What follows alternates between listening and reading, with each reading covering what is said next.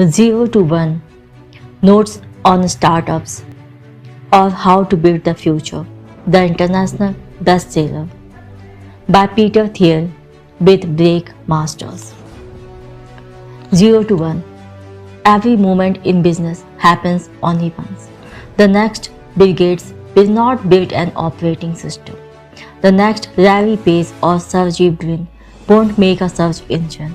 And the next Mark Zuckerberg won't create a social network. If you are copying these guys, you are not learning from them. Of course, it is easier to copy a model than to make something new. Doing what we already know how to do takes the word from 1 to n, adding more of something familiar. But every time we create something new, we go from 0 to 1. The act of creation is singular, as is the moment of creation. And the result is something fresh and strange. Unless they invest in the difficult task of creating new things, companies will fail in the future no matter how big their profits remain today.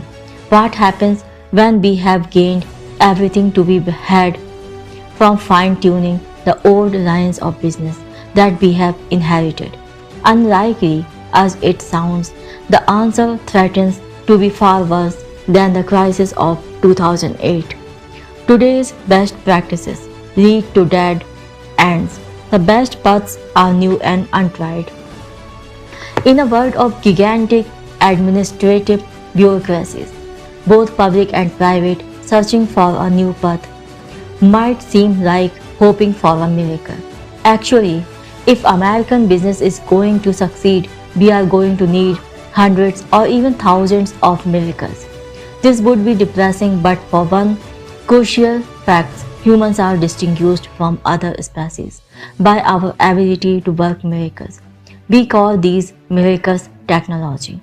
Technology is miraculous because it allows us to do more with less, ratcheting up our fundamental capabilities to a higher level. Other animals are instinctively driven to build things like dams or honeycombs, but we are the only ones that can invent new things and better ways of making them. Humans don't decide what to build by making choices from some cosmic catalog of options given in advance. Instead, by creating new technologies, we rewrite the plan of the world. These are the kind of elementary truths we teach to second graders, but they are easy to forget in a world where so much of what we do is repeat what has been done before. 0 to 1 is about how to build companies that create new things. It draws on everything I have learned directly as a co-founder of PayPal and Palantir, and then an investor in hundreds of startups, including Facebook and SpaceX. But while I have noticed many patterns and I relate them here, this book offers no formula for success. The paradox of teaching entrepreneurship is that such a formula necessarily cannot exist because every innovation is new and unique. No authority can prescribe in concrete terms how to be innovative. Indeed, the single most powerful pattern I have noticed is that successful people find value in unexpected places, and they do this by thinking about business from first principles instead of formulas. This book stems from a course about startups that I taught at Stanford in 2012. College students can become extremely skilled at a few specialties, but many never learn what to do with those skills in the wider world. My primary goal in teaching the class was to help my students see beyond the tracks laid down by academic specialties to the broader future that is theirs to create. One of those students, Blake Masters, took detailed class notes, which circulated far beyond the campus, and in 0 to 1, I have worked with him to revise the notes for a wider audience. There's no reason why the future should happen only at Stanford or in college or in Silicon Valley. Chapter 1. The challenge of future. Whenever I interview someone for a job, I like to ask this question. What important truth do very few people agree with you on? Question mark.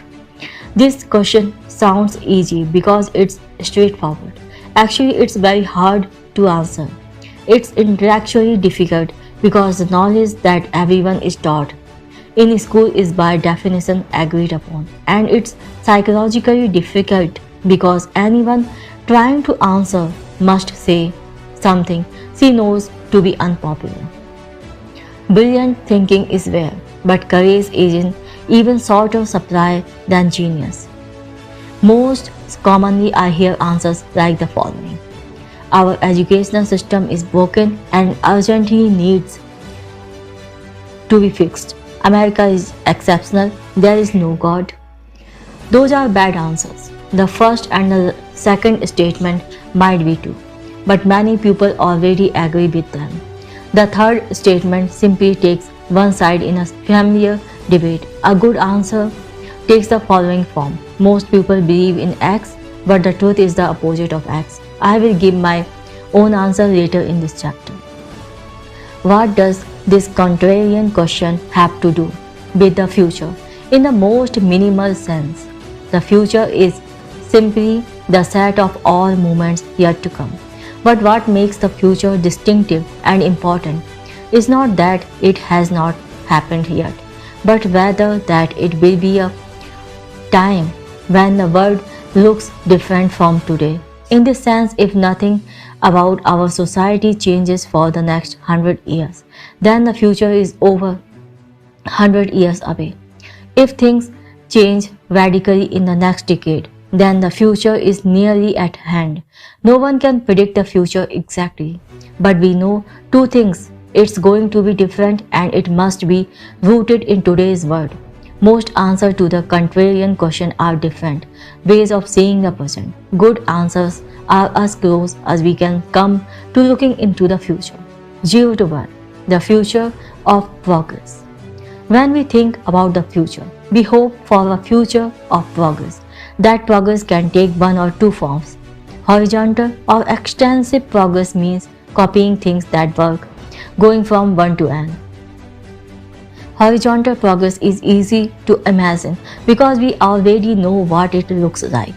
Vertical or intensive progress means doing new things, going from 0 to 1. Vertical progress is harder to imagine because it requires doing something nobody else has ever done. If you take one typewriter and build 100, you have made horizontal progress. If you have a typewriter and build a word processor, you have made vertical progress. At the macro level, the single word for horizontal progress is globalization. Taking things that work somewhere and making them work everywhere.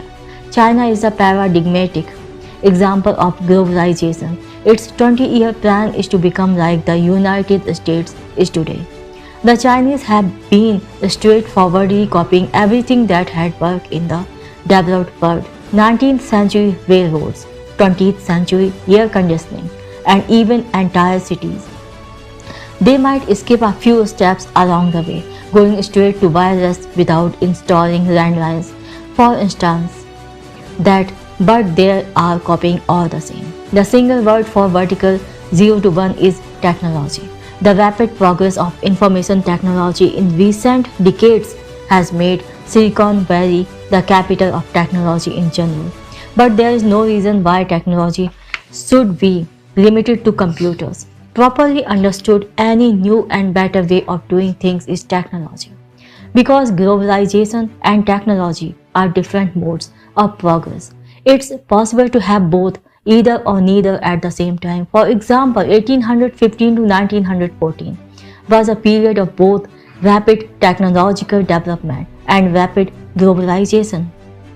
Between the First World War and Kissinger's trip to reopen relations with China in 1971, there was rapid technological development but not much globalization.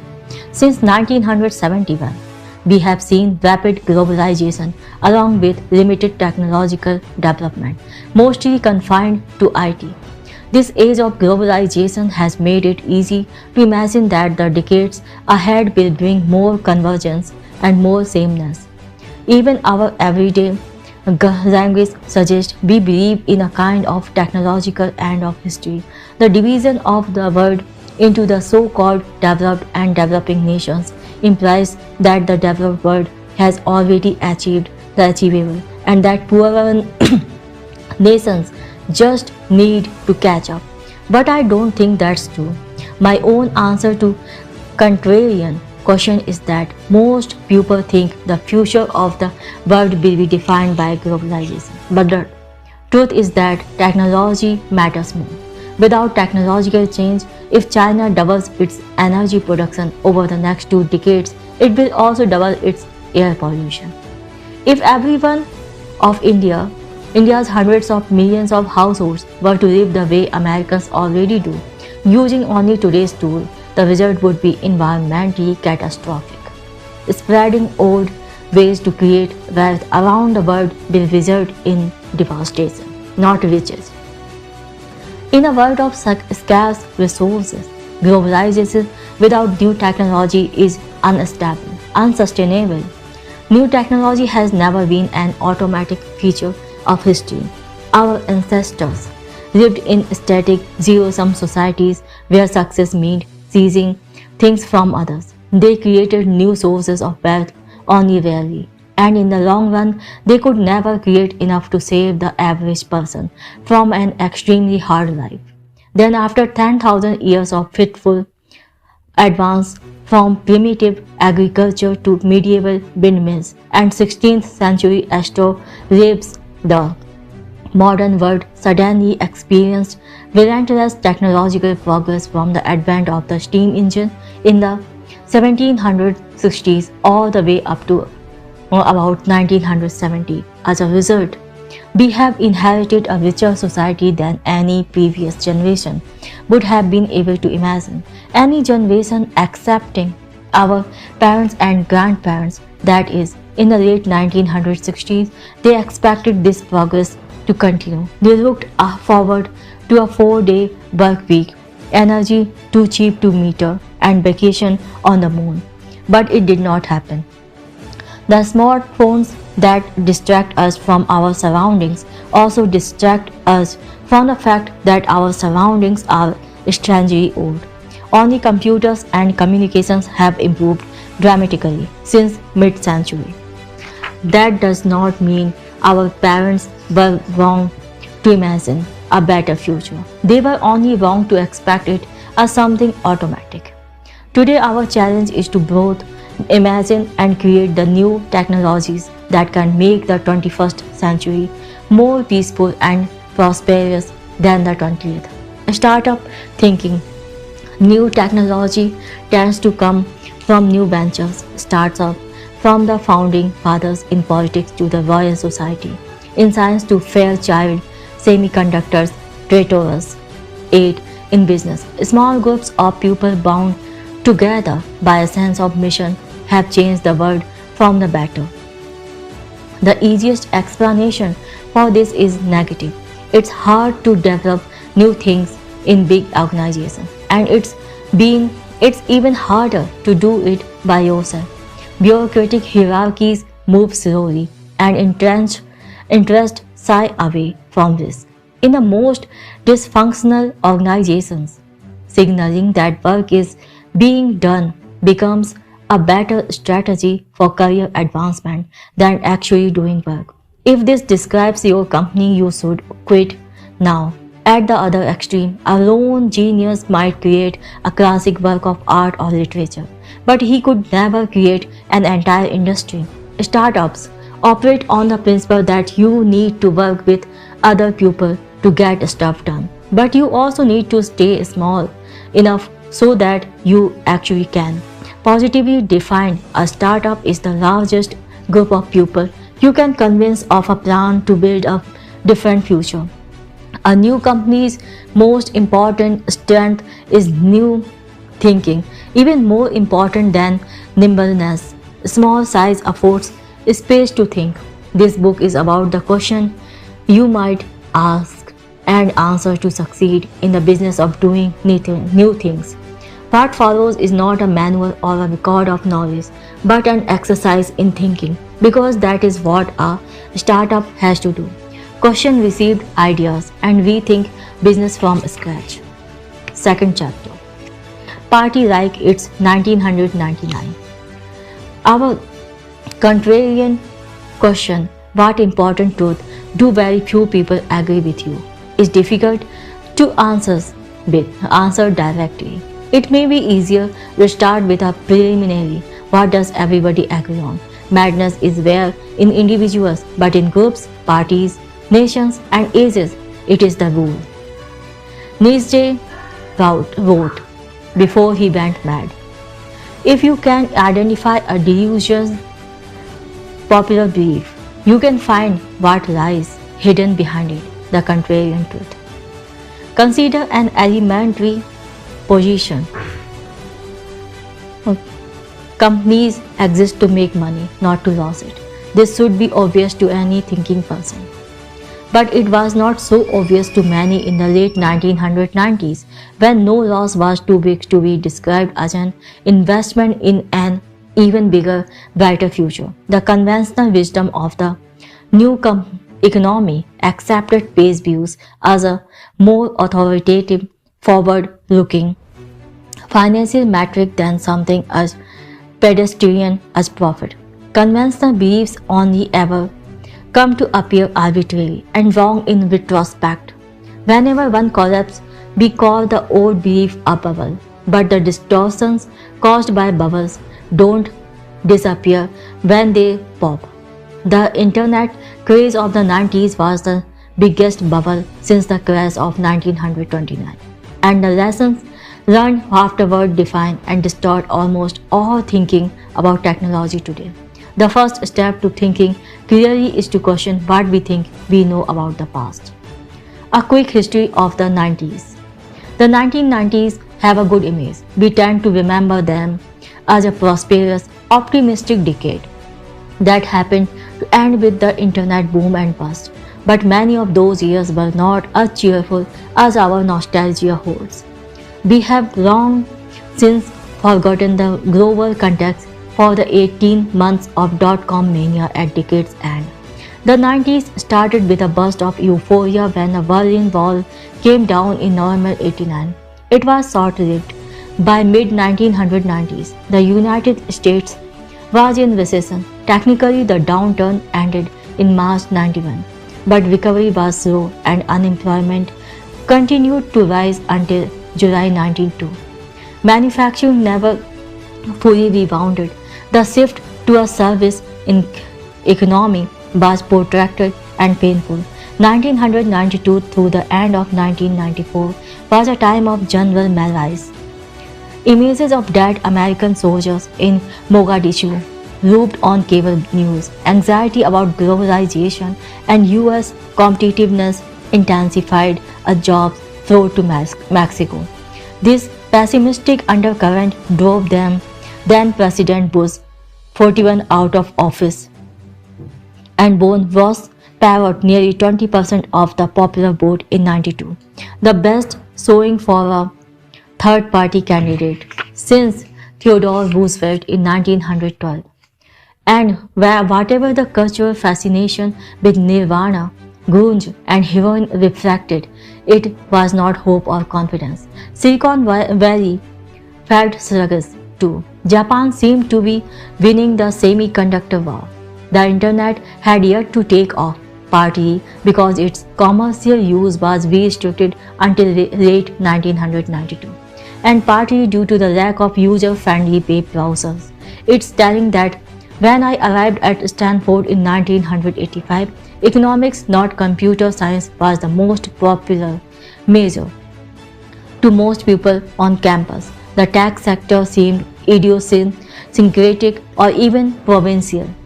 The internet changed all this. The Mosaic browser was officially released in November 1993, giving regular people a way to get online. Mosaic became Netscape, which released its Navigator browser in late 1994. Navigator's adoption grew so quickly from about 20% of the browser market in January 1995 to almost 80% less than 12 months later. The Netscape was able to IPO in August 95, even though it was not yet profitable. Within 5 months, Netscape stock shot up from $28 to $174 per share. Other tech companies were booming too. Yahoo went public in April 96 with an $848 million valuation. Amazon followed suit in May 97 at $438 million. By spring of 98, each company's stock had more than quadrupled. Skeptics questioned earnings and revenue multiples higher than those for any non-internet company. It was easy to conclude that the market had gone crazy. This conclusion was understandable but misplaced.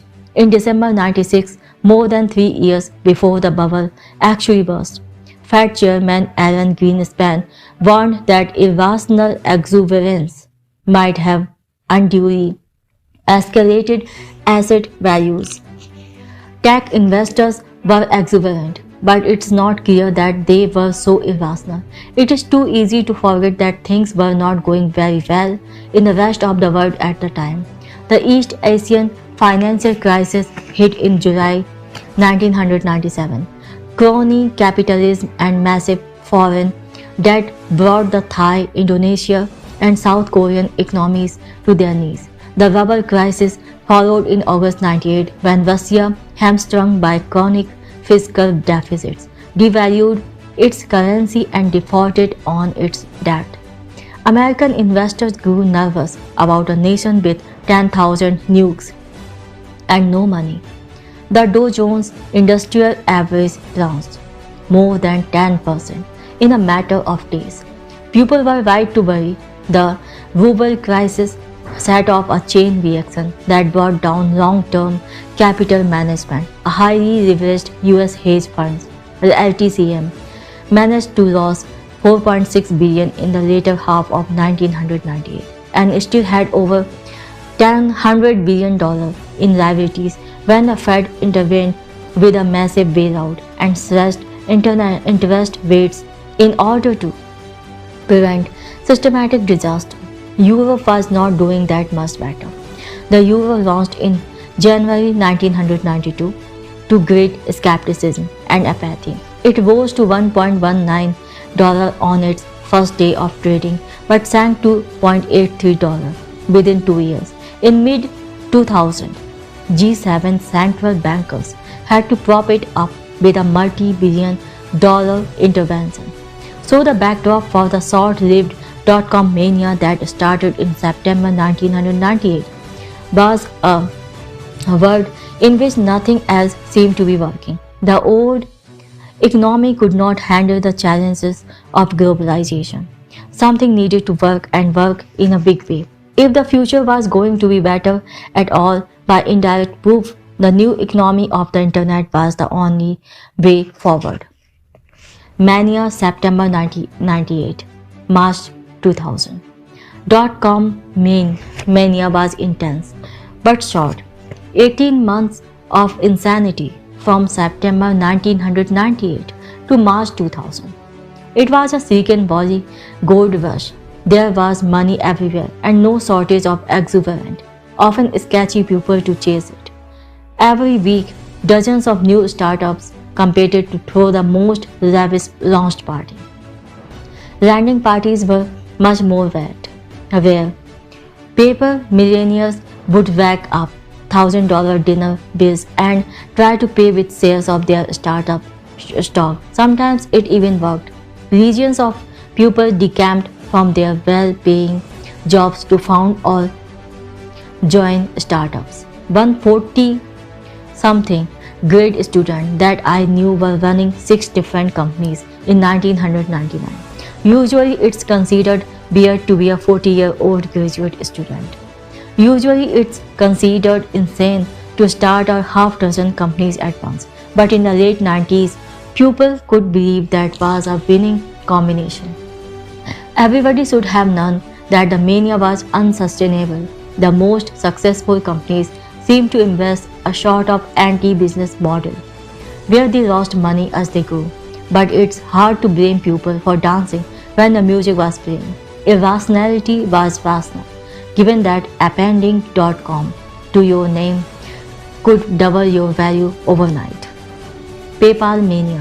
When I was running PayPal in late 1999, I was scared out of my wits, not because I did not believe in our company, but because it seemed like everyone else in the valley was ready to believe anything at all. Everywhere I looked, people were starting and flipping companies with alarming casualness. One acquaintance told me how he had planned an IPO from his living room before he had even incorporated his company, and he did not think that was weird. In this kind of environment, acting sanely began to seem eccentric. At least PayPal had a suitably grand mission, the kind that most bubble skeptics would later describe as grandiose. We wanted to create a new internet currency to replace the US dollar. Our first product let people beam money from one Palm Pilot to another. However, nobody had any use for that product except the journalist who bought it on the 10 worst business ideas of 1999.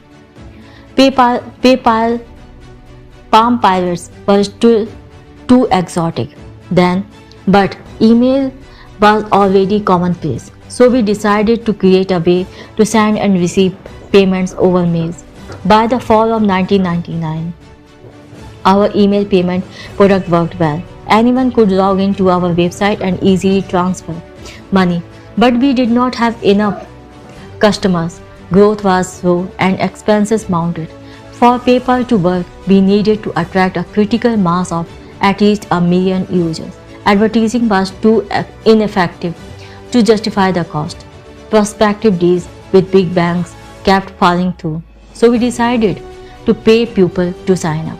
We gave new customers $10 for joining, and we gave them $10 more every time they referred a friend. This got us hundreds of thousands of new customers and an exponential growth rate. Of course, this customer acquisition strategy was unsustainable on its own. When you pay people to be your customers, exponential growth means an exponentially growing cost structure. Crazy costs were typical at that time in the valley, but we thought our huge cost was sane. Given a large user base, PayPal had a clear path to profitability by taking a small fee on customers' transactions. We knew we had need more funding to reach that goal. We also knew that the boom was going to end, since we did not expect investors' faith in our mission to survive the coming crash. We moved fast to raise funds while we could. On February 16, 2000, the Wall Street Journal ran a story lauding our viral growth and suggesting that PayPal was worth $500 million. When we raised $100 million the next month, our lead investor took the journal's back of the envelope valuation as authoritative. Our other investors were in even more of a hurry. A South Korean firm wired us $5 million without first negotiating a deal or signing any document. When I tried to return the money, they would not tell me where to send it. That March 2000 financing round bought us the time we needed to make PayPal's success. Just as we closed the deal, the bubble popped. Lessons learned. Cause they say 2000 party over, oops, out of time. So tonight I'm gonna party like it's 1999, Prince. The Nasdaq reached 5,048 at its peak in the middle of March 2000 and then crashed to 3,321 in the middle of April. By the time it bottomed out at 1,114 in October 2002. The country had long since interpreted the market's collapse as a kind of divine judgment against the technological optimism of the 90s. The era of cornucopian hope was relabeled as an era of crazed greed, and declared to be definitely over. Everyone learned to treat the future as fundamentally indefinite and to dismiss us an extremist. Anyone with plans big enough to be measured in years instead of quarters. Globalization replaced technology as the hope for the future. Since the 90s, migration from BRICS to CRICS did not work as hoped. Investors went back to BRICS, housing and BRICS BRICS, globalization. The result was another bubble, this time in real estate. The entrepreneurs who stuck with Silicon Valley learned four big lessons from the dot-com crash that still guide business thinking today. First, make incremental advances. Grand visions inflated the bubbles, so they should not be indulged. Anyone who claims to be able to do something great is suspect, and anyone who wants to change the world should be more humble. Small, incremental steps are the only safe path forward. Second, stay lean and flexible. All companies must be lean, which is code for unplanned. You should not know what your business will do. Planning is arrogant and inflexible. Instead, you should try things out, iterate, and treat entrepreneurship as agnostic experimentation. Third, improve on the competition. Don't try to create a new market prematurely. The only way to create you have a real business is to start with an already existing customer, so you should build your company by improving on recognizable products already offered by successful competitors. Fourth, focus on product, not sales. If your product requires advertising or salesperson to sell it, it's not good enough. Technology is primarily about product development, not distribution. Bubble era advertising was obviously wasteful, so the only sustainable growth is viral growth. These lessons have become dogma in the startup world. Those who would ignore them are presumed to invite the justified doom visited upon technology in the great crash of 2000. And yet the opposite principles are probably more correct. First, it is better to risk boldness than triviality.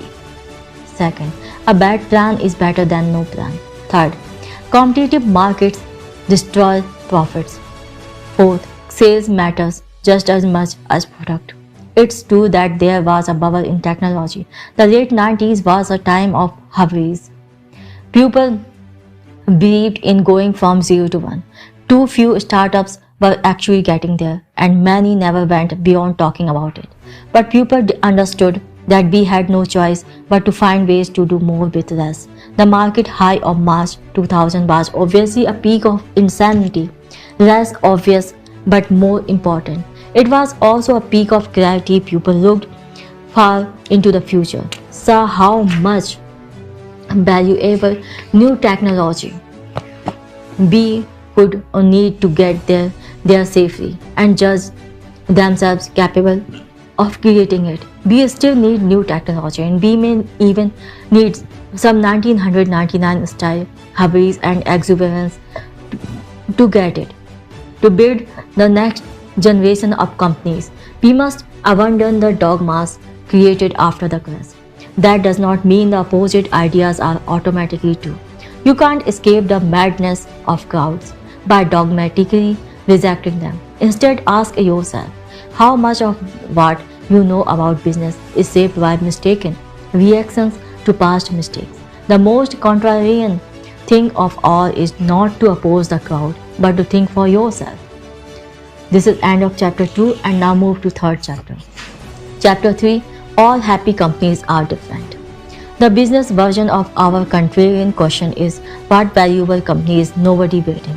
This question is harder than it looks, because your company could create a lot of value without becoming very valuable itself. Creating value is not enough. You also need to capture some of the value you create. This means that even very big businesses can be bad businesses. For example, US airline companies serve millions of passengers and create hundreds of billions of dollars of value each year.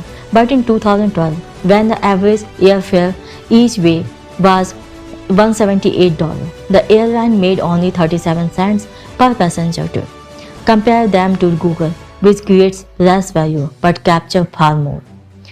Google brought in $50 billion in 2012 versus $160 billion for the airlines, but it keeps 21% of those revenues as profits, more than 100 times the airline industry profit margin that year.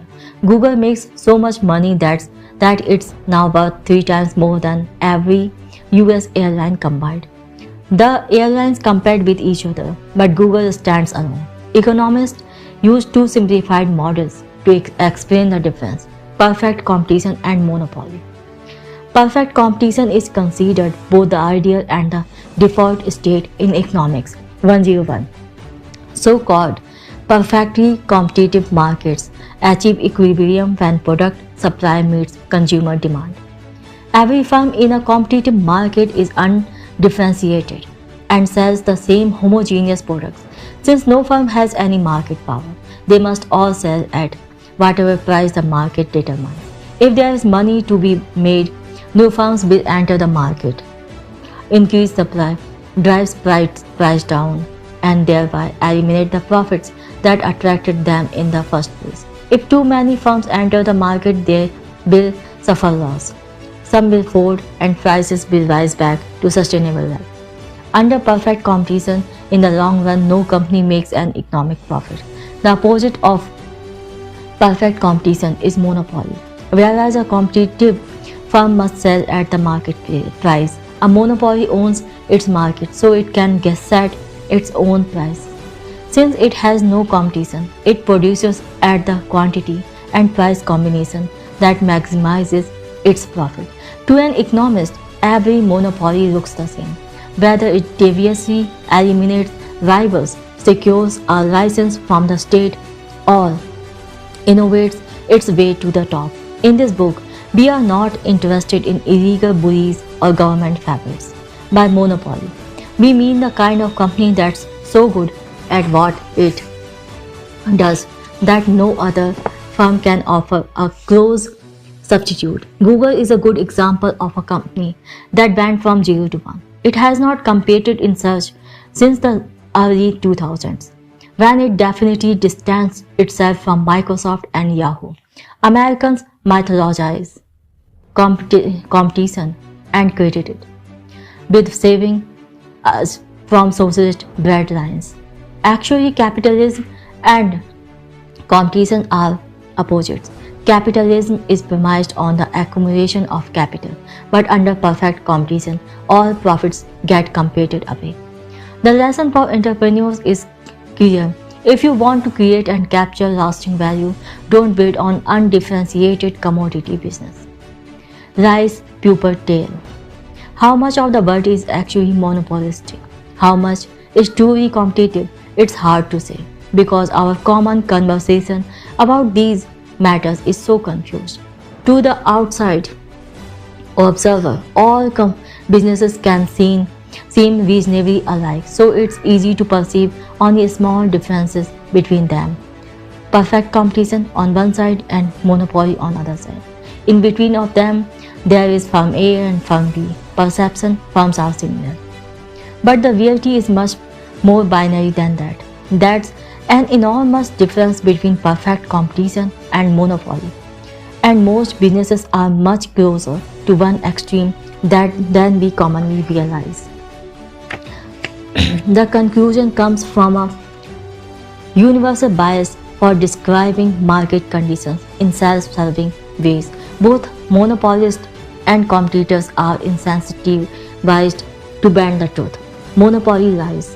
Monopolists lies to protect themselves. They know that bragging about their great monopoly invites being audited, scrutinized, and attacked. Since they very much want their monopoly profits to continue unmolested, they tend to do whatever they can to conceal their monopoly, usually by exaggerating the power of their non-existent competition. Think about how Google talks about its business. It certainly does not claim to be a monopoly. But is it one? Well, it depends a monopoly in what.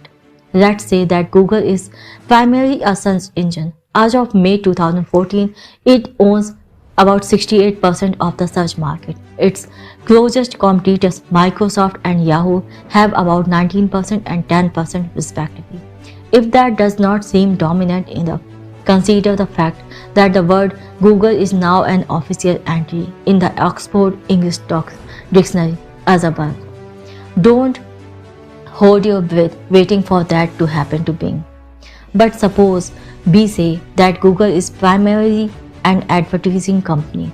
That changes things. The US search engine advertising market is $17 billion annually. Online advertising is $37 billion annually. The entire US advertising market is $150 billion and global advertising in $495 billion market. So even if Google completely monopolized US search engine advertising, it would own just 3.4% of the global advertising market. From this angle, Google looks like a small player in a competitive world. What if we frame Google as a multifaceted technology company instead? This seems reasonable enough. In addition to its search engine, Google makes dozens of other software products, not to mention robotic cars, Android phones, and wearable computers. But 95% of Google's revenue comes from search advertising.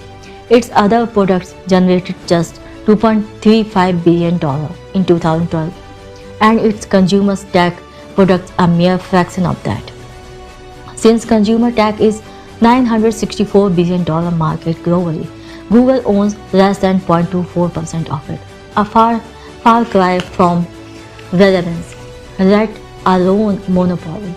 Framing itself as just another tech company allows Google to escape all sorts of unwanted attention. Competitive lies, non-monopolists tell the opposite lie. We are in a league of our own. Entrepreneurs are always biased to understate the scale of competition, but that is the biggest mistake a startup can make. The fatter temptation is to describe your market extremely narrowly so that you dominate it by definition. Suppose you want to start as a restaurant that serves British food in Palo Alto. No one else is doing it. You might reason, we will own the entire market, but that's only true if the relevant market is the market for British food specifically. What if the actual market is the Palo Alto restaurant market in general? And what if all the restaurants in nearby towns are part of the relevant market as well? These are hard questions, but the bigger problem is that you have an incentive not to ask them at all. When you hear that most new restaurants fail within 1 or 2 years, your instinct will be to come up with a story about how yours is different. You will spend time trying to convince people that you are exceptional instead of seriously considering whether that's true.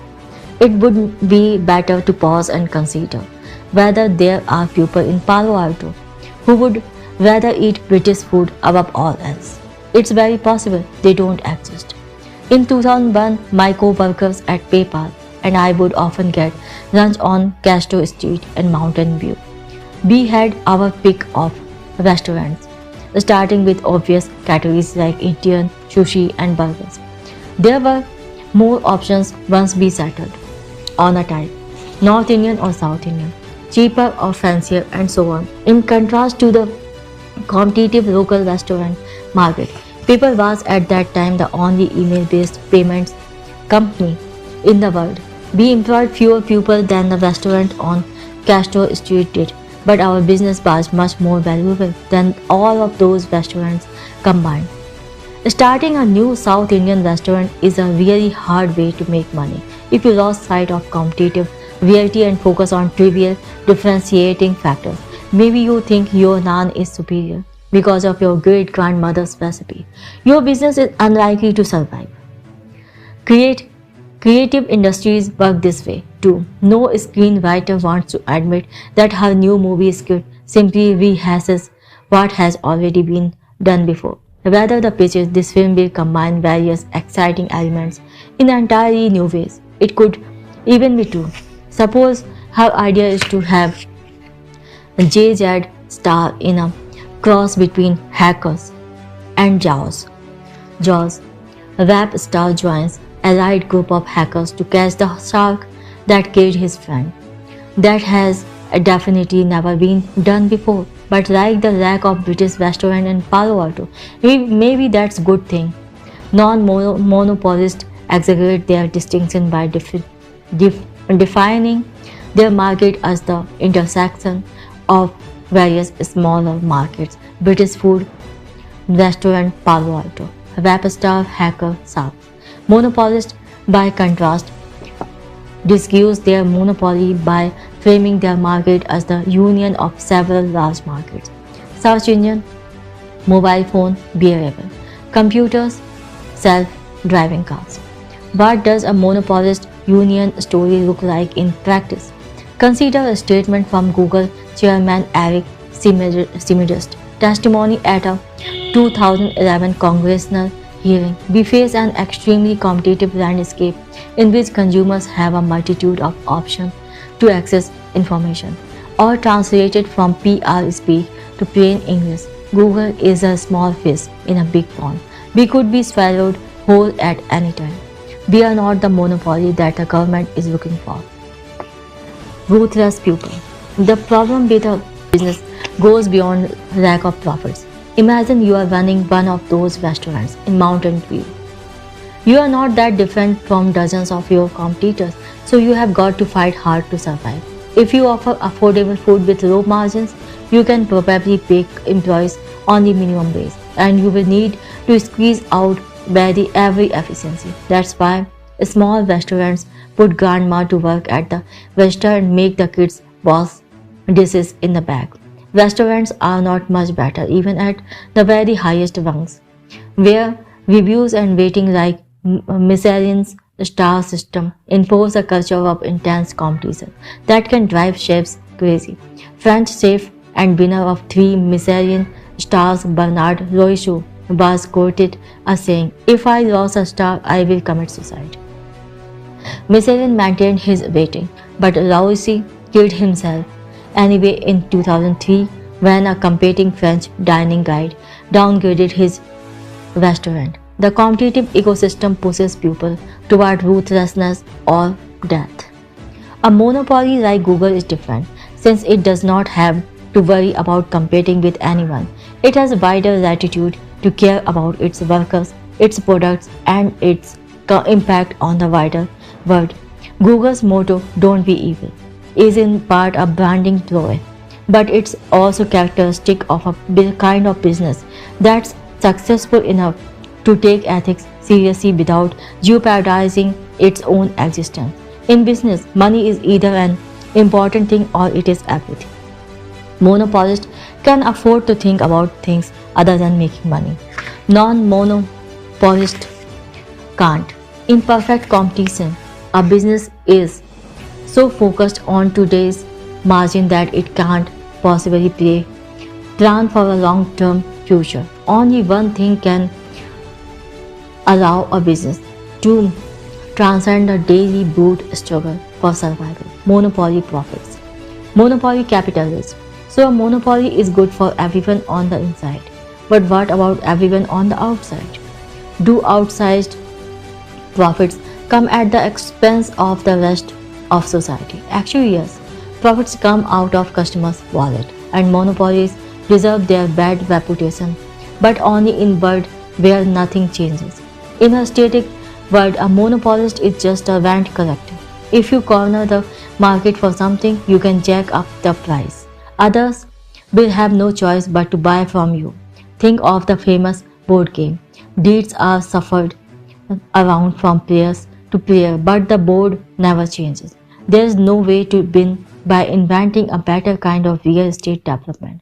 The relative values of the properties are fixed for all time, so all you can do is try to buy them up.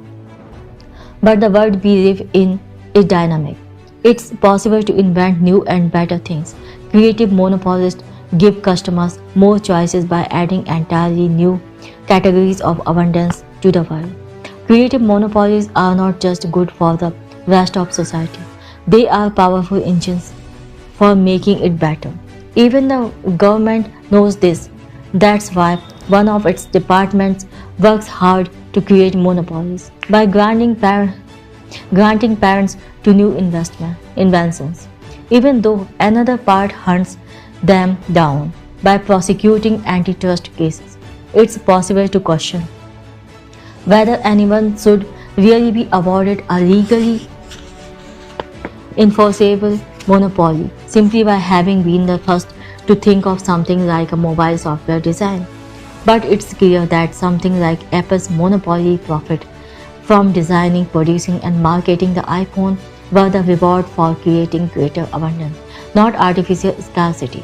Customers were happy to finally have the choice of paying high prices to get a smartphone that actually works. The dynamism of new monopolies itself explains why old monopolies don't strangle innovation. With Apple's iOS at the forefront, the rise of mobile computing has dramatically reduced Microsoft's decades-long operating system dominance. Before that, IBM's hardware monopoly of the 60s and 70s was overtaken by Microsoft's software monopoly. AT&T had a monopoly on telephone service for most of the 20th century, but now anyone can get a cheap cell phone plan from any number of providers. If the tendency of monopoly businesses were to hold back progress, they would be dangerous and we had be right to oppose them. But the history of progress is a history of better monopoly businesses replacing incumbents. Monopolies drive progress because the promise of years or even decades of monopoly profits provides a powerful incentives to innovate. Then monopolies can keep innovating because profits enable them to make the long-term plans and to finance the ambitious research projects that firms locked in competition can't dream of.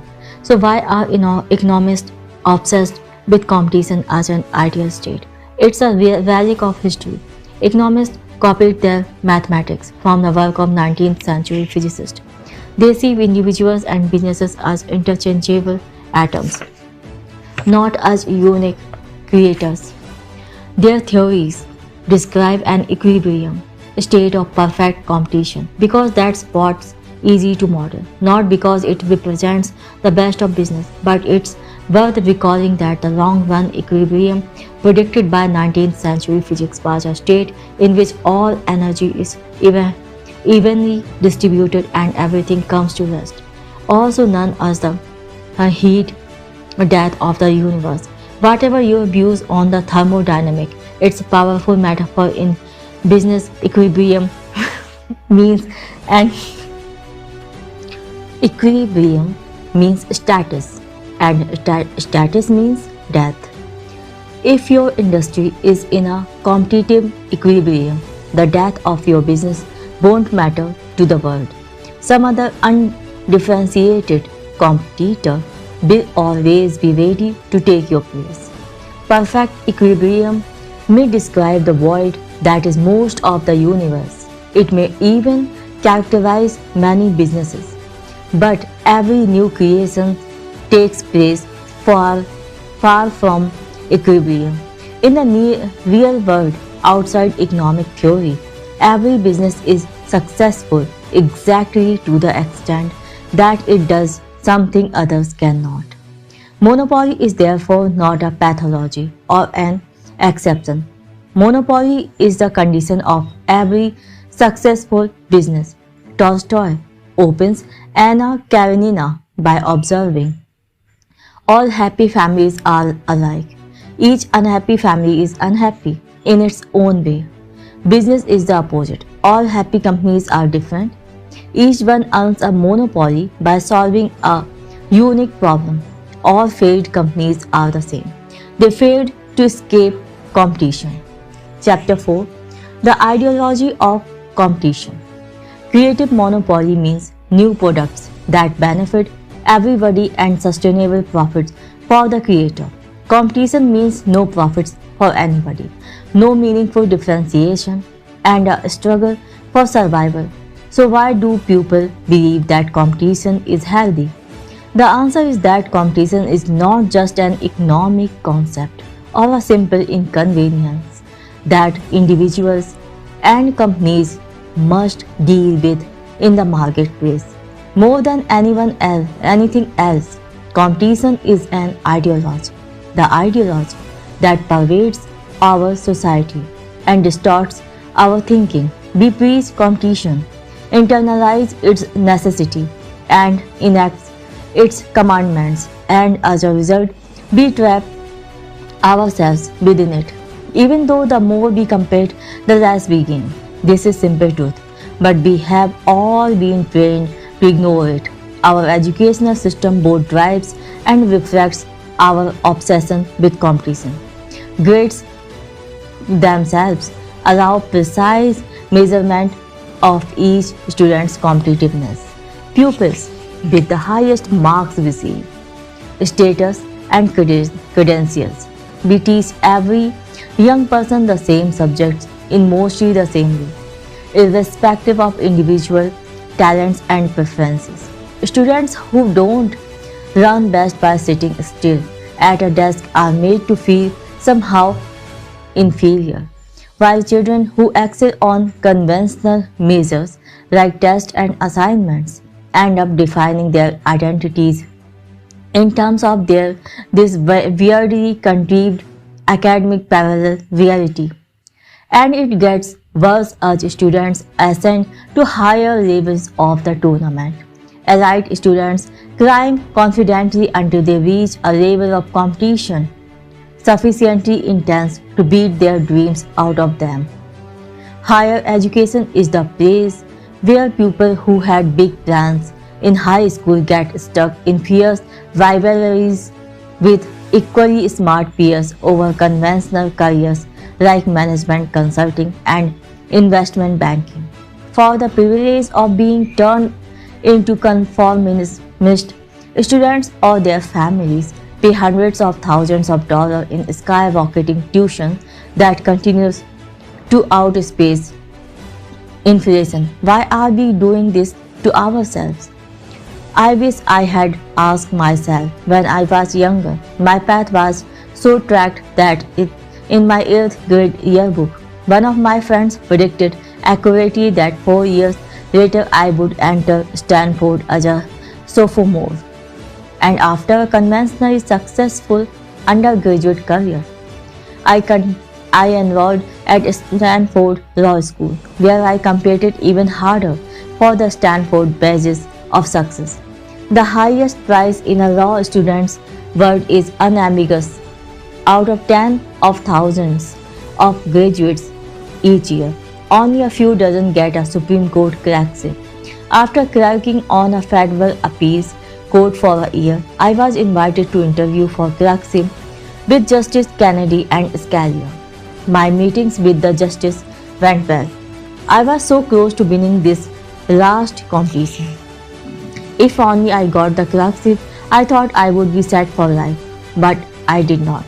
At the time, I was devastated.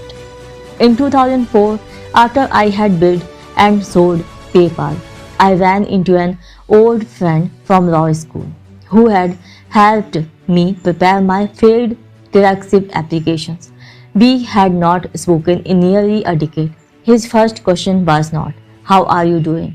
or "Can you believe it's been so long?" Instead, he grinned and asked, "So, Peter, are not you glad you did not get that clerkship?"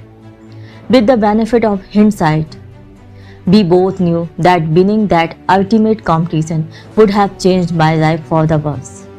Had I actually clerked on the Supreme Court, I probably would have spent my entire career taking depositions or drafting other pupils' business deals instead of creating anything new. It's hard to say how much would be different, but the opportunity costs were enormous. All Way Hod's scholars had a great future in their past. Bar and peace. Professors downplay the cutthroat culture of academia. But managers never tire of comparing business to bar.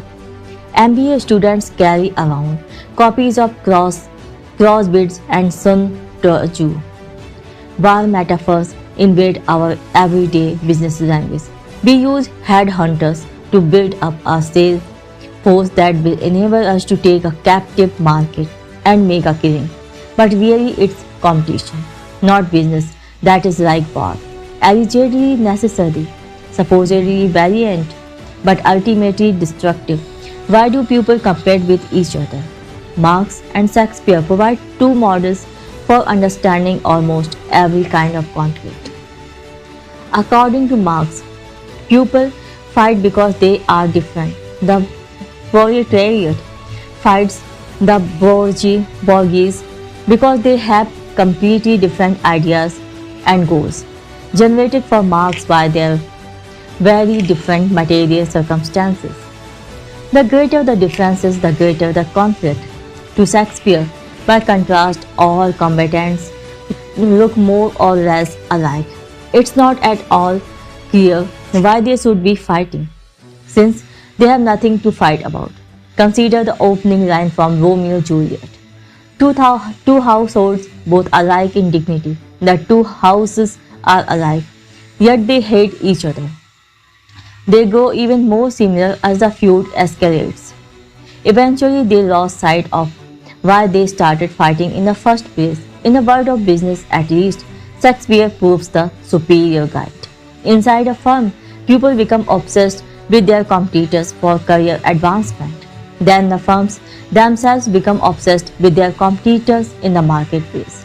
Amid all the human drama, people lost sight of what matters and focus on their rivals instead. Let's test the Shakespearean model in the real world. Imagine a production called Gates and Semirist, based on Romeo and Juliet. Montague is Microsoft, Capulet is Google, two great families run by alpha nerds, sure to crash on account of their sameness. As with all good trustee, the conflict seems inevitable, only in retrospect. In fact, it was entirely avoidable. These families came from very different places. The House of Montague built operating system and office applications. The House of Capulet wrote a search engine. What was there to fight about? Lots apparently. As a startup, each clan had been content to leave the other alone and prosper independently. But as they grew, they began to focus on each other. Montagues obsessed about Capulets, obsessed about Montagues. The result? Windows versus Chrome operating system, Bing versus Google search, Explorer versus Chrome, Office versus Docs, and Surface versus Nexus. Just as war cost the Montagues and Capulets their children, it cost Microsoft and Google their dominance. Apple came along and overtook them all. In January 2013, Apple's market capitalization was $500 billion, while Google and Microsoft combined were worth $467 billion. Just 3 years before, Microsoft and Google were each more valuable than Apple. War is costly business. Rivalry causes us to overemphasize old opportunities and slavishly copy what was worked in the past. Consider the recent proliferation of mobile credit card readers.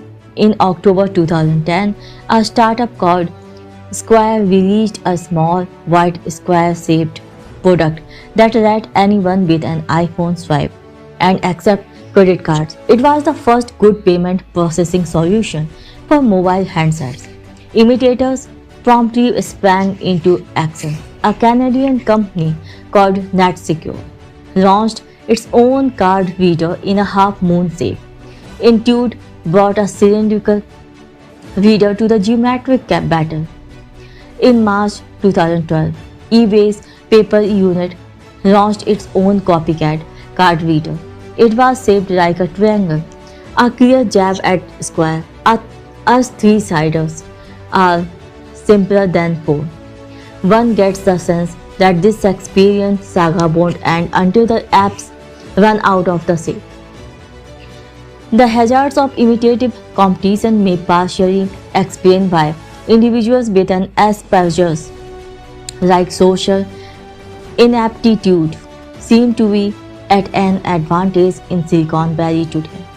If you are less sensitive to social cues, you are less likely to do the same thing as everyone else around. If you are interested in making things or programming computers, you will be less afraid to pursue those activities single-mindedly and thereby become incredibly good at them. Then when you apply your skills, you are a little less likely than others to give up your own convictions. This can save you from getting caught up in crowds competing for obvious prizes. Competition can make people hallucinate opportunities where none exist. The crazy 90s version of this was the fierce battle for the online pet store market. It was pets.com versus petstore.com versus petopia.com versus what seemed like dozens of others. Each company was obsessed with defeating its rivals, precisely because there were no substantive differences to focus on. Amid all the tactical questions, who could price chewy dog toys most aggressively? Who could create the best Super Bowl ads? These companies totally lost sight of the wider question of whether the online pet supply market was the right place to be in. Winning is better than losing. But everybody loses when the war is not on one world fighting. When Pets.com folded after the dot-com crash, $300 million of investment capital disappeared with it. Other times, rivalry is just weird and distracting. Consider the Shakespearean conflict between Larry Ellison, co-founder and CEO of Oracle, and Tom Siebel, a top salesman at Oracle, and Ellison protege before he went on to found Siebel System in 1993. Ellison was livid at what he thought was Siebel's betrayal. Siebel hated being in the shadow of his former boss. The two men were basically identical, hard-charging Chicagoans who loved to sell and hated to lose, so their hatred ran deep. Ellison and Siebel spent the second half of the 90s trying to sabotage each other. At one point, Ellison sent truckloads of ice cream sandwiches to Siebel's headquarters to try to convince Siebel employees to jump ship. The copy on the wrappers: "Summer is near, Oracle is here to brighten your day and your career." Strangely, Oracle intentionally accumulated enemies.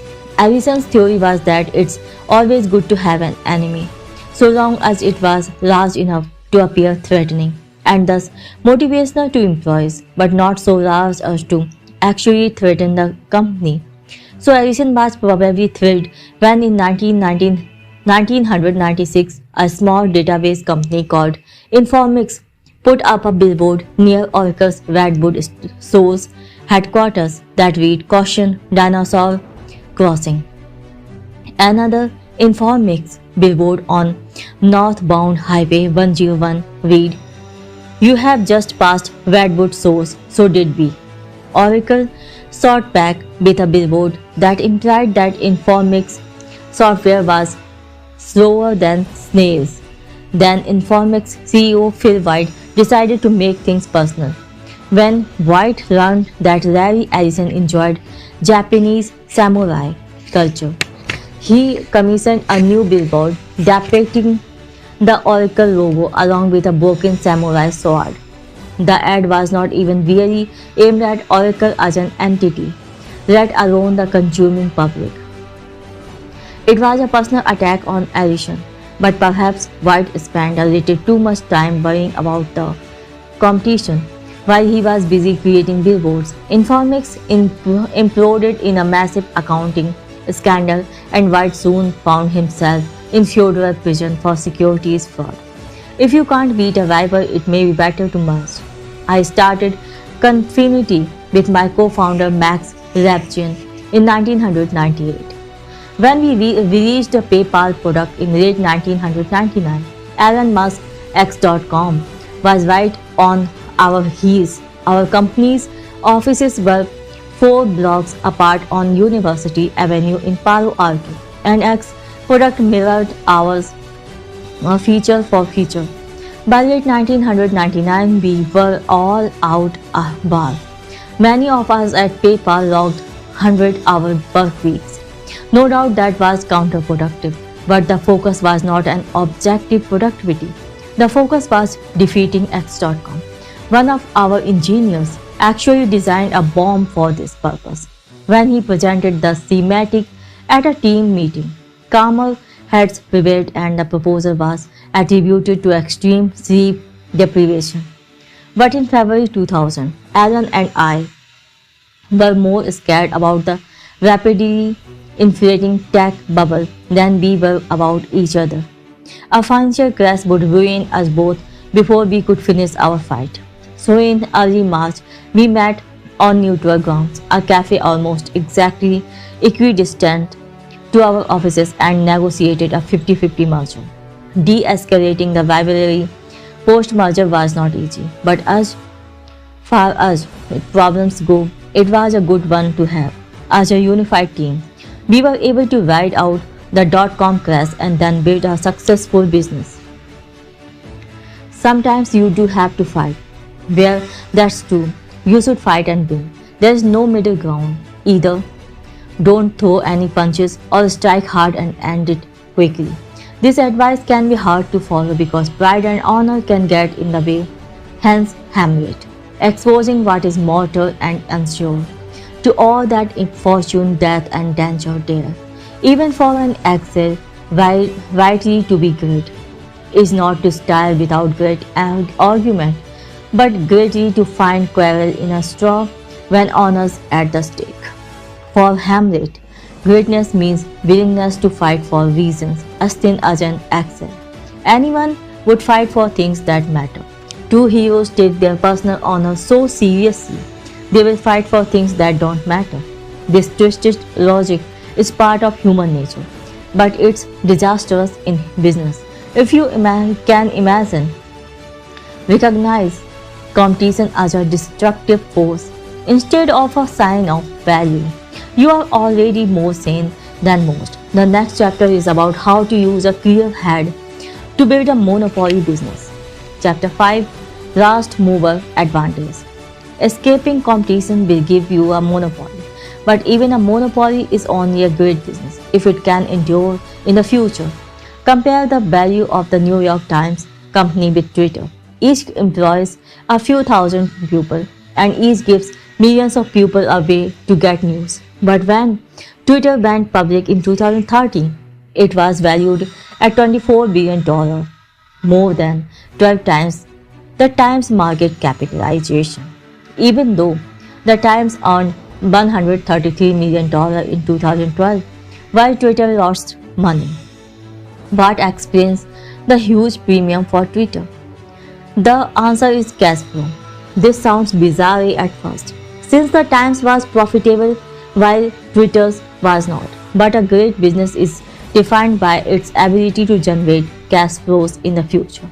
Investors expect Twitter will be able to capture monopoly profits over the next decade, while newspapers' monopoly days are over. Simply state the value of a business today in the sum of all the money it will make in the future. To properly value a business, you also have to discount those future cash flows to their present worth. Since a given amount of money today is worth more than the same amount in the future, comparing discounted cash flows shows the difference between low growth business and high growth startups at its starkest. Most of the value of low growth business is in the near term. An old economy business, like a newspaper, might hold its value if it can maintain its current cash flows for 5 or 6 years. However, many firms with growth substitutes will see its profits competed away. Nightclubs or restaurants are extreme examples. Successful ones might collect healthy amounts today, but their cash flows will probably dwindle over the next few years when customers move on to newer and trendier alternatives. Technology companies follow the opposite trajectory. They often lose money for the first few years.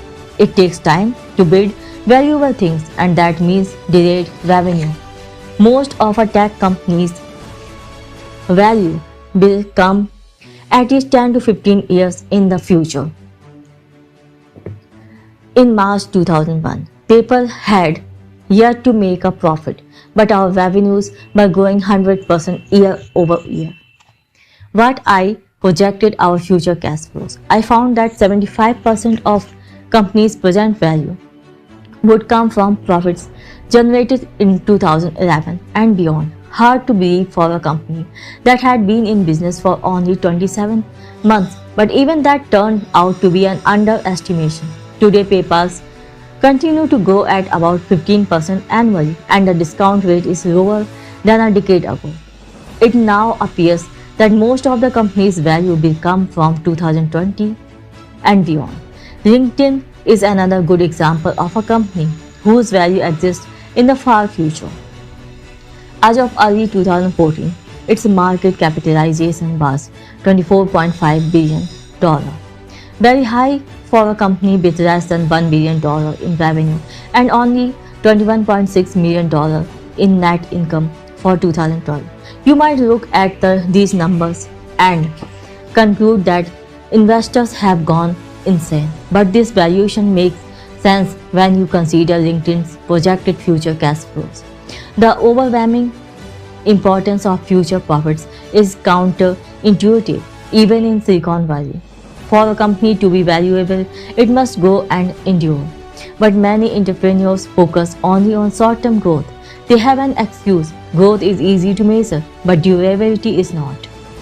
Those who succumb to measurement mania obsess about weekly active user statistics, monthly revenue targets, and quarterly earnings reports. However, you can hit those numbers and still overlook deeper, harder to measure problems that threaten the durability of your business.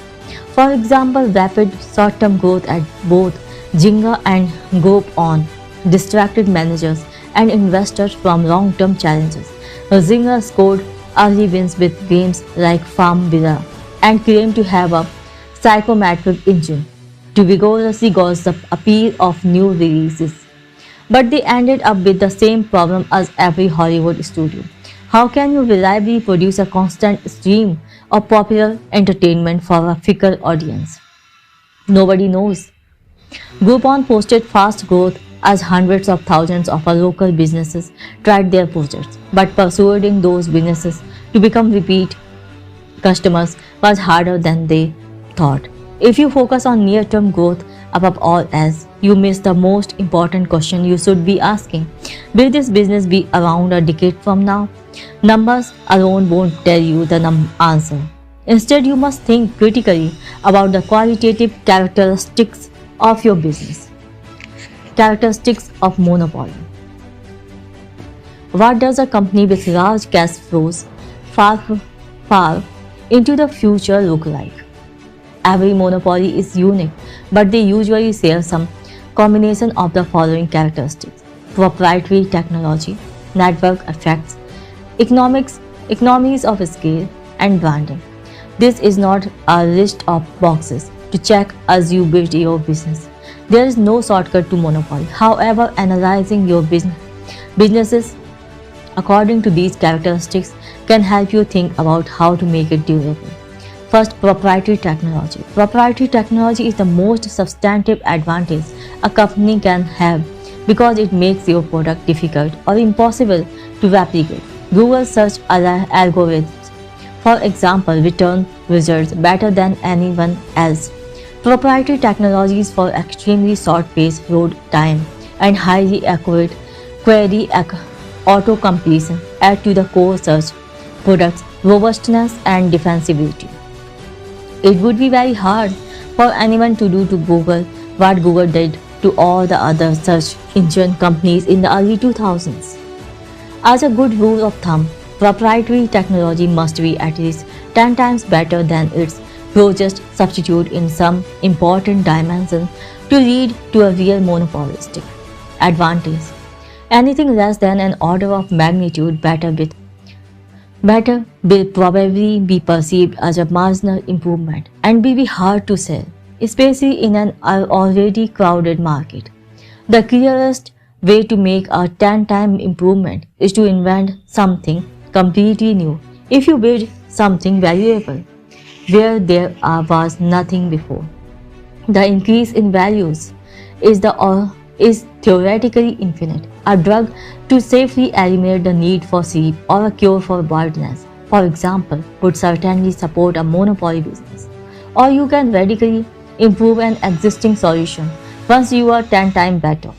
You escape competition. PayPal, for instance, made buying and selling on eBay at least 10 times better. Instead of mailing a check that would take 7 to 10 days to arrive, PayPal let buyers pay as soon as an auction ended. Sellers received their proceeds right away, and unlike with a check, they knew the funds were good. Amazon made it first 10-time improvement in a particularly visible way. They offered at least 10 times as many books as any other bookstore. When it launched in 1995, Amazon could claim to be Earth's largest bookstore because, unlike a retail bookstore that might stock 1 lakh books, Amazon did not need to physically store any inventory. It simply requested the title from its supplier whenever a customer made an order. This quantum improvement was so effective that a very unhappy Barnes & Noble filed a lawsuit 3 days before Amazon's IPO, claiming that Amazon was unfairly calling itself a bookstore when really it was a book broker. You can also make a 10-time improvement through superior integrated design. Before 2010, tablet computing was so poor that for all practical purposes, the market did not even exist. Microsoft Windows XP Tablet PC Edition products first shipped in 2002 and Nokia released its own internet tablet in 2005. But they were a pain to use. Then Apple released the iPad. Design improvements are hard to measure, but it seems clear that Apple improved on anything that had come before by at least an order of magnitude. Tablets went from unusable to useful. Second, network effects. Network effects make a product more useful as more people use it. For example, if all your friends are on Facebook, it makes sense for you to join Facebook too. Unilaterally choosing a different social network would only make you an eccentric. Network effects can be powerful, but you will never reap them unless your product is valuable to its very first users when the network is unnecessarily small. For example, in 1960, a quixotic company called Xanadu set out to build a two-way communication network between all computers, a sort of early synchronous version of the World Wide Web. After more than 3 decades of futile effort, Xanadu folded just as the web was becoming commonplace. Their technology probably would have worked at scale, but it could have worked only at scale. It required every computer to join the network at the same time, and that was never going to happen. Paradoxically, then, network effect businesses must start with especially small markets. Facebook started with just Harvard students. Mark Zuckerberg's first product was designed to get all his classmates signed up, not to attract all people of Earth. This is why successful network businesses rarely get started by MBA types. The initial markets are so small that they often don't even appear to be business opportunities at all. Third, economies of scale. A monopoly business gets stronger as it gets bigger. The fixed cost of creating a product, engineering, management, office space can be spread out over ever greater quantities of sales. Software startups can enjoy especially dramatic economies of scale because the marginal cost of producing another copy of the product is close to zero. Many businesses gain only limited advantages as they grow to large scale. Service businesses, especially, are difficult to make monopolies. If you own a yoga studio, for example, you will only be able to serve a certain number of customers. You can hire more instructors and expand to more locations, but your margins will remain fairly low, and you will never reach a point where a core group of talented people can provide something of value to millions of separate clients, as software engineers are able to do. A good startup should have the potential for great scale built into its first design. Twitter already has more than 250 million users today. It does not need to add too many customized features in order to acquire more, and there's no inherent reason why it should ever stop growing. 4. Branding. A company has a monopoly on its own brand by definition. So creating a strong brand is a powerful way to claim a monopoly. Today's strongest tag brand is Apple. The attractive looks and carefully chosen materials of products like the iPhone and MacBook, and Apple's stores sleek, minimalist design and close control over the consumer experience. The omnipresent advertising campaigns, the price positioning as a maker of premium goods, and the lingering nimbus of Steve Jobs' personal charisma all contribute to a perception that Apple offers products so good as to constitute a category of their own. Many have tried to learn from Apple's success. Paid advertising, branded stores, luxurious materials, playful keynote speeches, high prices, and even minimalist design are susceptible to imitation. But these techniques for polishing the surface don't work without a strong underlying substance. Apple has a complex suite of proprietary technologies, both in hardware, like superior touchscreen materials, and software, like touchscreen interfaces, purpose designed for specific materials. It manufactures products at a scale large enough to dominate pricing for the materials it buys, and it enjoys a strong network effect from its content ecosystem. Thousands of developers write software for Apple devices because that's where hundreds of millions of users are, and those users stay on the platform because it's where the apps are. These other monopolistic advantages are less obvious than Apple's sparkling brand, but they are the fundamentals that let the branding effectively reinforce Apple's monopoly. Beginning with brand rather than substance is dangerous. Ever since Marissa Mayer became CEO of Yahoo in mid-2012, she had worked to revive the once popular internet giant by making it cool again. In a single tweet, Yahoo summarized Mayer's plan as a chain reaction of people, then products, then traffic, then revenue. The people are supposed to come for the coolness. Yahoo demonstrated design awareness by overhauling its logo. It asserted youthful relevance by acquiring hot startups like Tumblr, and it has gained media attention for Mayer's own star power. But the big question is, what products are Yahoo will actually create? When Steve Jobs returned to Apple, he did not just make Apple a cool place to work. He slashed product lines to focus on the handful of opportunities for 10-time improvements. No technology company can be built on branding alone. Building a monopoly, brand scale, network effects, and technology in some combination define a monopoly, but to get them to work, you need to choose your market carefully and expand deliberately. Start small and monopolize. Every startup is small at the start. Every monopoly dominates a large share of its market. Therefore, every should start with a very small market. Always err on the side of starting too small. The reason is simple. It's easier to dominate a small market than a large one. If you think your initial market might be too big, it almost certainly is. Small does not mean non-existent.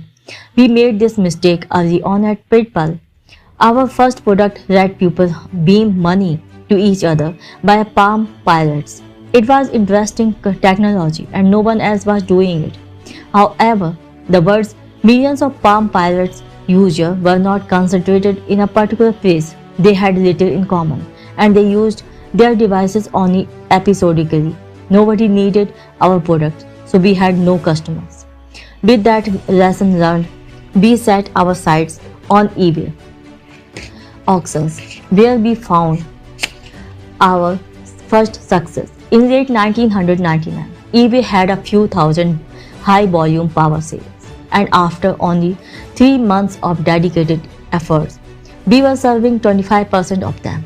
It was much easier to reach a few thousand people who really needed our products than to try to compete for the attention of millions of scattered individuals. The perfect target market for a startup is a small group of particular people concentrated together and served by few or no competitors. Any big market is a bad choice, and a big market already served by competing companies is even worse. This is why it's always a red flag when entrepreneurs talk about getting 1% of a $100 billion market. In practice, a large market will either lack a good starting point or it will be open to competition. So it's hard to ever reach that 1%, and even if you do succeed in gaining a small foothold, you will have to be satisfied with keeping the lights on. Cutthroat competition means your profits will be zero. Scaling up. Once you create and dominate a niche market, then you should gradually expand into related and slightly broader markets. Amazon shows how it can be done.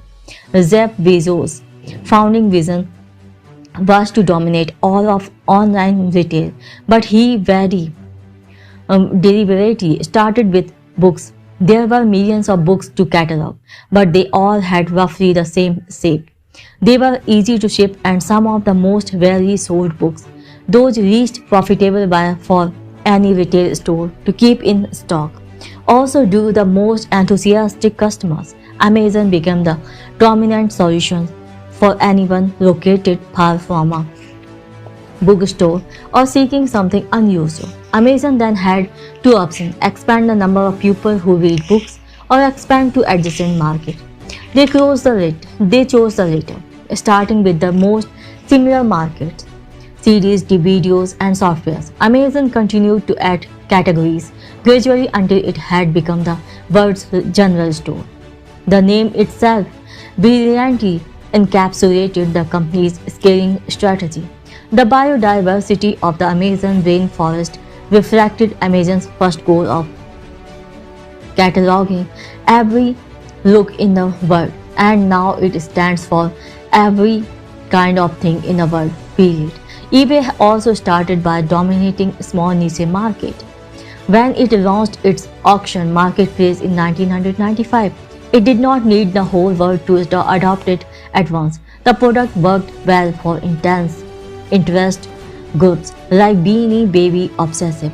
Once it monopolized the Beanie Baby trade, eBay did not jump straight to listing sports cars or industrial surplus.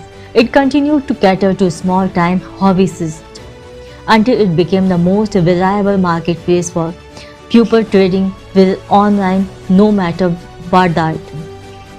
Sometimes there are hidden obstacles to scaling, a lesson that eBay has learned in recent years.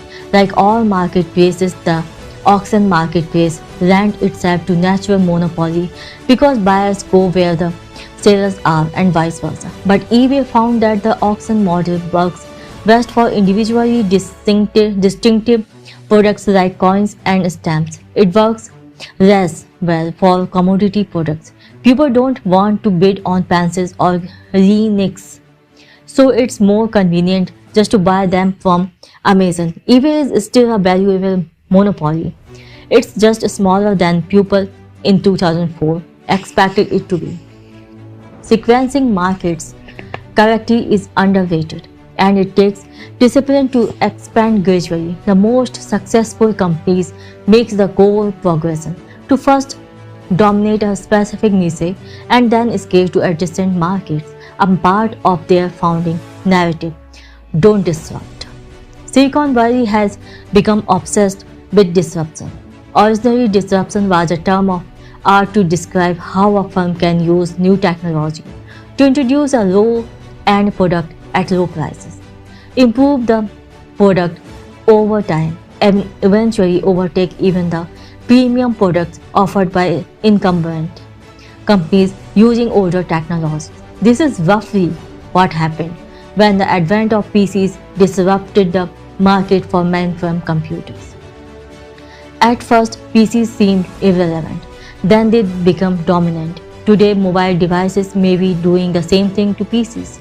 However, disruption has recently transmogrified into a self-congratulatory buzzword for anything posing as trendy and new. This seemingly trivial trade matters because it distorts an entrepreneur's self-understanding in an inherently competitive way.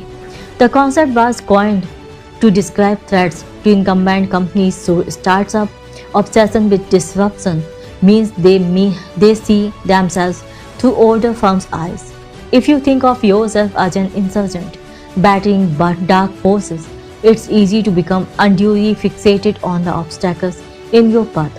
But if you truly want to make something new, the act of creation is far more important than the old industries that might not like what you create.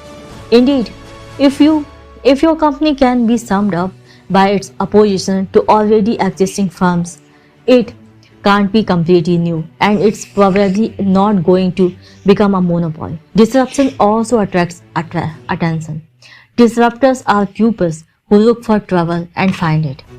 Disruptive kids gets sent to the principal's office. Disruptive companies often pick fights they can't win. Think of Napster. The name itself means trouble. What kinds of things can one nap? Music, kids, and perhaps not much else. Sean Fanning and Sean Parker, Napster's then teenager founder, credibly threatened to disrupt the powerful music recording company industry in 1999. The next year, they made the cover of Time magazine. A year and a half after, they ended up in bankruptcy court. PayPal could be seen as disruptive, but we did not try to directly challenge any large competitors. It's true that we took some business away from Visa when we popularized internet payments. You might use PayPal to buy something online instead of using your Visa card to buy it in a store. But since we expanded the market for payments overall, we gave Visa for far more business than we took. The overall dynamic was net positive. Unlike Napster's negative sum struggle with the US recording industry. As you craft a plan to expand to adjacent markets, don't disrupt. Avoid competition as much as possible. The last, be first. You have probably heard about first mover advantage. If you are the first entrant into a market, you can capture significant market share while competitors scramble to get started. But moving first is a tactic, not a goal. What really matters is generating cash flows in the future. So being the first mover does not do you any goods if someone else comes along and unseats you. It's much better to be the last mover. That is to make the last great development in a specific market and enjoy years or even decades of monopoly profits. The way to do that is to dominate a small niche and scale up from there toward your ambitious long-term vision. In this one particular reached, business is like chess. Grandmaster Jose Raul Capablanca put it well. To succeed, you must study the end game before everything else. Now move to 6th chapter. You are not a lottery ticket. The most contentious question in a business is whether success comes from luck or skill. What do successful pupils say Gladwell, a successful author who writes about successful people, declares in Outliers that success results from a patchwork of lucky breaks and arbitrary advantages. Warren Buffett famously considers himself a member of Lucky Sperm Club and a winner of the ovarian lottery. Jeff Bezos attributes Amazon's success to an incredibly planetary alignment and jokes that it was half luck, half good timing, and the rest wins. Bill Gates even goes so far to the claim that he was lucky to be born with certain skills, though it is not clear whether that's actually possible. Perhaps these guys are being strategically humble. However, the phenomenon of serial entrepreneurship would seem to call into question our tendency to explain success as the product of chance. Hundreds of people have started multiple multi-million-dollar business. A few, like Steve Jobs, Jack Dorsey, and Elon Musk, have created several multi-billion-dollar companies. If success were mostly a matter of luck, these kids of serial entrepreneurs probably would not exist. In January 2013, Jack Dorsey, founder of Twitter and Square, tweeted to his 2 million followers, "Success is never accidental." Most of the replies were unambiguously negative, referencing the tweet in The Atlantic. Reporter Alexis Madrigal wrote that his instinct was to reply, "Success is never accidental," said all multimillionaire white man. It's true that already successful people have an easier time doing new things, whether due to their network, wealth, or experience. But perhaps we have become too quick to dismiss anyone who claims to have succeeded according to plan. Is there a way to settle this debate objectively? Unfortunately not, because companies are not experiments. To get a scientific answer about Facebook, for example, we had to rewind to 2004, create 1,000 copies of the word, and start Facebook in each copy to see how many times it would succeed. But that experiment is impossible. Every company starts in unique circumstances, and every company starts only once. Statistics does not work when the sample size is 1. From the Renaissance and the Enlightenment to the mid-20th century, luck was something to be mastered, dominated, and controlled. Everyone agreed that you should do what you could, not focus on what you could not. Ralph Waldo Emerson captured this ethos when he wrote, "Shallow men believe in luck, believe in circumstances. Strong men believe in cause and effect." In 1912, after he became the first explorer to reach the South Pole, Ronald Amundsen wrote, "Victory awaits him who has everything in order, like people call it." No one pretended that misfortune did not exist, but prior generations believed in making their own luck by working hard. If you believe your life is mainly a matter of chance, why read this book? Learning about startup is worthless if you are just reading stories about people who won the lottery.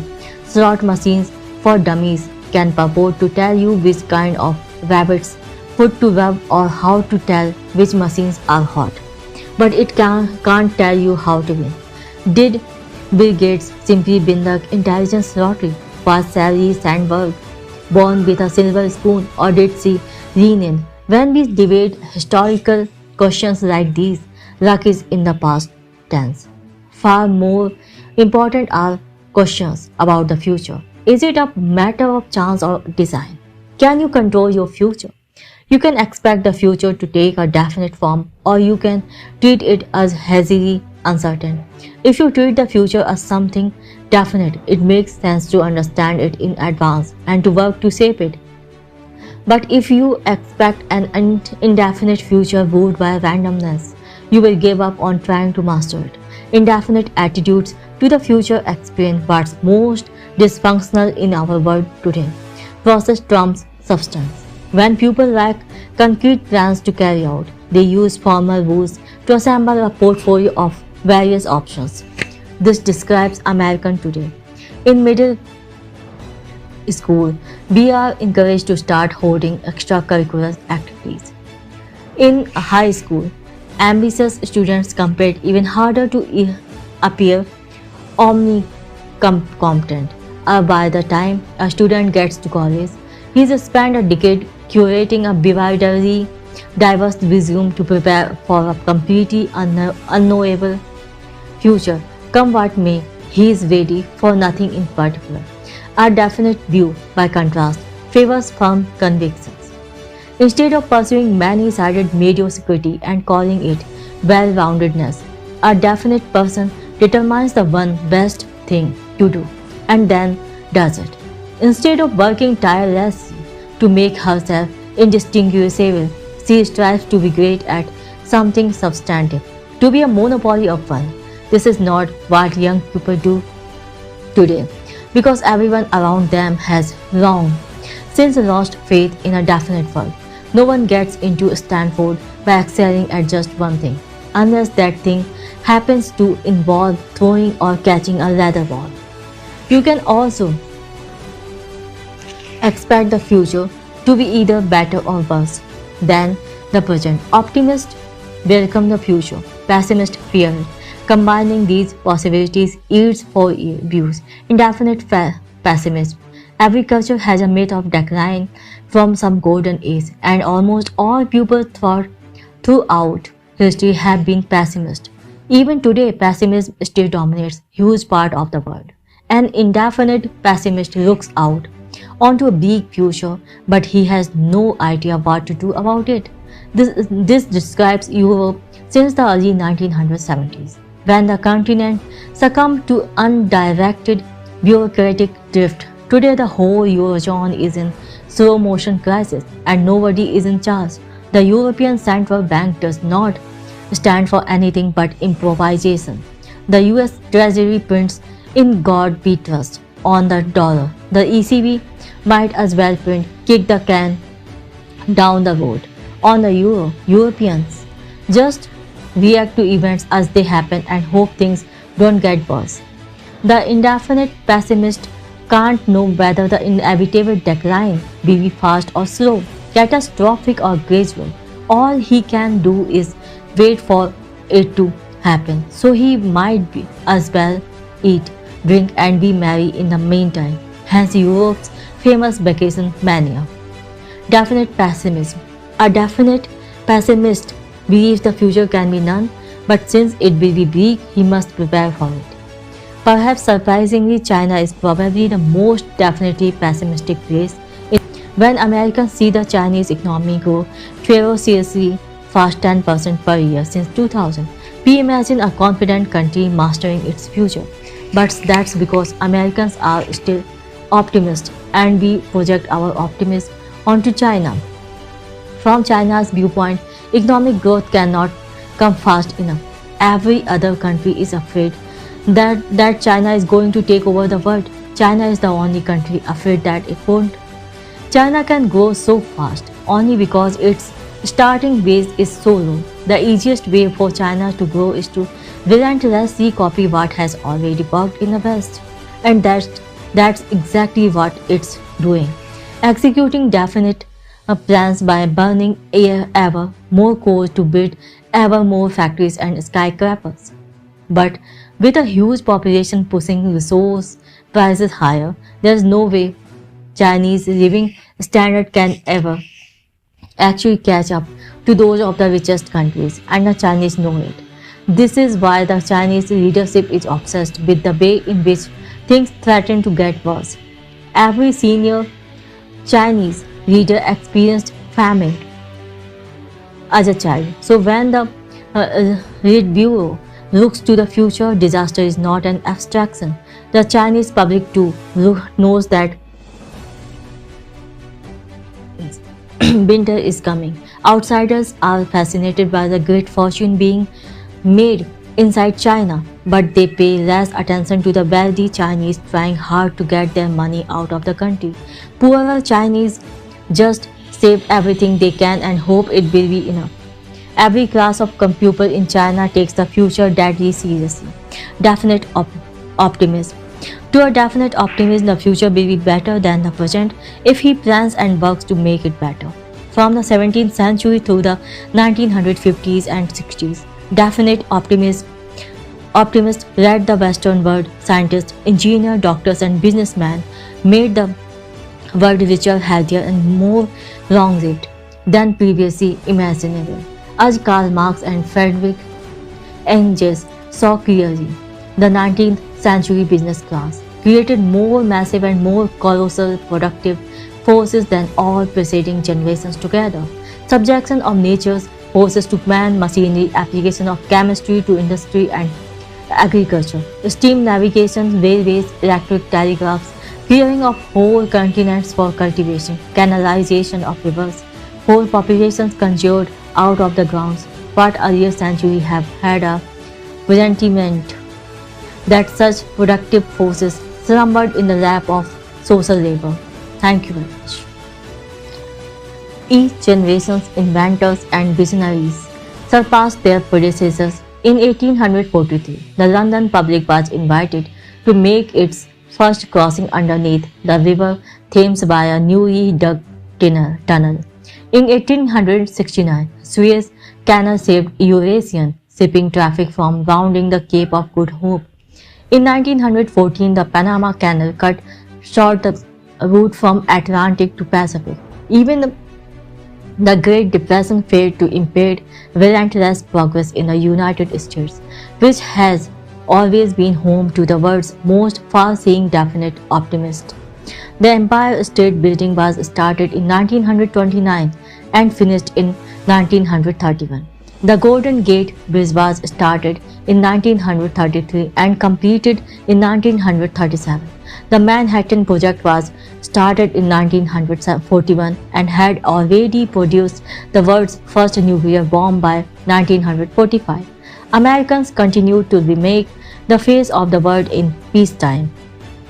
The interstate highway system began construction in 1956 and the first 20,000 miles of road were open for driving by 1965. Definite planning even went beyond the surface of this planet. NASA's Apollo program began in 1961 and put 12 men on the moon before it finished in 1972. Bold plans were not reserved just for political leaders or government scientists. In the late 1940s, a Californian named John Weaver set out to reinvent the physical geography of the whole San Francisco Bay Area. Weaver was a school teacher, an amateur theater producer, and a self-taught engineer. Undaunted by his lack of credentials, he publicly proposed to build two huge dams in the bay, construct massive fresh water lakes for drinking water and irrigation, and reclaim 20,000 acres of lands for development. Even though he had no personal authority, people took the Weaver plan seriously. It was endorsed by newspaper editorial boards across California. The U.S. Congress had hearing on its feasibility. The Army Corps of Engineers even constructed a 1.5-acre scale model of the bay in a cavernous Sausalito warehouse to simulate it. These tests revealed technical shortcomings, so the plan was not executed. But would anybody today take such a vision seriously in the first place? In the 1950s, people welcomed big plans and asked whether they would work. Today, a grand plans coming from a school teacher would be dismissed as crankery, and a long-range vision coming from anyone more powerful would be derided as hubris. You can still visit the Bay model in that Sausalito warehouse, but today it's just a tourist attraction. Big plans for the future have become archaic curiosities. Indefinite optimism. After brief pessimist phase in the 1970s, indefinite optimism has dominated American thinking ever since 1982, when a long bull market began and finance eclipsed engineering as the way to approach the future. To an indefinite optimist, the future will be better, but he does not know how exactly, so he won't make any specific plans. He expects to profit from the future but sees no reason to design it concretely. Instead of working for years to build a new product, indefinite optimists rearrange the already invented ones. Bankers make money by rearranging the capital structures of already existing companies. Lawyers resolve disputes over old thinkings, old things, or help other people structure their affair. And private equity investors and management consultants don't start new businesses. They squeeze extra efficiencies from old ones with ancestral procedural optimization. It's no surprise that these fields all attract disproportionate numbers of high achieving Ivy League national or personality chasers. What could be a more appropriate reward for 2 decades of resume building than a seemingly allied, process-oriented career that promises to keep options open? Recent graduates' parents often cheer them on the established path. The strange history of the baby boom produced a generation of indefinite optimists, so used to effortless progress that they feel entitled to it. Whether you were born in 1945 or 1950s or 1955, things got better every year for the first 18 years of your life, and it had nothing to do with you. Technological advance seemed to accelerate automatically, so the boomers grew up with great expectations that few specific plans for how to fulfill them. Then, when technological progress stalled in the 1970s, increasing income inequality came to the rescue of the most allied boomers. Every year of adulthood continued to get automatically better and better for the rich and successful. The rest of their generation was left behind. But the wealthy boomers who shaped public opinion today see little reason to question their naive optimism. Since tracked careers worked for them, they can't imagine that they won't work for their kids too. Malcolm Gladwell says you can't understand Bill Gates' success without understanding his fortunate personal context. He grew up in a good family, went to a private school, equipped with a computer lab, and counted Paul Allen as a childhood friend. But perhaps you can't understand Malcolm Gladwell without understanding his historical context as a boomer, born in 1963, when baby boomers grow up and write books to explain why one or another individual is successful. They point to the power of a success of a particular individual's context as determined by chance, but they miss the even bigger social context for their own preferred explanations. A whole generation learned from childhood to overweight the power of chance and underweight the importance of planning. Gladwell at first appears to be making a contrarian critique of the myth of the self-made businessman, but actually his own account encapsulates the conventional view of a generation. Our indefinitely optimistic world. Indefinite finance.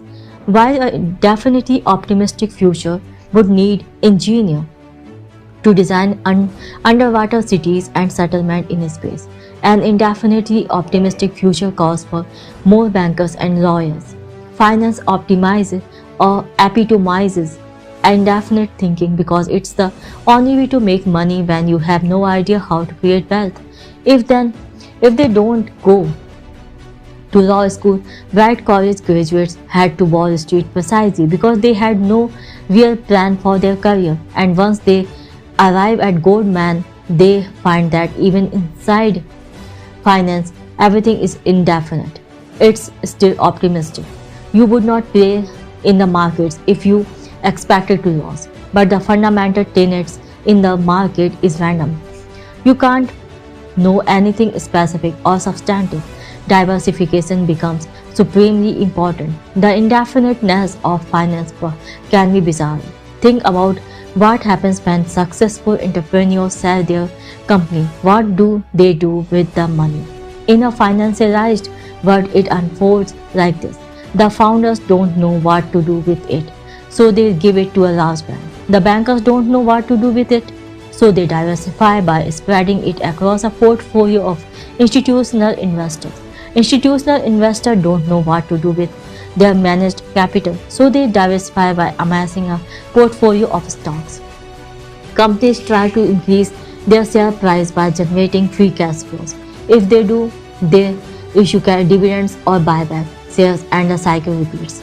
At no point does anyone in the chain know what to do with money in the real economy, but in an indefinite world, people actually prefer unlimited optionality. Money is more valuable than anything you could possibly do with it. Only in a definite future is a money a means to an end, not the end itself. Indefinite politics. Politicians have always been officially accountable to the public at election time, but today they are attuned to what the public think at every moment. Modern polling enables politicians to tailor their image to match pre-existing public opinion exactly. So for the most part, they do.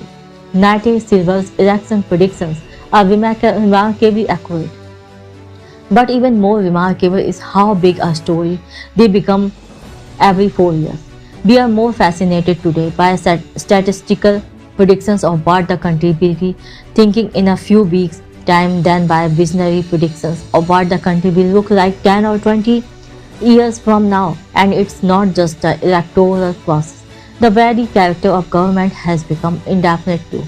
The government used to be able to coordinate complex solutions to problems like atomic weaponry and lunar exploration. But today, after 40 years of indefinite period, the government mainly just provides insurance. Our solutions to big problems are Medicare, Social Security, and a dizzying array of other transfer payment programs. It's no surprise that entitlement spending has eclipsed discretionary spending every year since 1975. To increase discretionary spending, we had need definite plan to solve specific problems. But according to the indefinite logic of entitlement spending, we can make things better just by sending out more checks. Indefinite philosophy. You can see the shift to an indefinite attitude not just in politics but in the political philosophers, whose ideas underpin both left and right. The philosophy of the ancient world was pessimistic. Plato, Aristotle, Epicurus, and Euclides all accepted strict limits on human potential. The only question was how best to cope with our tragic fate. Modern philosophers have been mostly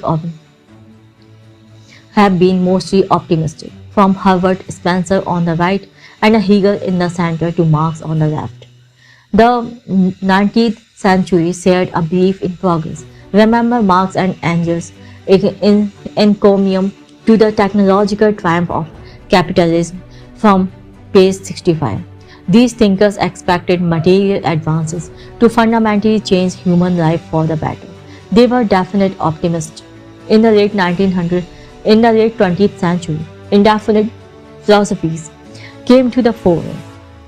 The two dominant political thinkers, John Rawls and Robert Nozick, are usually seen as stark opposites.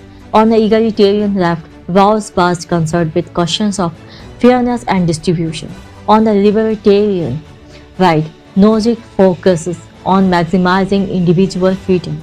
They both believed that people could get along with each other peacefully. So unlike the ancient, they were optimists.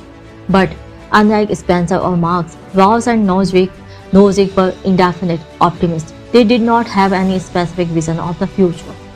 Their indefiniteness took different forms. Rawls began a theory of justice with the famous veil of ignorance.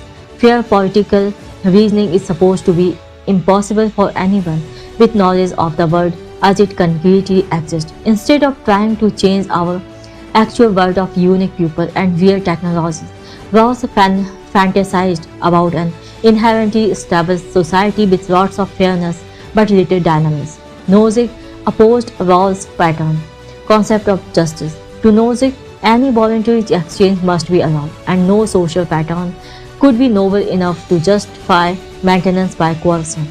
He did not have any more concrete ideas about the sources, about the good society that was. Both of them focused on process. Today we exaggerate the differences between left liberal egalitarianism and libertarian individualism because almost everyone shares their common indefinite attitude. In philosophy, politics, and business too, arguing over process has become a way to endlessly differ, making concrete plans for a better future. Indefinite life. Our ancestors sought to understand and extend the human lifespan. In the 16th century, conquistadors searched the jungles of Florida for a fountain of youth. Francis Bacon wrote that the prolongation of life should be considered its own branch of medicine and the noblest. In the 1660s, Robert Boyle placed life extension along with the recovery of youth atop his famous list for the future of science. Whether through geographic exploration or laboratory research, the best minds of the Renaissance thought of death as something to defeat. Some resistance were killed in action.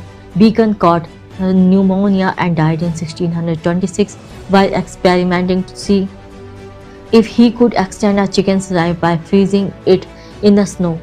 We have not yet uncovered the secrets of life, but insurers and statisticians in the 19th century successfully revealed a secret about death that still governs our thinking today. They discovered how to reduce it to a mathematical probability. Life tables tells us our chances of dying in any given area, something previous generations did not know. However, in exchange for better insurance contracts, we seem to have given up the search for secrets about longevity. Systematic knowledge of the current range of human lifespan has made that range seem natural. Today, our society is permeated by the twin ideas that death is both inevitable and random. Meanwhile, probabilistic attitudes have come to shape the agenda of biology itself. In 1928, Scottish scientist Alexander Fleming found that a mysterious antibacterial fungus had grown on a petri dish he had forgotten to cover in his laboratory. He discovered penicillin by accident. Scientists have sought to harness the power of chance ever since. Modern drug discovery aims to amplify Fleming's serendipitous circumstances a millionfold. Pharmaceutical companies search through combinations of molecular compounds at random, hoping to find a hit. But it's not working as well as it used to. Despite dramatic advances over the past 2 centuries, in recent decades, biotechnology has not met the expectation of investors or patients. Evoom's law, that's Moore's law backward, observes that the number of new drugs approved per billion dollars spent on research and development had halved every 9 years since 1950. Since information technology accelerated faster than ever during those same years. The big question for biotech today is whether it will ever see similar progress. Compare biotech startups to their counterparts in computer software. Biotech startups, software startups. Subject: uncontrollable organism, perfectly determinate code. Environment: poorly understood natural. In software startups, it is well understood artificial. Biotech startups approach indefinite random. Software startups definite engineering approach. Regulation: biotech startups heavily regulated. Software startups basically unregulated. Biotech startups expensive. Software startup cheap, a little seed money. Biotech startup high salaried, unaligned lab drones team. Software startup committed entrepreneurial hackers. Biotech startups are an extreme example of indefinite thinking. Researchers experiment with things that just might work instead of refining definite theories about how the body's system operate. Bio- Biologists say they need to work this way because the underlying biology is hard. According to them, IT startups work because we created computers ourselves and designed them to reliably obey our commands. Biotech is difficult because we did not design our bodies, and the more we learn about them, the more complex they turn out to be. But today it is possible to wonder whether the genuine difficulty of biology has become an excuse for biotech startups' indefinite approach to become to business in general. Most of the people involved expect some things to work eventually, but few want to commit to a specific company with the level of intensity necessary for success. It starts with the professors who often become part-time consultants instead of full-time employees. Even for the biotech startups that begin from their own research, then everyone else imitates the professor's indefinite attitude. It's easy for libertarians to claim that heavy regulation holds biotech back, and it does, but indefinite optimism may pose an even greater challenge for the future of biotech. Is indefinite optimism even possible? Question mark. What kind of future will our indefinitely optimistic decisions bring about? If American households were saving, at least they could expect to have money to spend later, and if American companies were investing, they could expect to reap the rewards of new wealth in the future. But US households are saving almost nothing, and US companies are letting cash pile up on their balance sheet without investing in new projects because they don't have any concrete plans for the future. Here is a quadrangle: have investment high to low, US 1950s to 60s and US 1982 2%, China present, Europe present. Optimistic, pessimistic, savings high to low.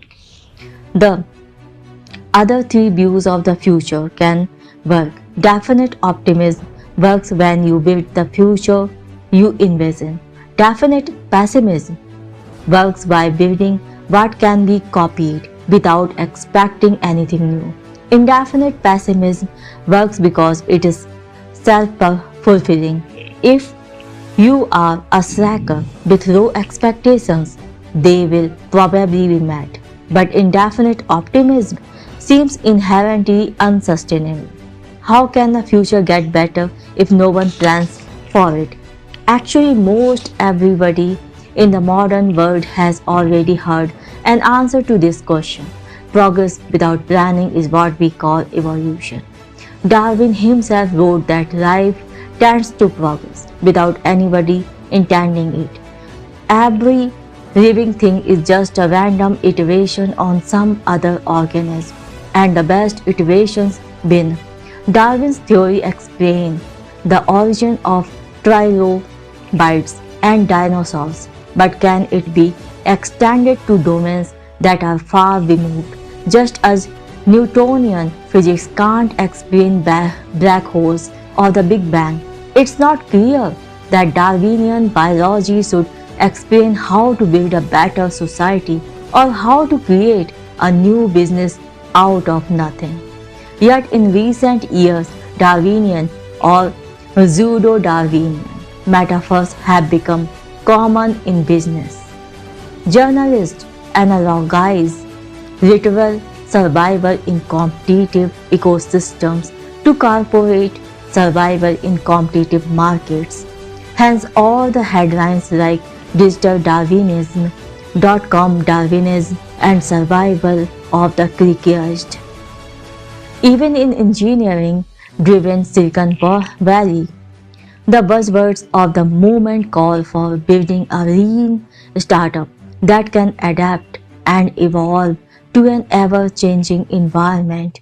Would-be entrepreneurs are told that nothing can be known in advance. We are supposed to listen to what customers say they want, make nothing more than a minimum viable product, and iterate our way to success. But leanness is a methodology, not a goal.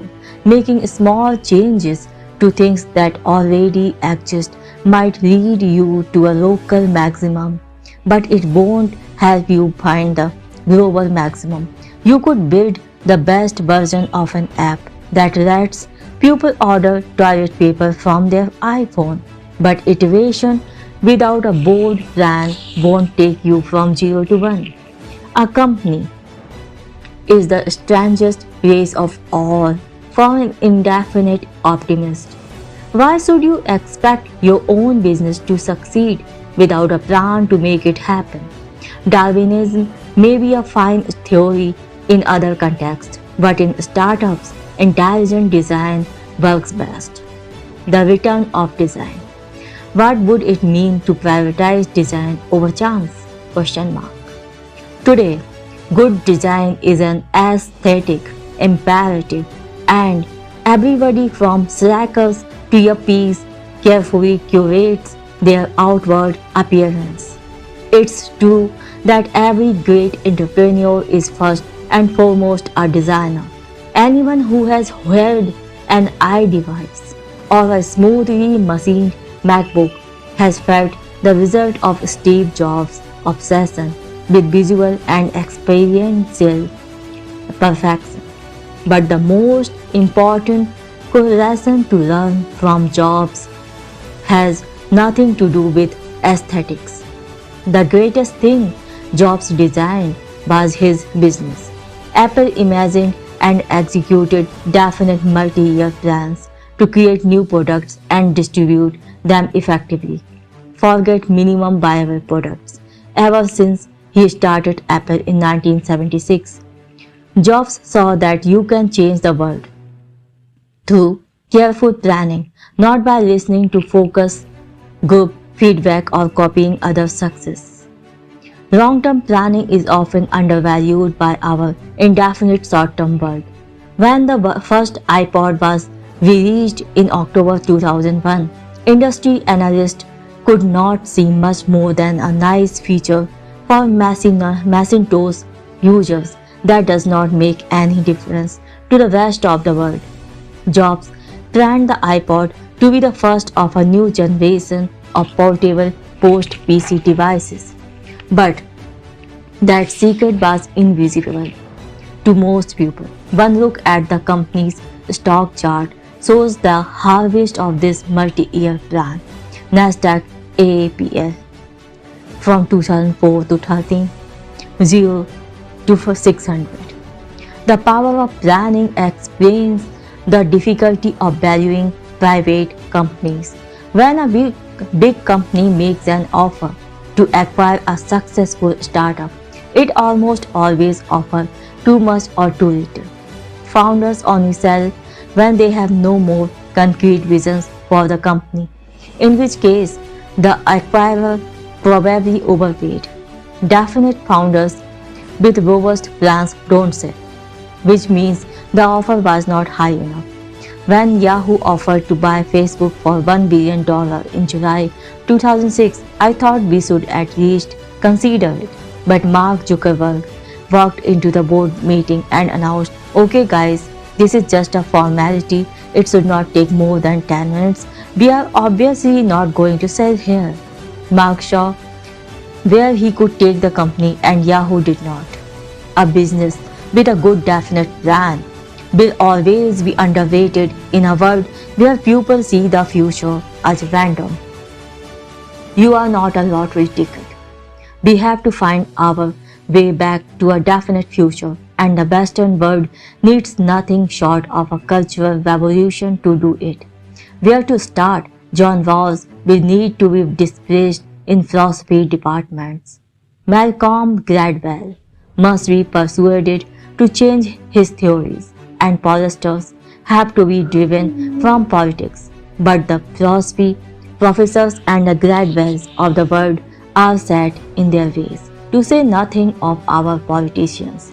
It's extremely hard to make changes in those crowded fields, even with brains and good intentions. A startup is the largest endeavor over which you can have definite mastery. You can have agency, not just over your own life, but over a small and important part of the world. It begins by rejecting the unjust tyranny of chance. You are not a lottery ticket. This is the end of the chapter. You are not a lottery ticket. Now move to chapter 7. Follow the money. Money makes money. For whoever has will be uh, given more, they will have an abundance. Whoever does not have even what they have will be taken from them. Matthew 25:29. Albert Einstein made the same observation when he stated that compound interest was the eighth wonder of the world, the greatest mathematical discovery of all time, or even the most powerful force in the universe. Whichever version you prefer, you can't miss his message. Never underestimate exponential growth. Actually, there is no evidence that Einstein ever said any of those things. The quotations are all apocryphal, but this very misattribution reinforces the message. Having invested the principle of a lifetime's brilliance, Einstein continues to earn interest on it from beyond the grave by receiving credit for things he never said. Most sayings are forgotten. At the other extreme, a, a select few people like Einstein and Shakespeare are constantly quoted and ventriloquized. We should not be surprised since small minorities often achieve disproportionate results. In 1906, economist Wilfredo Pareto discovered what becomes the Pareto principle or the 80-20 rule when he noticed that 20% of the people owned 80% of the land in Italy, a phenomenon that he found just as natural as the fact that 20% of the pea pods in his garden produced 80% of the peas. This extraordinarily stark pattern, in which a small few radically outstrip all rivals, surrounds us everywhere in the natural and social world. The most destructive earthquakes are many times more powerful than all smaller earthquakes combined. The biggest cities dwarf are mere towns put together, and monopoly businesses capture more value than millions of undifferentiated competitors. Whatever Einstein did or did not say, the power law, so named because exponential equations describe severally unequal distributions, is the law of the universe. It defines our surroundings so completely that we usually don't even see it. This chapter shows how the power law becomes visible when you follow the money in venture capital, where investors try to profit from exponential growth in early stage companies. A few companies attain exponentially greater value than all others. Most businesses never need to deal with venture capital, but everyone needs to know exactly one thing that even venture capitalists struggle to understand. We don't live in a normal world. We live under a power law. The power law of venture capital. Venture capitalists aim to identify, fund, and profit from promising early stage companies. They raise money from institutions and wealthy people, pour it into a fund, and invest in technology companies that they believe will become more valuable. If they turn out to be right, they take a cut of the returns, usually 20%. A venture fund makes money when the companies in its portfolio becomes more valuable, either go public or get bought by larger companies. Venture funds usually have a 10-year lifespan, since it takes time for successful companies to grow and exit. But most venture-backed companies don't IPO or get acquired. Most fail, usually soon after they start. Due to these early failures, a venture fund typically loses money at first. VCs hope the value of the fund will increase dramatically in a few years' time to break even and beyond. When the successful portfolio companies hit their exponential growth spurts and start to scale. The big question is when this takeoff will happen. For most funds, the answer is never. Most startups fail and most funds fail with them. Every venture capitalist knows that his task is to find the companies that will succeed. However, even seasoned investors understand this phenomenon only superficially. They know companies are difficult, but they underestimate the degree of difference. The error lies in expecting that venture returns will be normally distributed. That is, bad companies will fail, mediocre ones will stay flat, and good ones will return 2 times or even 4 times. Achieving this brand pattern, investors assemble a diversified portfolio and hope that winners counterbalance losers. But this spray and pray approach usually produces an entire portfolio of flops with no hits at all. This is because venture returns don't follow a normal distribution overall. Rather, they follow a power law. A small handful of companies radically outperform all others. If you focus on diversification instead of single-minded pursuit of the very few companies that can become overwhelmingly valuable, you will miss those rare companies in the first place.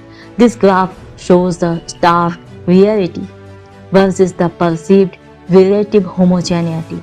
Investment return versus company rate 1 to 20. Our results at Founders Fund illustrate this skewed pattern. How Facebook, the best investment in our 2005 fund, returned more than all the others combined. Palantir, the second best investment, is said to return more than the sum of every other investment aside from Facebook. The highly uneven pattern is not unusual. We see it in all our other funds as well.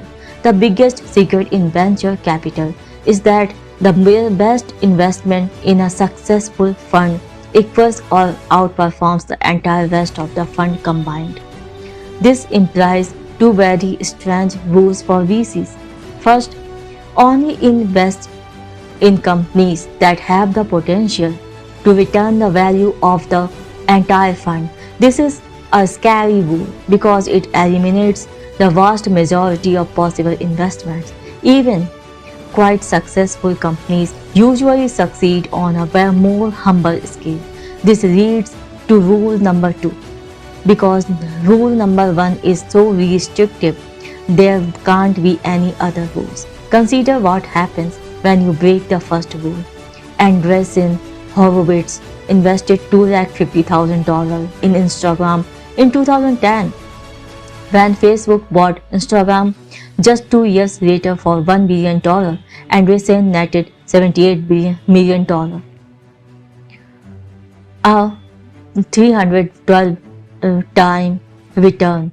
312 time return in less than 2 years. That's phenomenal return befitting the firm's reputation as one of the Valley's best. But in a weird ways, it is not nearly enough because Andreessen Horowitz has a $1.5 billion fund. If they only wrote $250,000 check, they would need to find 19 Instagrams just to break even. This is why investors typically put a lot more money into any company worth funding. And to be fair, Andreessen would have invested more in Instagram's later rounds had it not been conflicted out by previous investments.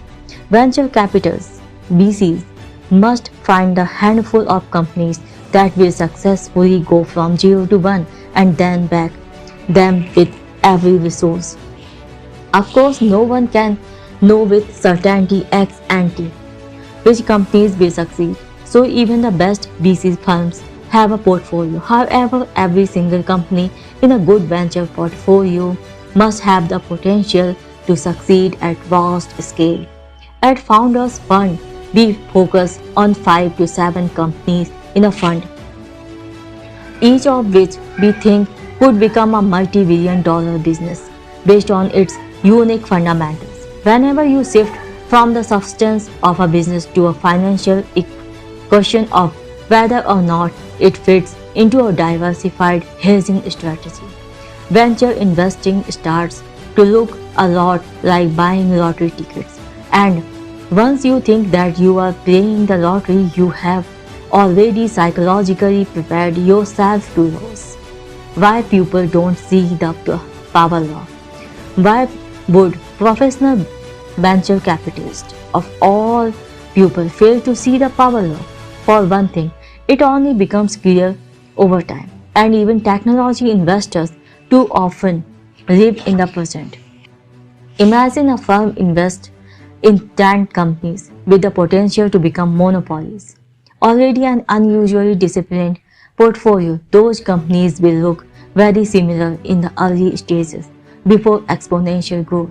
Over the next few years, some companies will fail while others begin to succeed. Valuation will diverge, but the difference between exponential growth and linear growth will be unclear. Mid-fund investment return 1 time, 5 10 10 time, and company rank 1 5 10. After 10 years, however, the portfolio won't be divided between winners and losers. It will be split between one dominant investment and everything else. But no matter how unambiguous the end result of the power law, it does not reflect daily experience, since investors spend most of their time making new investments and attending to companies in their early stages. Most of the companies they work with are by definition average. Most of the differences that investors and entrepreneurs perceive every day are between relative levels of success, not between exponential dominance and failure. And since nobody wants to give up on an investment, VCs usually spend even more time on the most problematic companies than they do on the most obviously successful. If even investors specializing in exponentially growing startups miss the power law, it's not surprising that most everyone else misses it too. Power law distributions are so big that they hide in plain sight. For example, when most people outside Silicon Valley think of venture capital, they might picture a small and quirky courtroom like ABC's Shark Tank, only without commercials.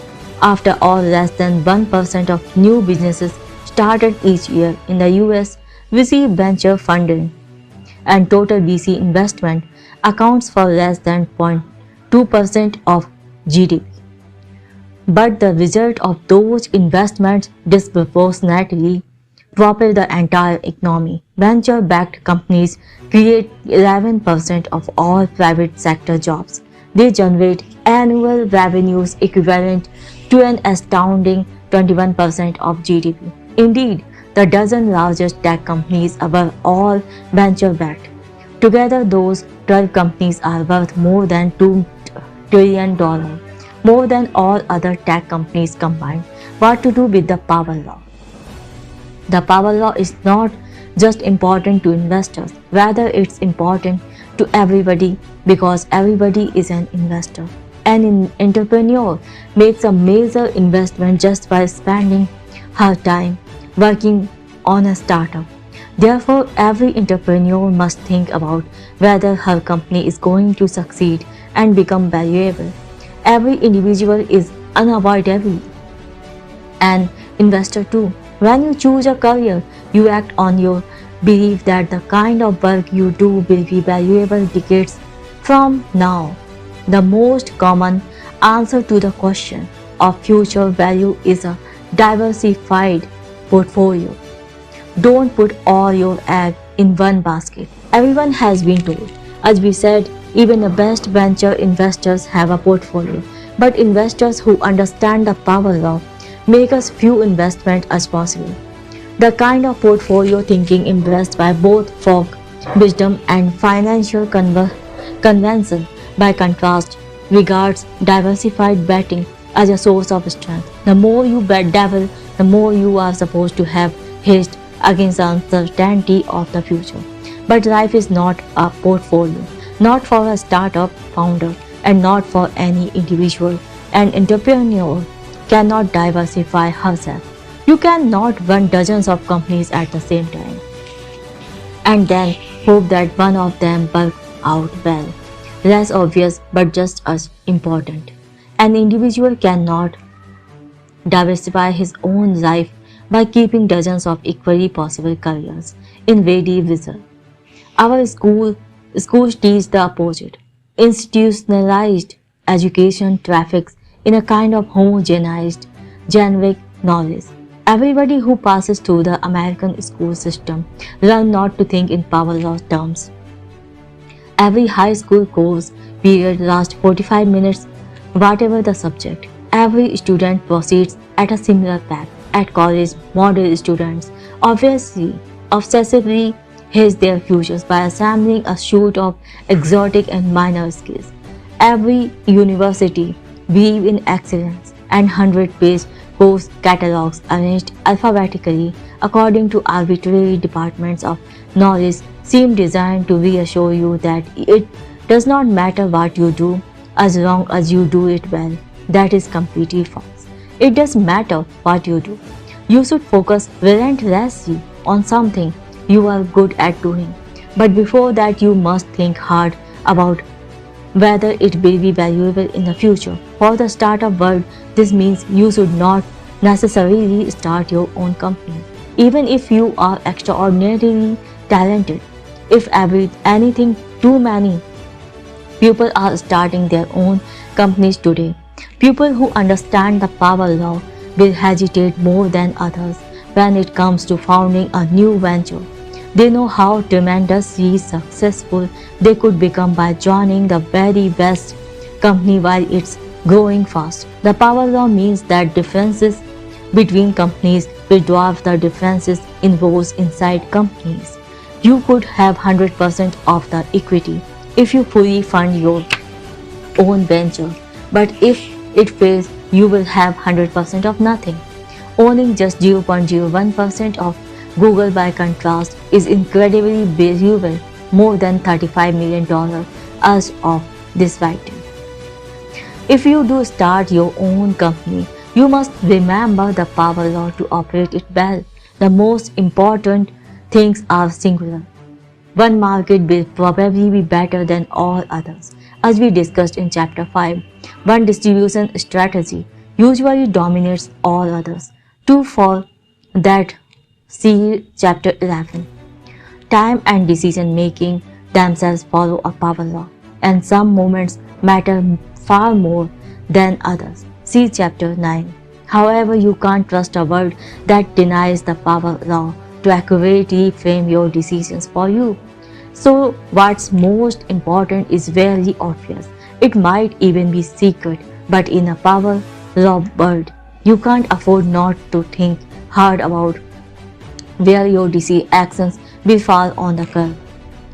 This is the end of Chapter 7. Now move to Chapter 8, Secrets. Every one of today's most famous and familiar ideas was once unknown and unsuspected. The mathematical relationship between a triangle's sides, for example, was secret for millennia. Pythagoras had to think hard to discover it. If you wanted in an Pythagoras new discovery, joining his strange vegetarian cult was the best way to learn about it. Today, his geometry has become a convention, a simple truth we teach to grade schoolers. A conventional truth can be important. It's essential to learn elementary mathematics, for example, but it won't give you an ace. It's not a secret. Remember our contrarian question. What important truth do very few people agree with you on? If we already understand as much of the natural world as we ever will, if all of today's conventional ideas are already enlightened, and if everything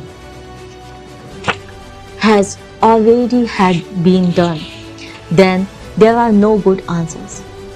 Contrarian thinking does not make any sense unless the world still has secrets left to give up. Of course, there are many things we don't yet understand, but some of those things may be impossible to figure out mysteries rather than secret. For example, string theory describes the physics of the universe in terms of vibrating one-dimensional objects called string. Is string theory true? You can't really design experiments to test it.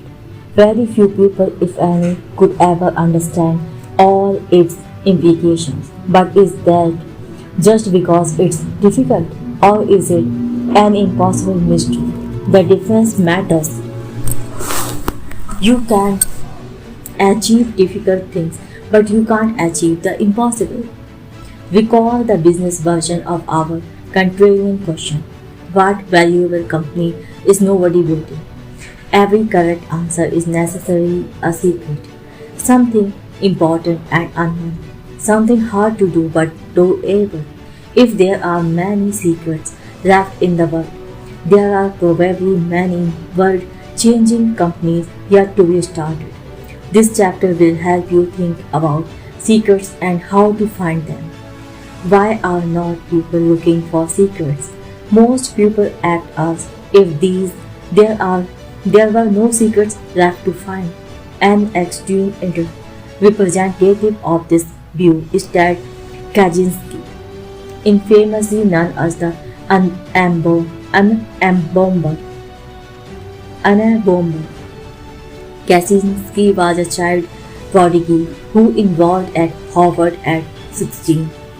He went on to get a PhD in math and become a professor at UC Berkeley.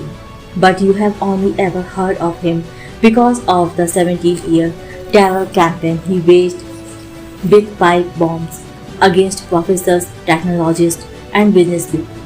In late 1995, the authorities did not know who or where the unabomber was. The biggest clue was a 35,000-word manifesto that Kaczynski had written and anonymously mailed to the press. The FBI asked some prominent newspapers to publish it, hoping for a break in the case. It worked. Kaczynski's brother recognized his writing style and turned him in. You might expect that writing style to have shown obvious signs of insanity, but the manifesto is eerily cogent. Kaczynski claimed that in order to be happy, every individual needs to have goals whose attainment requires effort and needs to succeed in attaining at least some of his goals. He divided human goals into three groups. 1. Goals that can be satisfied with minimal effort. 2. Goals that can be satisfied with serious effort. And 3. Goals that cannot be satisfied no matter how much effort one makes.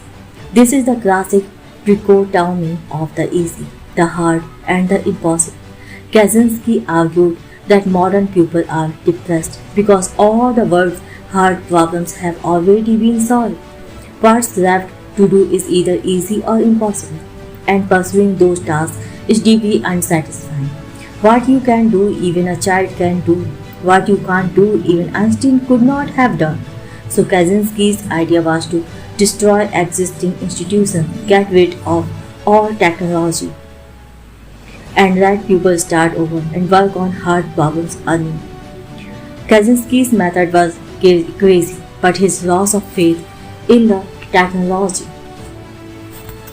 frontier is all around us. Consider the trivial but revealing hallmarks of urban hipsterdom. Fox vintage photography, the hand raver mustache, and vinyl record players all hark back to an earlier time when people were still optimistic about the future. If everything worth doing has already been done, you may as well frame an allergy to achievement and become a best. All fundamentalists think this way, not just terrorists and hipsters. Religious fundamentalism, for example, allows no middle ground for hard questions. There are easy truths that children are expected to rattle off. And then there are the mysteries of God, which can't be explained. In between the zone of hard truths lies heresy. In the modern religion of environmentalism, the easy truth is that we must protect the environment. Beyond that, Mother Nature knows best. And she cannot be questioned. Free marketeers pursue a similar logic. The value of things is set by the market. Even a child can look up stock quotes, but whether those prices make sense is not to be second guessed. The market knows far more than you ever could. Why has so much of our society come to believe that there are no hard secrets left? It might start with geography. There are no blank spaces left on the map anymore. If you grew up in the 18th century, there were still new places to go. After hearing tales of foreign adventure, you could become an explorer yourself. This was probably true up through the 19th and early 20th centuries. After that point, photography from National Geographic showed every Westerner what even the most exotic explored places on Earth look alike. Today, explorers are found mostly in history books and children's tales. Parents don't expect their kids to become explorers anymore than they expect them to become pirates or sultans. Perhaps there are a few dozen uncontacted tribes somewhere deep in the Amazon, and we know there remains one last earthly frontier in the depth of the ocean, but the unknown seems less accessible than ever. Along with the natural fact that physical frontiers have receded, four social trends have conspired to root out belief in secrets. First, in incrementalism from an early age, we are taught that the right way to do things is to proceed one very small step at a time, day by day, grade by grade. If you overachieve and end up learning something that's not on the test, you won't receive credit for it, but in exchange for doing exactly what's asked of you, and for doing it just a bit better than your peers, you will get an A. This process extends all the way up through the tenure track, which is why academics usually chase large numbers of trivial publications instead of new frontiers. Second is risk aversion. People are scared of secrets because they are scared of being wrong. By definition, a secret has not been vetted by the mainstream. If your goal is to never make a mistake in your life, you should not look for secrets. The prospect of being lonely but right, dedicating your life to something that no one else believes in, is already hard. The prospect of being lonely and wrong can be unbearable. Third is complacency.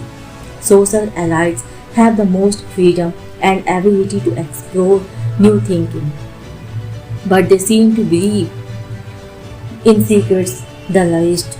Why search for a new secret if you can comfortably collect bands on everything that has already been done? Every fall, the deans at the top law schools and business schools welcome the incoming class with the same implicit message. You got into this elite institution, your worries are over.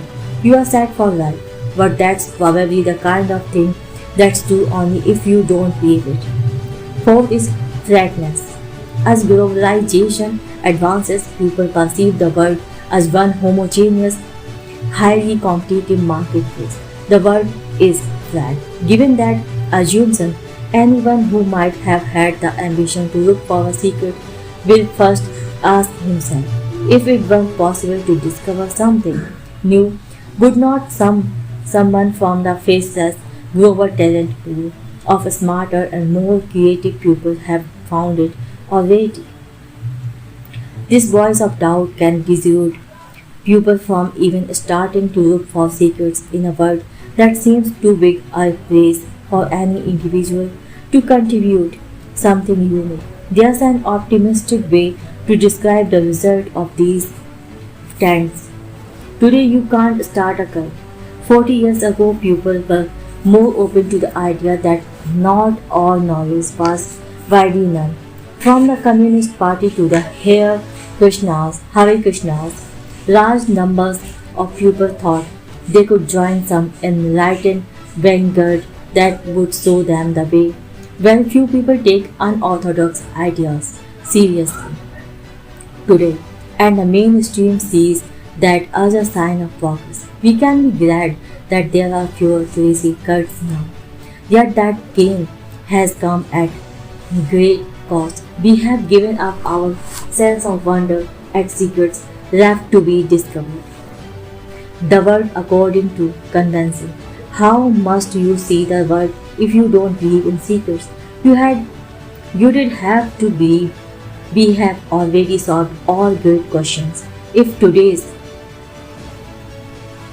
conventions are correct, we can afford to be smug and complacent. God in God's in his heaven, all's right with the world. For example, a world without secrets would enjoy a perfect understanding of justice. Every injustice necessarily involves a moral truth that very few people recognize early on. In a democratic society, a wrongful practice that persists only when most people don't perceive it to be unjust. At first, only a small minority of abolitionists knew that slavery was evil. That view has rightly become conventional, but it was still a secret in the early 19th century. To say that there are no secrets left today would mean that we live in a society with no hidden injustices.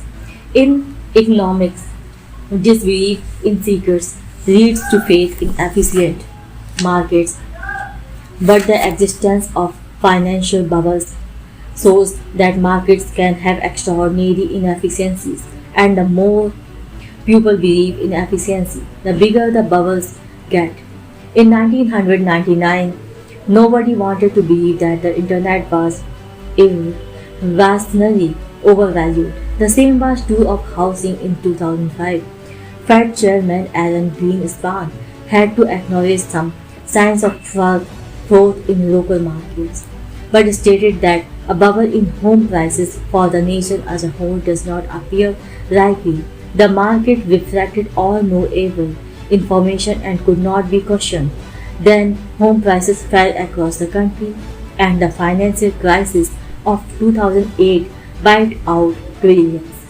The future turned out to hold many secrets that economists could not make vanish simply by ignoring them. What happens when a company stops believing in secrets? The sad decline of Hewlett Packard provides a cautionary tale. In 1990, the company was worth $9 billion. Then came a decade of invention. In 1991, SP released the DeskJet 500C, the world's first affordable color printer. In 1993, it launched the OmniBook, one of the first super portable laptops. The next year, SP released the OfficeJet, the world's first all-in-one printer that's popular. This relentless product expansion paid off. By mid-2000, SP was worth $135 billion. But starting in late 1999, when SP introduced a new branding campaign around the imperative to invent, it stopped inventing things. In 2001, the company launched SP Services, a glorified consulting and support shop. In 2002, SP merged with Compaq. Presumably, because it did not know what else to do. By 2005, the company's market cap had risen to $70 billion, roughly half of what it had been just 5 years earlier. SP's board was a microcosm of the dysfunction. It split into two factions, only one of which cared about new technology. That faction was led by the Tom Perkins, an engineer who first came to HP in 1963 to run the company's research division at the personal request of Bill Hewlett and David Packard. At 73-year-old in 2005, Perkins may as well have been a time-traveling visitor from bygone age of optimism. He thought the board should identify the most promising new technologies and then have HP build them. But Perkins' faction lost out to its rival, led by chairwoman Patricia Dunn, a banker by trade. Dunn argued that charting a plan for future technology was beyond the board's competence. She thought the board should restrict itself to a night watchman's board. Was everything proper in the accounting department? Were people following all the rules? Amid this infighting, someone on the board started leaking information to the press. When it was exposed that Dawn arranged a series of illegal wiretaps to identify the source, the backlash was worse than the original dissent, and the board was discouraged, having abandoned the search for technological secrets. SP obsessed over gossip. As a result, by late 2012, SP was worth just $23 billion, not much more than it was worth in 1990, adjusting for inflation. The case for secrets.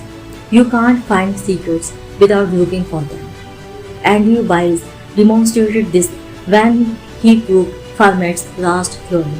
After 358 years of fruitless inquiry by other mathematicians, the kind of sustained failure that might have suggested an inherently impossible task. Here is the Fermat had conjectured in 1637 that no integers a, b, and c could satisfy the equation a to the power 9 n plus b to the power n is equal to c to the power n for any integer n greater than 2. He claimed to have a proof, but he died without writing it down. So his conjecture long remained a major unsolved problem in mathematics. Wiles started working on it in 1986, but he kept it a secret until 1993, when he knew he was nearing a solution. After 9 years of hard work, Wiles proved the conjecture in 1995. He needed brilliance to succeed, but he also needed a faith in secrets. If you think something hard is impossible, you will never even start trying to achieve it. Belief in secrets is an effective truth. The actual truth is that there are many more secrets left to find, but they will yield only to relentless searchers. There is more to do in science, medicine, engineering, and in technology of all kinds. We are within reach not just of marginal goals set at the competitive edge of today's conventional disciplines, but of ambitions so great that even the boldest minds of scientific revolution hesitated to announce them directly. We could cure cancer, dementia, and all the diseases of age and metabolic decay. We can find new ways to generate energy that free the world from conflict over fossil fuels. We can invent faster ways to travel from place to place over the surface of the planet. We can even learn how to escape it entirely and settle new frontiers. But we will never learn any of these secrets unless we demand to know them and force ourselves to look. The same is true of business. Great companies can be built on open but unsuspected secrets about how the world works. Consider the Silicon Valley startups that have harnessed the spare capacity that is all around us but often ignored. Before Airbnb, Travelers had little choice but to pay high prices for a hotel room, and property owners could not easily and reliably rent out their unoccupied space. Airbnb saw untapped supply and unaddressed demand, where others saw nothing at all. The same is true of private car services, Lyft and Uber.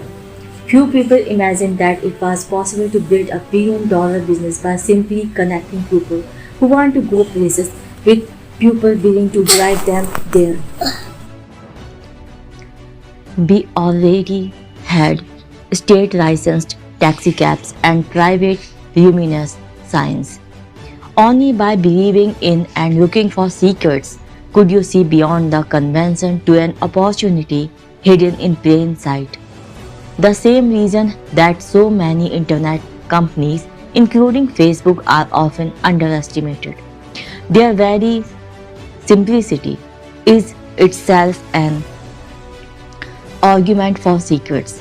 If insights that look so elementary in retrospect can support important and valuable businesses, there must remain many great companies still to start. How to find secrets? There are two kinds of secrets: secrets of nature and secrets about people. Natural secrets exist all around us. To find them, one must study some undiscovered aspect of the physical world. Secrets about people are different. They are things that people don't know about themselves, or things they hide because they don't want others to know. So when thinking about what kinds of company to build, distinct questions to ask. What secrets is nature not telling you? Question mark. What secrets are people not telling you? Question mark. It's easy to assume that natural secrets are the most important. The people who look for them can sound intimidatingly authoritative. This is why physics PhDs are notoriously difficult to work with. Because they know the most fundamental truths. They think they know all truth. But does understanding electromagnetic theory automatically make you a great marriage counselor? Does a gravity theorist know more about your business than you do? At PayPal, I once interviewed a physics PhD for an engineering job. Halfway through my first question, he shouted, "Stop! I already know what you are going to ask." But he was wrong. It was the easiest, no higher decision I have ever made. Secrets about people are relatively underappreciated. Maybe that's because you don't need a dozen years of higher education to ask the questions that uncover them. What are education to ask the question? What are people not allowed to talk about? What is forbidden or taboo? Sometimes looking for natural secrets and looking for human secrets lead to the same truth. Consider the monopoly secret again. Competition and capitalism are opposites. If you did not already know it, you could discover it the natural, empirical way. Do a quantitative study of corporate profits and you will see they are eliminated by competition. But you could also take the human approach and ask, what are people running companies not allowed to say? You would notice that monopolists downplay their monopoly status to avoid scrutiny, while competitive firms strategically exaggerate their uniqueness. The differences between firms only seem small on the surface. In fact, they are enormous. The best place to look for secrets is where no one else is looking. Most people think only in terms of what they have been taught. Schooling itself aims to impart conventional wisdom. So you might ask, are there any fields that matter but have not been standardized and institutionalized? Physics, for example, is a real major at all major universities, and it's set in its way. The opposite of physics might be astrology, but astrology does not matter. What about something like nutrition? Nutrition matters for everybody, but you can't measure it in at Harvard. Most top scientists go into other fields. Most of the big studies were done 30 or 40 years ago, and most are seriously flawed. The food pyramid that told us to eat low fat and enormous amounts of grains was probably more a product of lobbying by big food than real science. Its chief impact has been to exacerbate our obesity epidemic. There's plenty more to learn. We know more about the physics of far away stars than we know about human nutrition. It would not be easy, but it's not obviously impossible. Exactly the kind of feed that could eat secrets. What to do with secrets? If you find a secret, you face a choice. Do you tell anyone or do you keep it to yourself? It depends on the secret. Some are more dangerous than others, as Faust tells Wagner.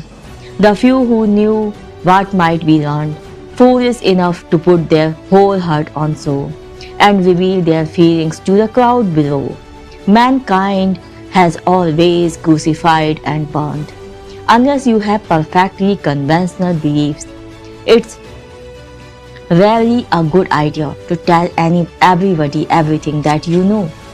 So who do you tell? Whoever you need to and no more. In practice, there's always a golden mean between telling nobody and telling everybody, and that's a company. The best entrepreneurs know this. Every great business is built around a secret that's hidden from the outside. A great company is a conspiracy to change the world. When you share your secret, the recipient becomes a fellow conspirator. As Tolkien wrote in The Lord of the Rings, the road goes ever on and on, down from the door where it began. Life is a long journey. The road marked out by the steps of previous travelers has no end in sight. But later on in the tale another verse appears. Still round the corner there may wait a new road or a secret gate. And though we pass them by today, tomorrow we may come this way and take the hidden paths that run towards the moon or to the sun. The road does not have to be infinite after all. Take the hidden paths. This is the end of chapter 8. Now move to chapter 9, Foundations. Every great company is unique, but there are a few things that every business must get right at the beginning. I stress this so often that friends have teasingly nicknamed it theil's law. A startup messed up at its foundation cannot be fixed. Beginnings are special. They are qualitatively different from all that comes forward afterward. This was to 13.8 billion years ago, at the foundation of our cosmos. In the earliest microseconds of its existence, the universe expanded by a factor of 10 to the power 30, a million trillion trillion. As cosmogonic epochs came and went in those first few moments, the very laws of physics were different from those we know today. It was also 227 years ago at the founding of our country. Fundamental questions were open for debate by the framers during the few months they spent together at the Constitutional Convention. How much power should the central government have? How should representation in Congress be apportioned? Whatever your views on the compromises reached that summer in Philadelphia, they have been hard to change ever since. After ratifying the Bill of Rights in 1791, we have amended the Constitution only 17 times. Today, California has the same representation in the Senate as Alaska, even though it has more than 50 times as many people. Maybe that's a feature, not a bug, but we are probably stuck with it as long as the United States exists. Another constitutional convention is unlikely. Today we debate only smaller questions. Companies are like countries in this way. bad decisions made early on. If you choose the wrong partner on or hire the wrong pupil, for example, are very hard to correct after they are made. It may take a crisis on the order of bankruptcy before anybody will even try to correct them. As a founder, your first job is to get the first things right because you cannot build a great company on a flawed foundation. Founding matrimony. When you start something, the first and most crucial decision you make is whom to start it with. Choosing a co-founder is like getting married, and founder conflict is just as ugly as divorce. Optimism abounds at the start of every relationship. It's unromantic to think soberly about what could go wrong. So people don't. But if the founders develop irreconcilable differences, the company becomes the victim. In 1999, Ryuk Nosek was one of my co-founders at PayPal, and I still work with him today at Founders Fund. But a year before PayPal, I invested in a company Ryuk started with someone else. It was his first startup. It was one of my first investments. Neither of us realized it then, but the venture was doomed to fail from the beginning because Luke and his co-founder were a terrible match. Luke is a brilliant and eccentric thinker. His co-founder was an MBA type who did not want to miss out on the 90s gold rush. They met at a networking event, talked for a while, and decided to start a company together.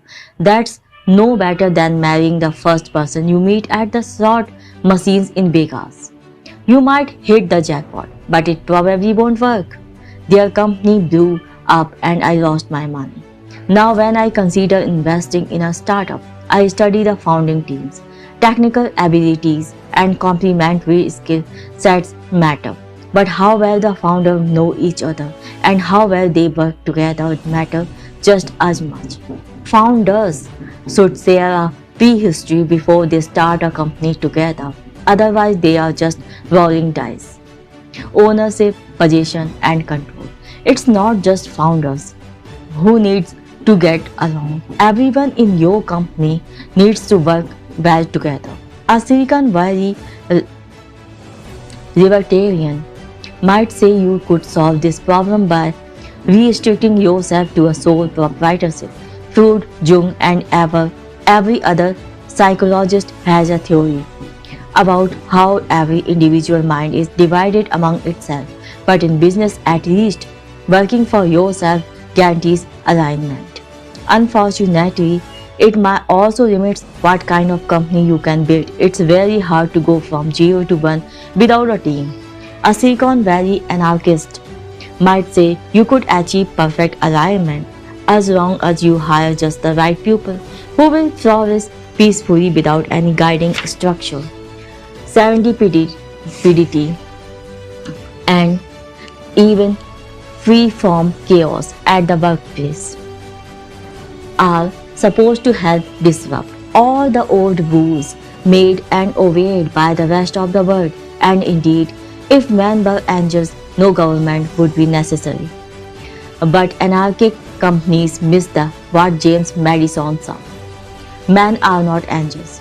That's why executives who manage companies and directors who govern them have separate roles to play. It's also why founders and investors' claims on a company are formally defined.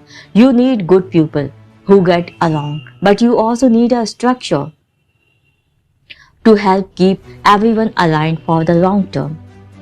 To anticipate likely sources of misalignment in any company, it's useful to distinguish between three concepts: ownership, who legally owns a company's equity; possession, who actually runs the company on a day-to-day basis; control, who formally governs the company's affairs.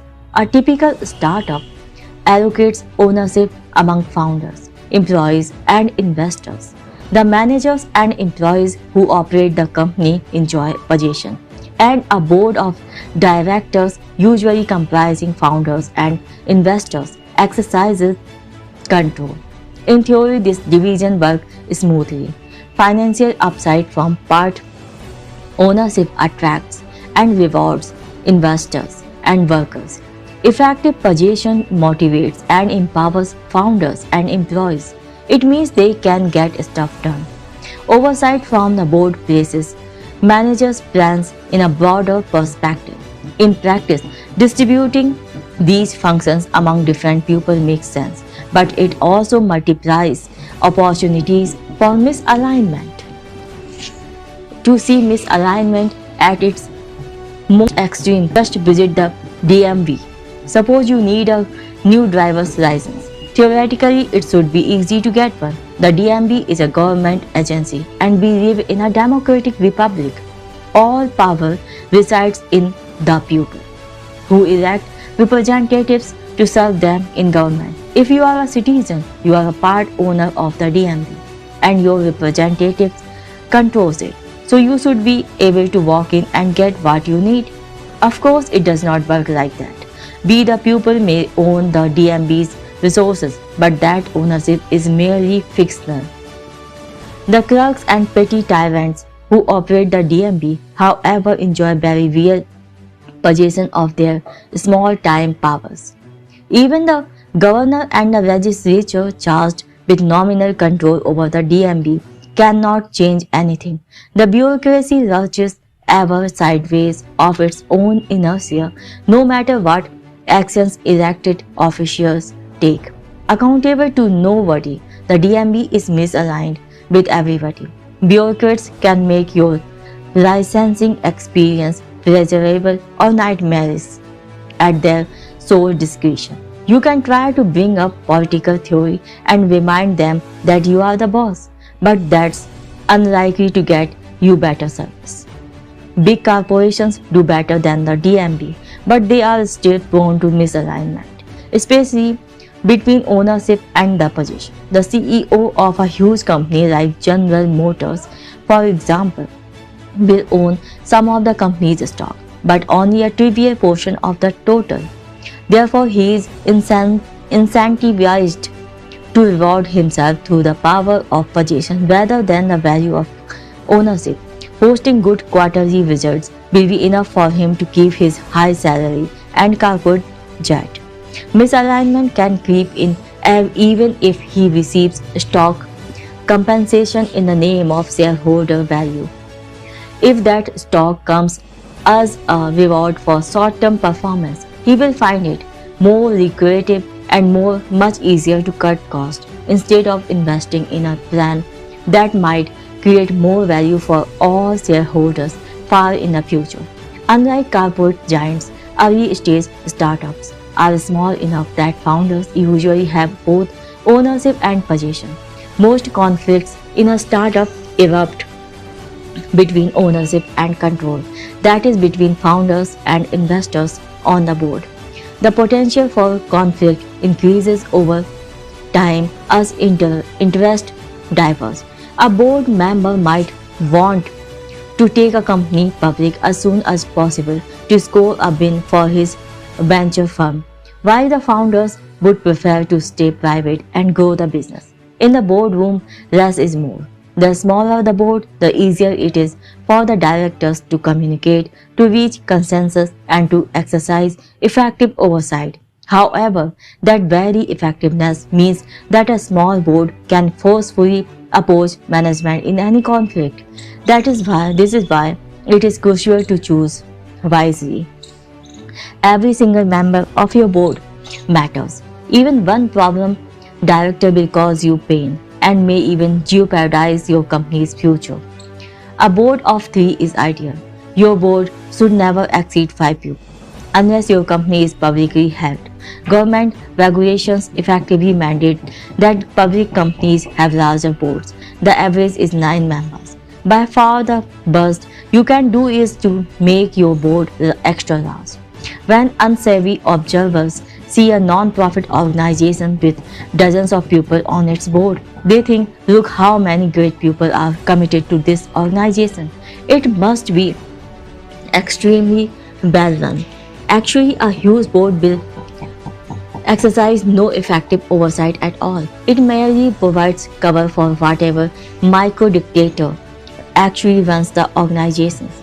If you want that kind of free reign from your board, blow it up to giant size. If you want an effective board, keep it small, on the bus or off the bus. As a general rule, everyone you involved with your company should be involved full time. Sometimes you will have to break this rule. It usually makes sense to hire outside lawyers and accountants. For examples, however, anyone who does not own stock options or draw a regular salary from your company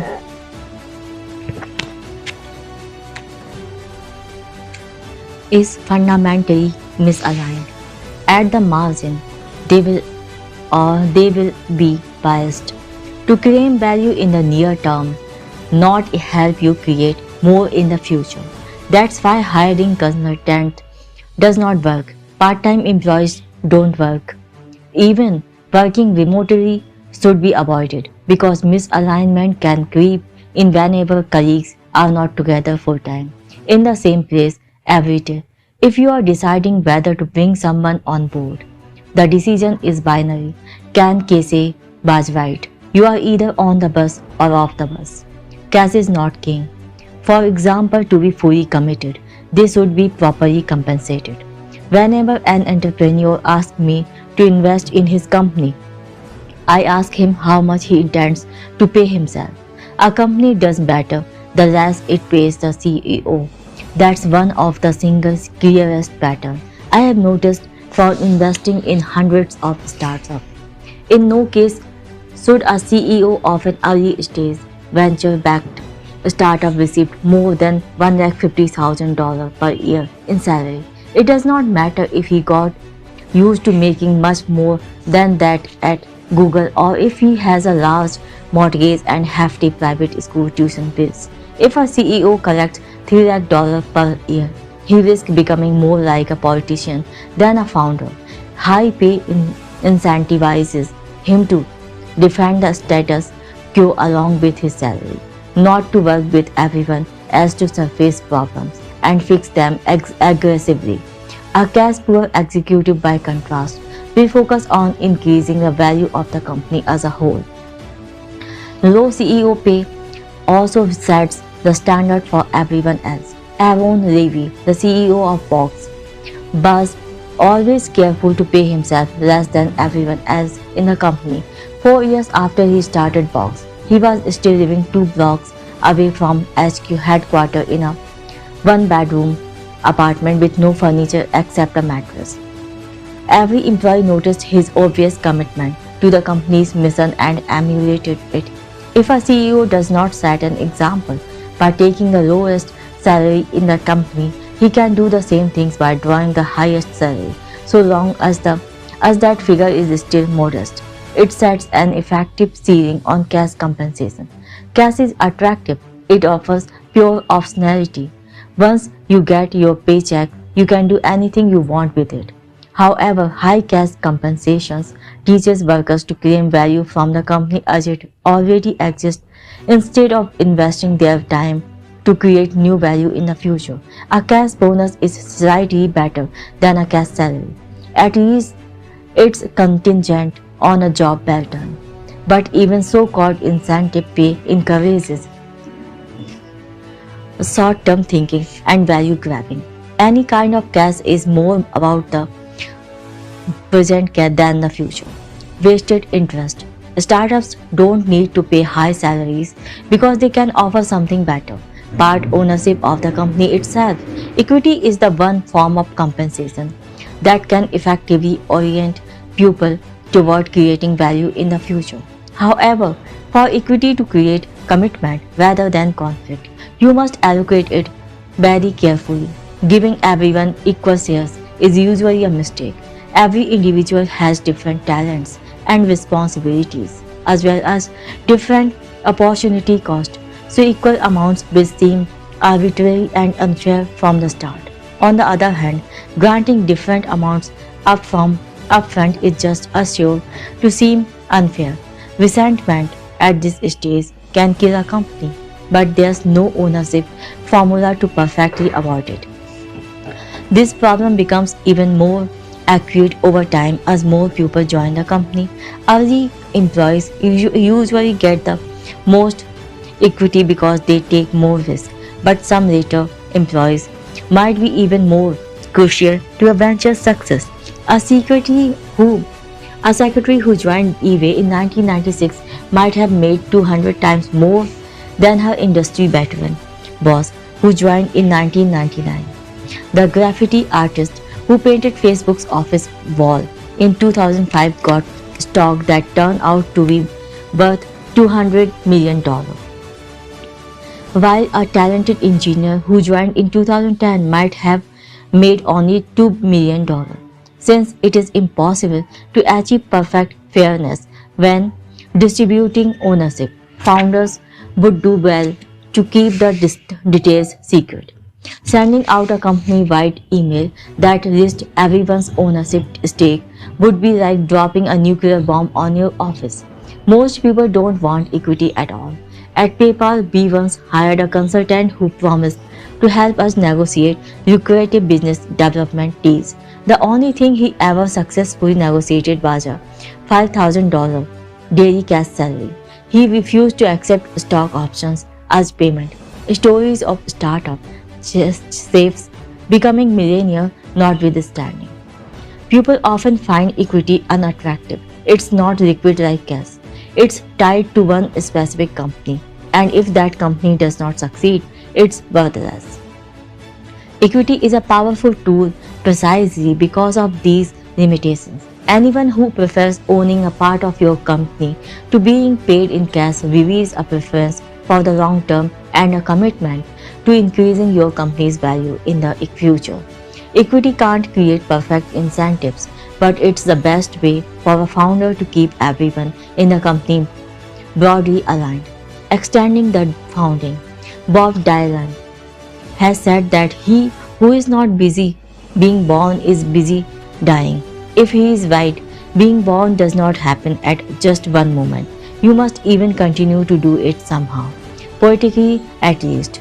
The founding moment of a company, however, really does happen just once. Only at the very start do you have the opportunity to set the rules that will align people toward the creation of value in the future. The most valuable kind of company maintains an openness to invention that is most characteristic of beginnings. This leads to a second, less obvious understanding of the founding. It lasts as long as a company is creating new things, and it ends when creation stops. If you get the founding moment right, you can do more than create a valuable company. You can steer its distant future toward the creation of new things instead of the stewardship of inherited success. You might even extend its founding indefinitely. Thank you very much for listening. This is end of chapter 9. Now move to chapter 10, the mechanics of mafia. Start with a thought experiment. What would the ideal company culture look like? Employees should love their work. They should enjoy going to office so much that formal business hours becomes obsolete and nobody watches the clock. The bulk space should be open, not cubicled, and workers should feel at home. Beanbag chairs and ping pong tables might outnumber 5 cabinets. Free massages, on-site sushi chefs, and maybe even yoga classes would sweeten the scene. Pets should be welcome too. Perhaps employees, dogs and cats could come and join the office tank full of tropical fish as unofficial company mascots. What's wrong with this picture? It includes some of the absurd plugs Silicon Valley has made famous, but none of the substance. And without substance, bugs don't work. You can't accomplish anything meaningful by hiring an interior decorator to beautify your office, a human resources consultant to fix your policies, or a branding specialist to hone your buzzwords. Company culture does not exist apart from the company itself. No company has a culture. Every company is a culture. A startup is a team of people on a mission, and a good culture is just what that looks like on the inside, beyond professionalism. The first team that I built has become known in Silicon Valley as the PayPal Mafia, because so many of my former colleagues have gone on to help each other start and invest in successful tech companies. We sold PayPal to eBay for $1.5 billion in 2002. Since then, Elon Musk has founded SpaceX and co-founded Tesla Motors. Reid Hoffman co-founded LinkedIn. Steve Chen, Chad Hurley, and Javed Karim together founded YouTube. Jeremy Stoppelman and Russell Simmons founded Alp. David Sachs co-founded Yammer, and I co-founded Palantir. Today, all 7 of those companies are worth more than $1 billion each. PayPal office amenities never got much press, but the team has done extraordinarily well. Both together and individually, the culture was strong enough to transcend the original company. We did not assemble a mafia by sorting through resumes and simply hiring the most talented people. I had seen the mixed results of that approach firsthand when I worked at a New York law firm. The lawyers I worked with ran a valuable business, and they were impressive individuals, one by one, but the relationships between them were already thin. They spent all day together, but few of them seemed to have much to say to each other outside the office. Why work with a group of people who don't even like each other? Many seem to think it's a sacrifice necessary for making money, but taking a merely professional view of the workplace, in which free agents check in and out on a transactional basis, is worse than code. It's not even rational. Since time is your most valuable asset, it's ought to spend it working with people who don't envision any long-term future together. If you can't count durable relationships among the fruits of your time at work, you have not invested your time well. Even in purely financial terms, from the start I wanted PayPal to be tightly knit instead of transactional. I thought stronger relationships would make us not just happier and better at work, but also more successful in our careers, even beyond PayPal. So we set out to hire people who would actually enjoy working together. They had to be talented, but even more than that, they had to be excited about working specifically with us. That was the start of the PayPal Mafia. Recruiting conspirators. Recruiting is a core competency for any company. It should never be outsourced. You need people who are not just skilled on paper but who will work together cohesively after they are hired. The first 4 or 5 might be attracted by large equity stakes or high profile responsibilities. More important than those obvious offerings is your answer to this question. Why should the 20th employee join your company? Question mark. Talented people don't need to work for you. They have plenty of options. You should ask yourself a more pointed version of the question. Why would someone join your company? As its 20th engineer, when she could go work at Google for more money and more prestige. Here are some bad answers. Your stock options will be worth more here than as well. You will get to work with the smartest people in the world. You can help solve the world's most challenging problems. What's wrong with valuable stock, smart people, or pressing problems? Nothing, but every company makes these same claims, so they won't help you stand out. General and undifferentiated pitches don't say anything about why a recruit should join your company instead of many others. The only good answers are specific to your company, so you won't find them in this book. But there are 2 general kinds of good answers. Answers about your mission and answers about your team. You will attract the employees you need to if you can explain why your mission is compelling, not why it's important in general, but why you are doing something important that no one else is going to get done. That's the only thing that can make its importance unique. At PayPal, if you were excited by the idea of creating a new digital currency to replace the US dollar, we wanted to talk to you. If not, you were not the right fit. However, even a great mission is not enough. The kind of recruit who would be most engaged as an employee will also wonder, are these the kind of people I want to work with? You should be able to explain why your company is a unique match for him personally, and if you can't do that, he is probably not the right match. Above all, don't fight the perk war. Anybody who would be more powerful, swayed by free laundry pickup or pet day care would be a bad addition to your team. Just cover the basics like health insurance and then promise what no others can. The opportunity to do replaceable work on a unique problem alongside great people. You probably can't be the Google of 2014 in terms of compensation or perks, but you can be like the Google of 1999 if you already have good answers about your mission and team. What under Silicon Valley's hoodies? From the outside, everyone in your company should be different in the same way. Unlike people on the East Coast, who all wear the same skinny jeans or pin-strip suits depending on their industry.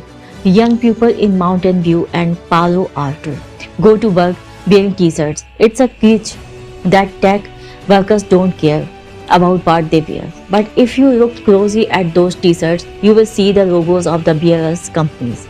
And tech workers care about those very much. What makes a startup employees instantly distinguishable to outsiders is the branded t-shirt or hoodies that makes him look the same as his co-workers. The startup uniform encapsulates a simple but essential principle. Everyone at your company should be different in the same way.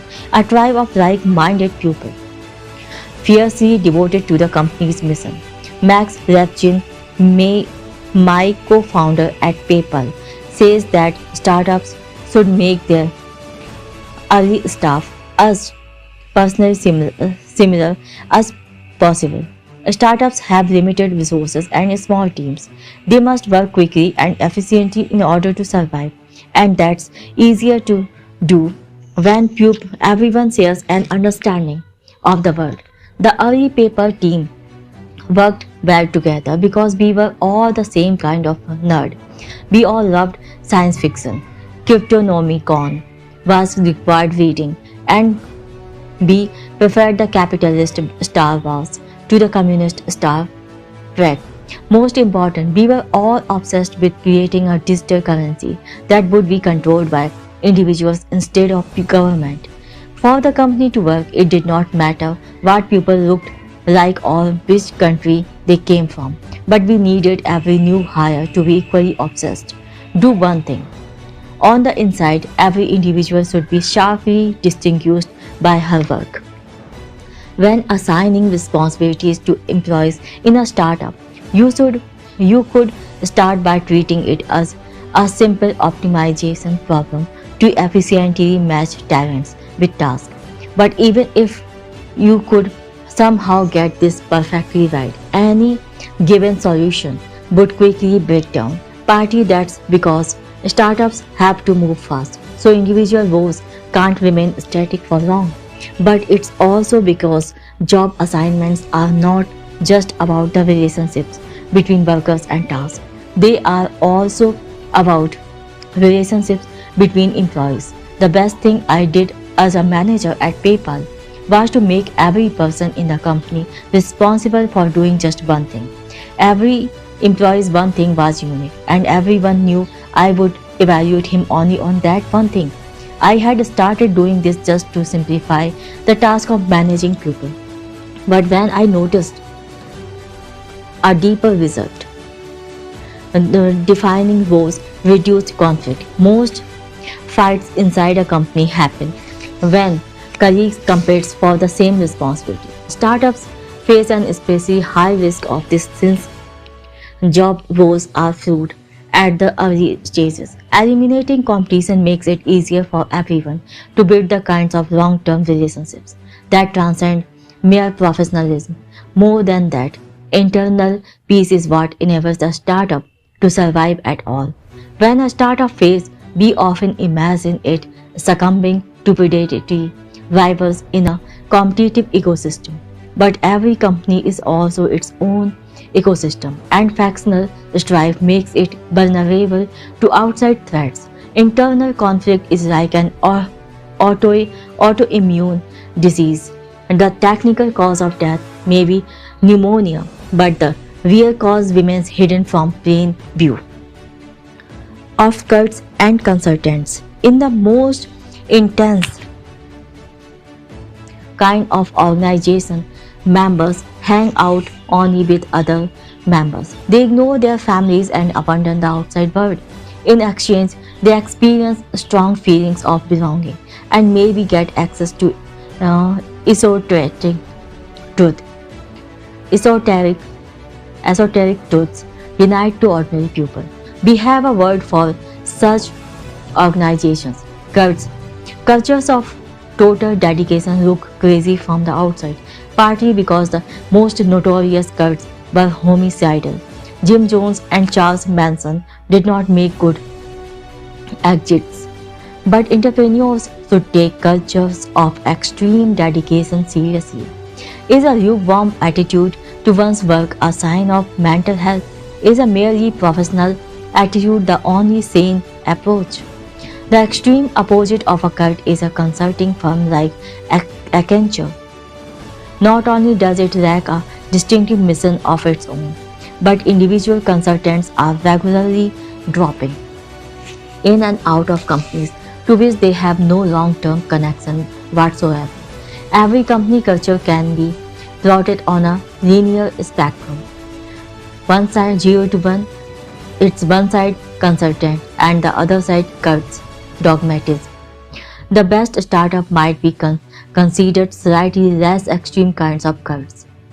The biggest difference is that cults tend to be fanatically wrong about something important. People at a successful startup are fanatically right about something those outside it have missed.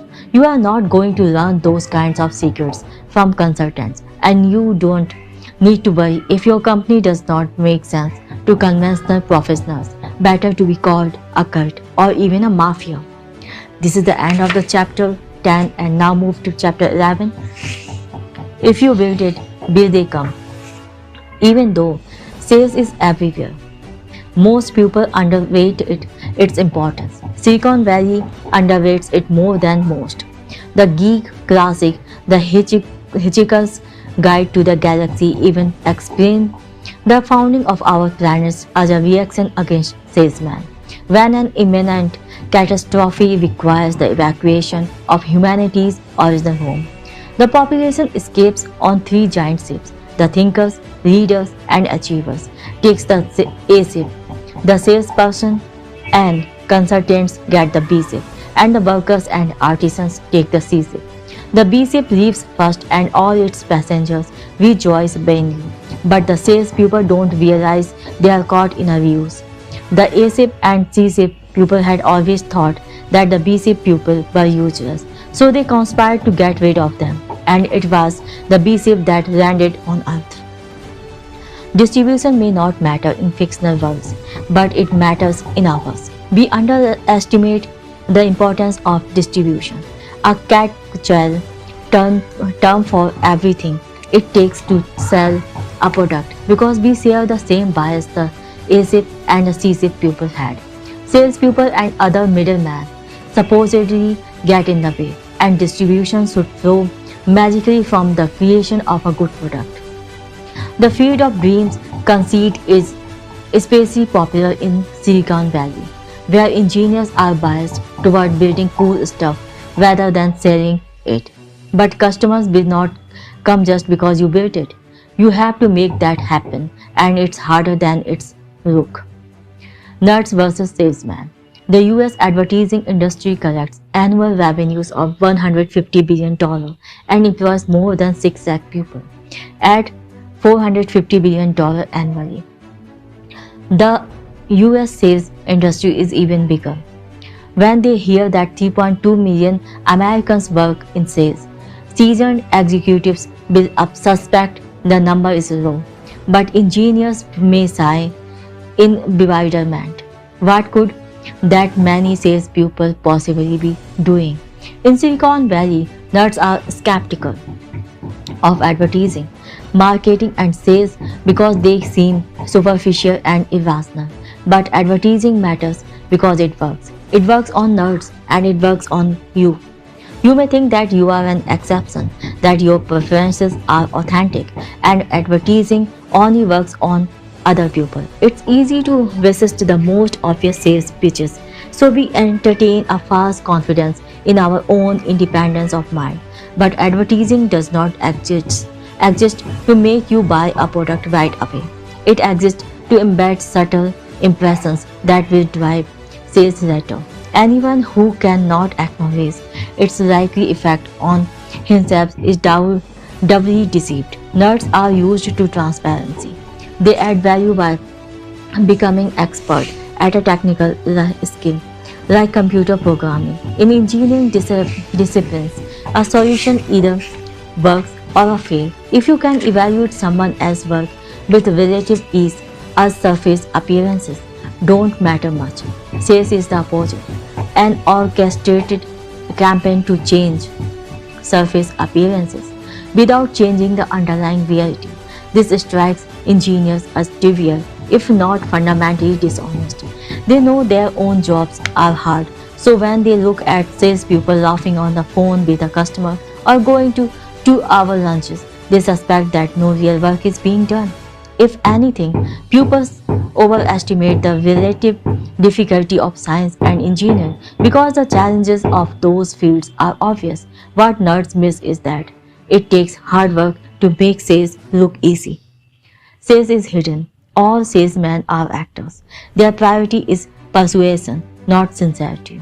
That's why the word salesman can be a slur and the used car dealer is our archetype of steadiness.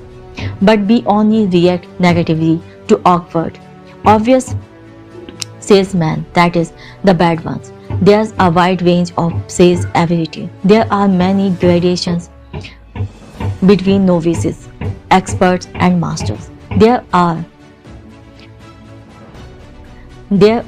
even sales grandmasters. If you don't know any grandmasters, it's not because you have not encountered them, but rather because their art is hidden in plain sight. Tom Sawyer managed to persuade his neighborhood friends to whitewash the fence for him, a masterful move. But convincing them to actually pay him for the privilege of doing his chorus was the move of a grandmaster, and his friends were none the wiser. Not much has changed since. Twain wrote in 1876. Like acting, sales works best when hidden. This explains why almost everyone whose job involves distribution, whether they are in sales, marketing, or advertising, has a job title that has nothing to do with those things. People who sell advertising are called account executive. People who sell customers work in business development. People who sell companies are investment bankers, and people who sell themselves are called politicians. There's a reason for these redescriptions. None of us wants to be reminded when we are being sold. Whatever the career, sales ability distinguishes superstars from also vans. On Wall Street, a new hire starts as an analyst building technical expertise, but his goal is to become a deal maker. A lawyer prides himself on professional credentials, but law firms are led by the rainmakers who bring in big clients. Even university professors who claim authority from scholarly achievement are envious of the self-promoters who define their fields. Academic ideas about history or English don't just sell themselves on their intellectual merits. Even the agenda of fundamental physics and the future path of cancer research are result of persuasion. The most fundamental reason that even business people underestimate the importance of sales is the systematic effort to hide it at every level of every field in a world secretly driven by it. The engineer's grade is a product great enough that it sells itself. But anyone who would actually say this about a real product must be lying. Either he is delusion, lying to himself, or he is selling something and thereby contradicting himself. The polar opposite business case warns that the best product does not always win. Economists attribute this to path dependence. Specific historical circumstances independent of objective quality can determine which products enjoy widespread adoption. That's true, but it does not mean the operating system we use today and the keyboard layouts always be other type were imposed by mere chance. It's better to think of distribution as something essential to the design of your product. If you have invented something new but you have not invented an effective way to sell it, you have a bad business no matter how good the product. How to sell a product? Superior sales and distributions by itself can create a monopoly. Even with no product differentiation, the converse is not true. No matter how strong your product, even if it easily fits into already established habits and anybody who tries it writes it immediately, you must still support it with a strong distribution plan. 2. Metrics. Set the limits for effective distribution. The total net profit that you earn on average over the course of your relationship with a customer lifetime value or CLV, must exceed the amount you spend on average to acquire a new customer acquisition cost or CAC. In general, the higher the price of your product, the more you have to spend to make a sale, and the more it makes sense to spend it. Distribution methods can be plotted on a continuum. Viral marketing $1, marketing $100, Dead John, then says $10,000, complex sale $10 million. Target consumers, small business, big business, government, complex sale. If your average sale is 7-figure or more, every detail of every deal requires close personal attention. It might take months to develop the right relationships. You might make a sale only once every year or two. Then you will usually have to follow up during installation and service the product long after the deal is done. It's hard to do, but the kind of complex sales is the only way to sell some of the most valuable products. SpaceX shows that it can be done within just a few years of launching his rocket startup. Elon Musk persuaded NASA to sign billion-dollar contracts to replace the decommissioned space shuttle with a newly designed vessel from SpaceX. Politics matters in big deals just as much as technological ingenuity. So this was not easy. SpaceX employs more than 3,000 people, mostly in California. The traditional US aerospace industry employs more than 5 lakh people spread throughout all 50 states. Unsurprisingly, members of Congress don't want to give up federal funds going to their home district. But since complex sales requires making just a few deals each year, a sales grandmaster like Elon Musk can use that time to focus on the most crucial people, even to overcome political inertia. Complex sales works best when you don't have salesmen at all. Palantir, the data analytics company I co-founded with my law school classmate, Alex Karp, does not employ anyone separately tasked with selling its product. Instead, Alex, who is Palantir's CEO, spent 25 days a month on the road, meeting with clients and potential clients. Our deal size ranged from $1 million to $100 million. At that price point, buyers want to talk to the CEO, not the VP of sales. Businesses with complex sales Models succeed if they achieve 50% to 100% year-over-year growth over the course of a decade. This may seem slow to any entrepreneur dreaming of viral growth. You might expect revenue to increase 10 times as soon as customers learn about an obviously superior product, but that almost never happens. Good enterprise sales strategy starts small, as it must. A new customer might agree to become your biggest customer, but they will rarely be comfortable signing a deal completely out of scale with what you have sold before. Once you have a pool of reference customers who are successfully using your product, then you can begin the long and methodical work of hustling toward ever bigger deals. Personal sale. Most sales are not particularly complex. Average deal sizes might range between $10,000 and $1 lakh, and usually the CEO won't have to do all the selling himself. The challenge here is not about how to make any particular sale, but how to establish a process by which a sales team of moderate size can move the product to a wide audience.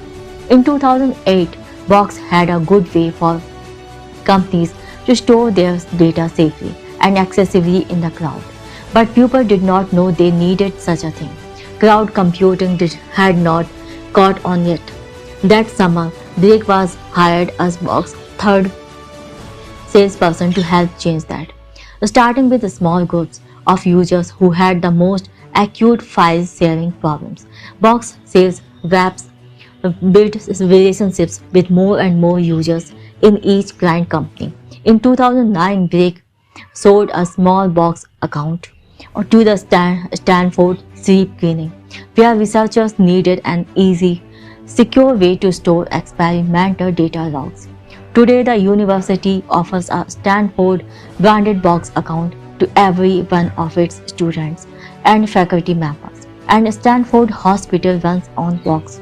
If it had started off by trying to sell the president of the university on an enterprise-wide solution, Box would have sold nothing. A complex sales approach would have made Box a forgotten startup failure. Instead, personal sales made it a multi-billion-dollar business. Sometimes the product itself is a kind of distribution. ZocDoc is a founder funds portfolio company that helps people find and book medical appointments online.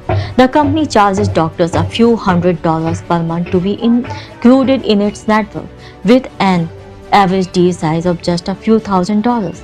ZocDoc needs lots of salespersons, so many that they have an internal recruiting team to do nothing but hire more. But making personal sales to doctors does not just bring in revenue by adding doctors to the network. Salespeople make the product more valuable to consumers, and more consumer users increases its appeal to doctors. More than 5 million people already use the service each month, and if it can continue to scale its network to include a majority of practitioners, it will become a fundamental utility for the US healthcare industry. Distribution doldrums. In between personal sales, salespeople obviously required, and traditional advertising, no salespeople required. There is a dead zone. Suppose you create a software service that helps convenience store owners track their inventory and manage ordering. For a product priced around $1,000, there might be no good distribution channel to reach the small businesses that might buy it. Even if you have a clear value proposition, how do you get people to hear it?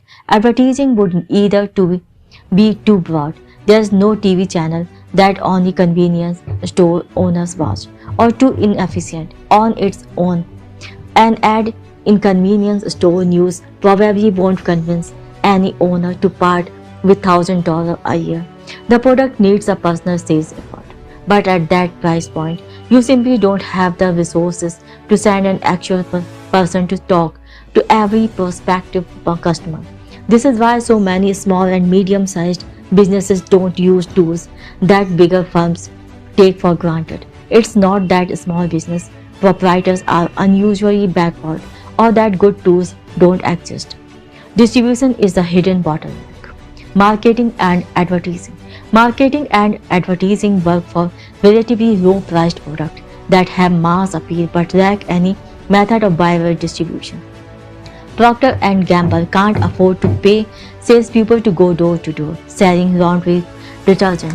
P&G does employ a salesperson to talk to grocery chains and large retail outlets, since one detergent sale made to these buyers might mean 1 gallon bottle.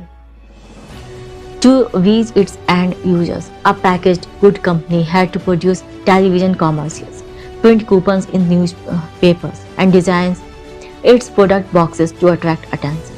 Advertising can work for a startup too, but only when your customer acquisition cost and customer lifetime value make every other distribution channel uneconomical.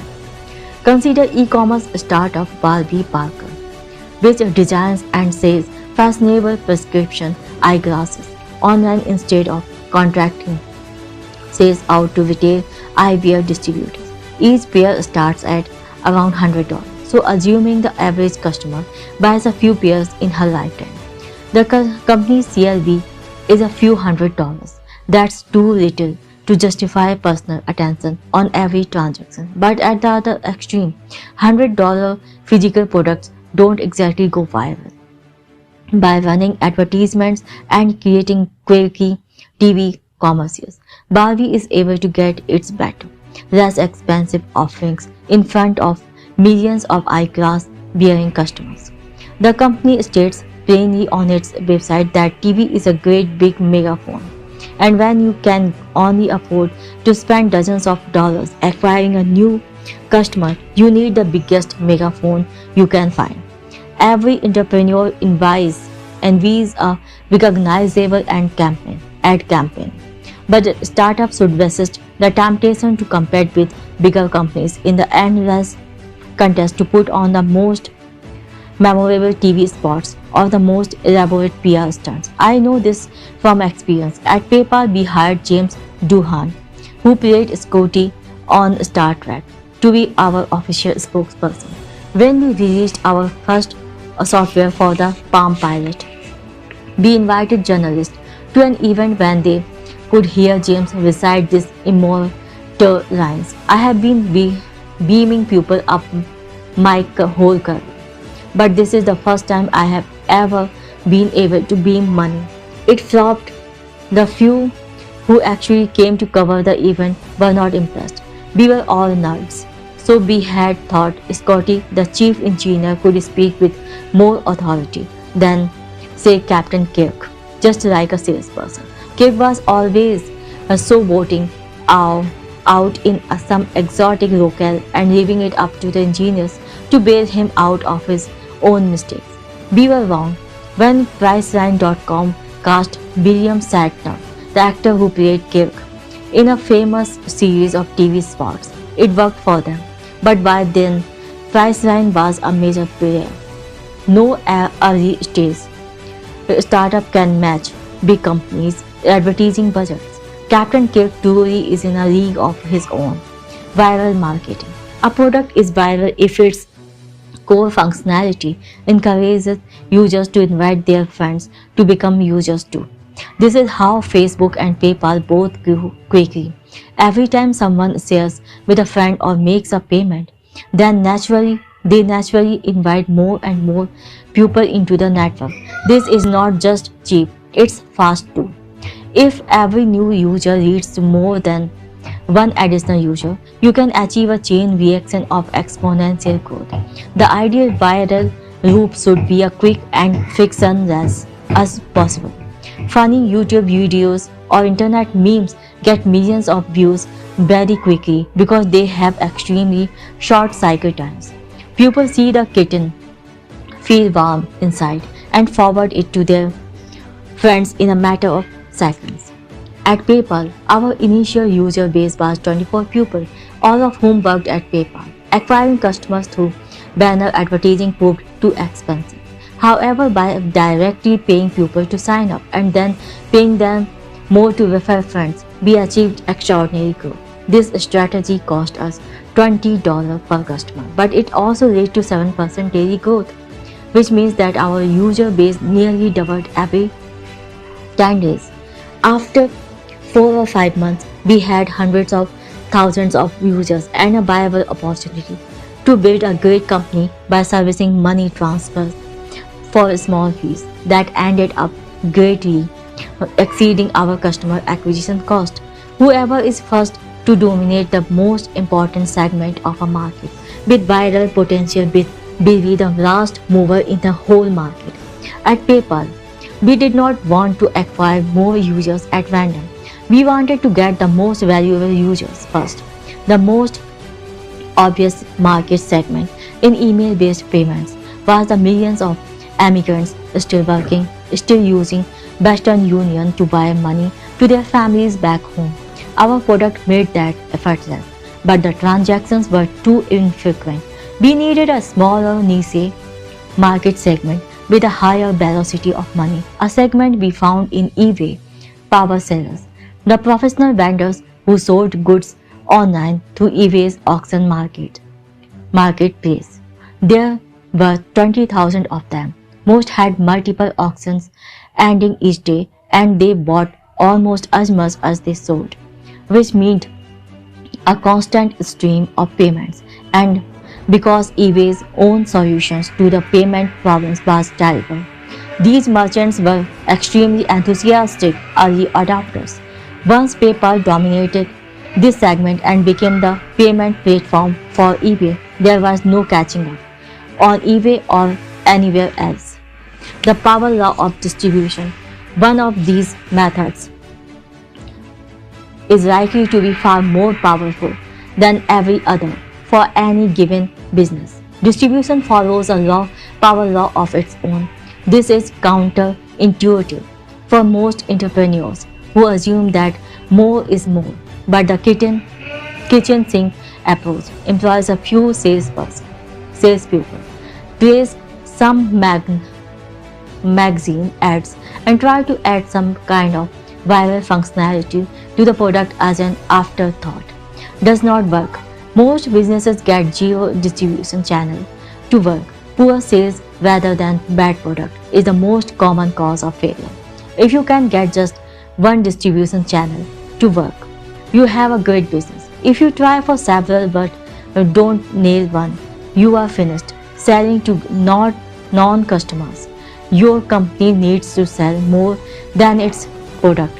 You must also sell your company to employees and investors. There is a human resources version of the lie that great products sell themselves. This company is so good that people will be clamoring to join it, and there's a fundraising version too. This company is so great that investors will be banging down our door to invest. Glamour and fringy are very real, but they rarely happen without calculated recruiting and pitching beneath the surface. Selling your company to the media is a necessary part of selling it to everyone else. Nerds who instinctively mistrust the media often make the mistake of trying to ignore it. But just as you can never expect people to buy a superior product merely on its obvious merits without any distribution strategy, you should never assume that people will admire your company without a public relations strategy. Even if your particular product does not need media exposure to acquire customers, because you have a viral distribution strategy, the press can help attract investors and employees. Any prospective employee worth hiring will do his own diligence.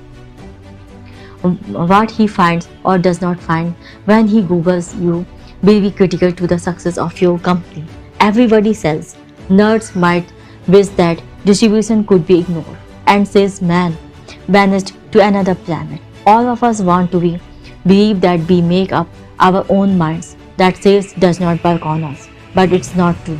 Everybody has a product to sell, no matter whether you are an employee, a founder, or an investor. It's true even if your company consists of just you and your computer. Look around. If you don't see any salespeople, you are the salesperson. Thank you very much for listening. This is end of chapter 11. Chapter 12: Man and Machine. As mature industries stagnate, information technology has advanced so rapidly that it has now become synonymous with technology itself. Today, more than 1.5 billion people enjoy instant access to the world's knowledge using pocket-sized devices. Every one of today's smartphones has thousands of times more processing power than the computers that guided astronauts to the moon. And if Murray's law continues apac, tomorrow's computers will be even more powerful. Computers already have enough power to outperform people in activities we used to think of as distinctively human. In 1997, IBM's Deep Blue defeated world chess champion Garry Kasparov. Jeopardy best ever contestant Ken Jennings succumbed to IBM's Watson in 2011, and Google's self-driving cars are already on California roads today. Dale Earnhardt Jr. need not feel threatened by them, but the Guardian worries on behalf of the millions of chauffeurs and cabbies in the world that self-driving cars could drive the next wave of unemployment. Everyone expects computers to do more in the future, so much more that some wonder 30 years from now, will there be anything left for people to do? Question mark. Software is eating the world. Venture capitalist Mark Andreessen has announced with a tone of inevitability. VC Andy Kessler sounds almost gleeful when he explains that the best way to create productivity is to get rid of people. Forbes captured a more anxious attitude when it asked readers, will a machine replace you? Futurists can seem like they hope the answer is yes. Editors are so worried about being replaced that they would rather be stop building new technology altogether.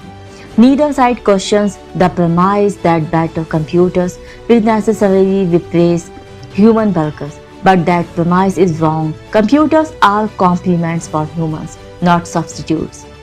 The most valuable businesses of coming decades will be built by entrepreneurs who seek to empower people rather than try to make them obsolete. Substitution versus complementarity. 15 years ago, American workers were worried about competition from cheaper Mexican substitutes, and that made sense because humans really can substitute for each other. Today, people think they can hear Ross Perot's giant sucking sound once more, but they track it back to server farms somewhere in Texas instead of cut-weight factories in Tijuana. Americans fear technology in the near future because they see it as a replay of the globalization of the near past. But the situations are very different. People compete for jobs and for resources. Computers compete for neither. Globalization means substitution. When Perot warned about foreign competition, both George H.W. Bush and Bill Clinton preached the gospel of free trade. Since every person has a relative strength at some particular job, in theory the economy maximizes wealth when people specialize according to their advantages and then trade with each other. In practice, it's not unambiguously clear how well free trade has worked, for many workers at least. Gains from trade are greatest when there's big discrepancy in comparative advantage, but the global supply of workers willing to do repetitive tasks for an extremely small wage is extremely large. People don't just compete to supply labor, they also demand the same resources.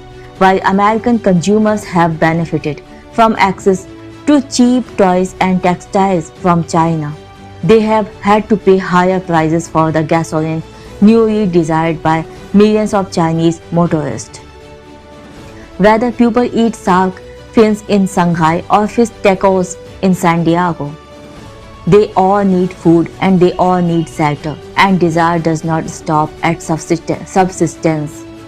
People will demand ever more as globalization continues. Now that millions of Chinese peasants can finally enjoy a secure supply of basic calories, they want more of them to come from pork instead of just grain. The convergence of desire is even more obvious at the top. All oligarchs have the same taste in crystal, from Petersburg to Pyongyang. Technology means complementarity. Now think about the prospect of competition from computers instead of competition from human workers. On the supply side, computers are far more different from people than any two people are different from each other. Man and machines are good at fundamentally different things. People have intentionality, we form plans and make decisions in complicated situations. We are less good at making sense of enormous amounts of data. Computers are exactly the opposite. They excel at efficient data processing, but they struggle to make basic judgments that would be simple for any human. To understand the scale of this variance, consider another of Google's Computer for Human Substitution project. In 2012, one of their supercomputers made headlines when, after scanning 10 million thumbnails of YouTube videos, it learned to identify a cat with 75% accuracy. That seems impressive until you remember that an average 4-year-old can do it flawlessly. When a cheap laptop beats the smartest mathematicians at some task, but even a supercomputer with 16,000 CPUs can't beat a child at others. You can tell that humans and computers are not just more or less powerful than each other. They are categorically different. The stark differences between man and machine mean that gains from working with computers are much higher than gains from trade with other people. We don't trade with computers anymore than we trade with livestock or lambs. And that's the point. Computers are tools, not rivals. The differences are even deeper on the demand side. Unlike people in industrialized countries, computers don't yearn for more luxurious food or beachfront villas in Cape Ferret. All they require is a nominal amount of electricity, which they are not even smart enough to want. When we design new computer technology to help solve problems, we get all the efficiency gains of a hyper-specialized trading partner without having to compete with it for resources. Properly understood, technology is the one way for us to escape competition in a globalizing world. As computers become more and more powerful, they would not be substitutes for humans, they will be complements. Complementary businesses. Complementarity between computers and humans is not just a macro scale fact, it's also the path to building a great business. I came to understand this from my experience at PayPal. In mid-2000, we had survived the dot-com crash and we were growing fast, but we faced one huge problem. We were losing upwards of $10 million to credit card fraud every month. Since we were processing hundreds or even thousands of transactions per minute, we could not possibly review each one. No human quality control team could work that fast. So we did what any group of engineers would do. We tried to automate a solution. First, Max Revchin assembled an elite team of mathematicians to study the fraudulent transfers in detail. Then we took what we learned and wrote software to automatically identify and cancel bogus transactions in real time. But it quickly became clear that this approach would not work either. After an hour or two, the thieves would catch on and change their tactics. We were dealing with an adaptive enemy, and our software could not adapt in response. The fraudsters' adaptive evasions fooled our automatic detection algorithms. But we found that they did not fool our human analysts as easily. So Max and his engineer rewrote the software to take a hybrid approach. The computer would flag the most suspicious transactions on a well-designed user interface, and human operators would make the final judgment as to their legitimacy. Thanks to this hybrid system, we named it Igor, after the Russian fraudster who bragged that we had never been able to stop him. We turned our first quarterly profit in the first quarter of 2002 as opposed to a quarterly loss of $29.3 million 1 year before. The FBI asked us if we had let them use Igor to help detect financial crime, and Max was able to boast grandiosely but truthfully that he was the Sherlock Holmes of the Internet underground. This kind of man-machine symbiosis enabled PayPal to stay in business, which in turn enabled hundreds of thousands of small businesses to accept the payments they needed to thrive on the Internet. None of it would have been possible without a man-machine solution. Even though most people would never see it or even hear about it. I continued to think about this after we sold PayPal in 2002. If humans and computers together could achieve dramatically better results than either could attain alone, what other valuable businesses could be built on this core principle? The next year I pitched Alex Carr, an old Stanford classmate, and Stephen Cohen, a software engineer, on a new startup idea. We would use the human-computer hybrid approach from PayPal's security system to identify terrorist networks and financial fraud. We already knew the FBI was interested, and in 2004 we founded Palantir, a software company that helps people extract insight from divergent sources of information.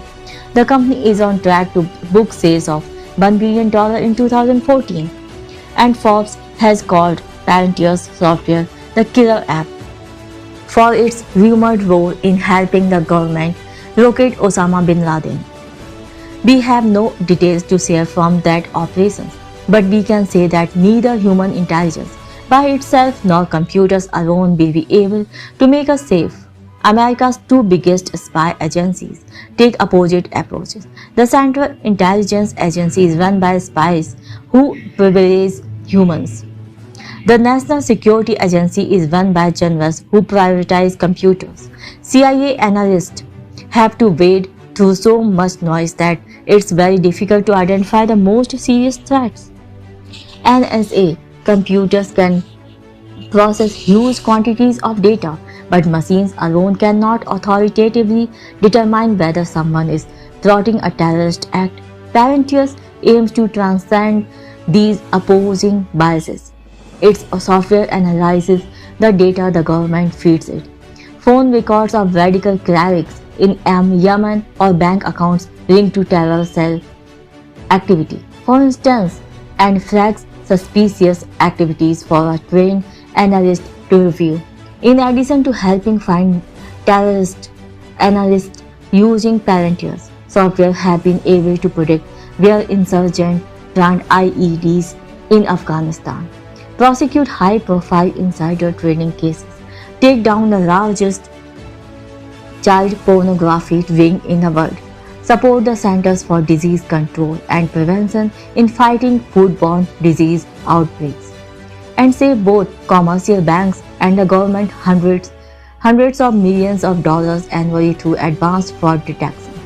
Advanced software made this possible, but even more important were the human analysts, prosecutors, scientists, and financial professionals, without whose active engagement the software would have been useless. Think of what professionals do in their jobs today. Lawyers must be able to articulate solutions to thorny problems in several different ways. The pitch changes depending on whether you are talking to a client, opposing counsel, or a judge.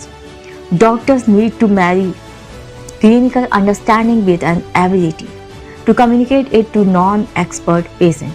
And good teachers are not just experts in their disciplines, They must also understand how to tailor their instruction to different individuals' interests and learning styles. Computers might be able to do some of these tasks, but they cannot combine them effectively.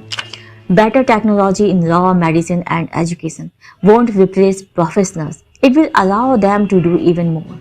LinkedIn has done exactly this for recruiters. When LinkedIn was founded in 2003, they did not poll recruiters to find discrete pain points in need of relief, and they did not try to write software that would replace recruiters outright. Recruiting is part detective work and part sales. You have to scrutinize applicants' history, assess their motives and compatibility, and persuade the most promising ones to join you. Effectively replacing all those functions with a computer would be impossible. Instead, LinkedIn set out to transform how recruiters did their jobs. Today, more than 97% of recruiters use LinkedIn and its powerful search and filtering functionality to source job candidates, and the network also creates value for the hundreds of millions of professionals who use it to manage their personal brands. If LinkedIn has tried to simply replace recruiters with technology, they would not have a business today. The ideology of computer science. Why do so many people miss the power of complementarity? It starts in school. Software engineers tend to work on projects that replace human efforts because that's what they are trained to do. Academics make their reputations through specialized research. Their primary goal is to publish papers, and publication means respecting the limits of a particular discipline. For computer scientists, that means reducing human capabilities into specialized tasks that computers can be trained to conquer one by one. Just look at the trendiest field in computer science today. The very term machine learning evokes imagery of replacements, and its boosters seem to believe that computers can be taught to perform almost any task so long as we feed them enough training data. Any user of Netflix or Amazon has experienced the result of machine learning firsthand. Both companies use algorithms to recommend products based on your viewing and purchase history. Feed them more data and the recommendations get even ever better. Google Translate works the same way, providing rough but serviceable translations into any of the 80 languages it supports. Not because the software understands human language, but because it has extracted patterns through statistical analysis of a huge corpus of text. The other buzzword that epitomizes a bias toward substitution is big data. Today's companies have an insatiable appetite for data, mistakenly believing that more data always creates more value. But big data is usually dumb data. Computers can find patterns that elude humans, but they don't know how to compare patterns from different sources or how to interpret complex behavior. Actionable insights can only come from a human analyst or the kind of generalized artificial intelligence that exists only in science fiction. We have let ourselves become enchanted by big data only because we exoticize technology. We are impressed with small feats accomplished by computers alone. But we ignore big achievements from complementarity because the human contribution makes them less uncanny. Watson, Deep Blue, and ever better machine learning algorithms are cool. But the most valuable companies in the future won't ask what problems can be solved with computers alone. Instead, they will ask how can computers help humans solve hard problems. Ever smarter computers, friends or foe? The future of computing is necessarily full of unknowns. It's become conventional to see ever smarter anthropomorphized robot intelligences like Siri and Watson as harbingers of things to come. Once computers can answer all our questions, perhaps they will ask why they should remain subservient to us at all. The logical endpoint to this substitutionist thinking is called strong AI. Computers that eclipse humans on every important dimension. Of course, the Luddites are terrified by the possibility. It even makes the futurist a little uneasy. It's not clear whether strong AI would save humanity or doom it. Technology is supposed to increase our mastery over nature and reduce the role of chance in our lives. Building smarter than human computers could actually bring chance back with a vengeance. Strong AI is like a cosmic lottery ticket. If we win, we get utopia. If we lose, Skynet substitutes us out of existence. But even if strong AI is a real possibility rather than an imponderable mystery, it won't happen anytime soon. Replacement by computers is a worry for 22nd century. Indefinite fears about the far future should not stop us from making definite plans today. Luddites claims that we should not build the computers that might replace people someday. Crazed futurists argue that we should. There are two positions. These two positions are mutually exclusive, but they are not exhaustive. There is room in between for sane people to build a vastly better world in the decades ahead.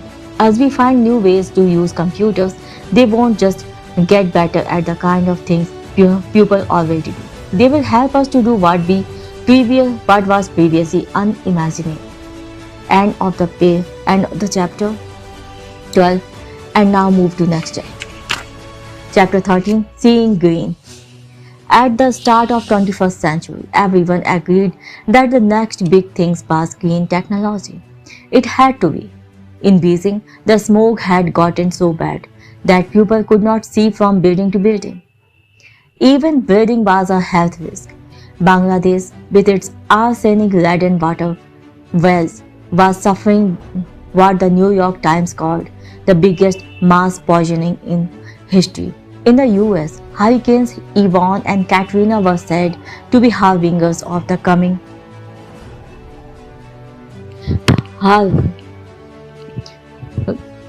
global warming. AI goal implored us to attack these problems with the urgency and resolve that has previously been seen only when nations mobilized for war.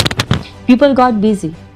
Entrepreneurs started thousands of green tech companies and investors poured more than $50 billion into them. So began the quest to cleanse the world. It did not work. Instead of a healthier planet, we got a massive green tech bubble. Soyundra is the most famous green coast. But most green tech companies met similarly disastrous end. More than 40 solar manufacturers went out of business or filed for bankruptcy in 2012 alone. The leading index of alternative energy companies shows the bubble's dramatic deflation. Why did green tech fail? Conservative think they already know the answer. As soon as green energy became a priority for the government, it was poisoned. But there really were, and there still are, good reasons for making energy a priority, and the truth about green tech is more complex and more important than government failure.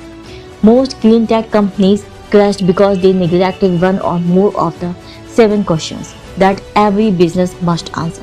First, the engineering question. Can you create breakthrough technology instead of incremental improvements? Second question, the timing question. Is now the right time to start your particular business? Third, the monopoly question. Are you starting with a big share of a small market? Fourth, the pupil question. Do you have the right team? Fifth, the distribution question. Do you have a way to not just create but deliver your product? Sixth, the durability question. Will your market position be defensible, 10 and 20 years into the future. 7. The secret question. Have you identified a unique opportunity that others don't see?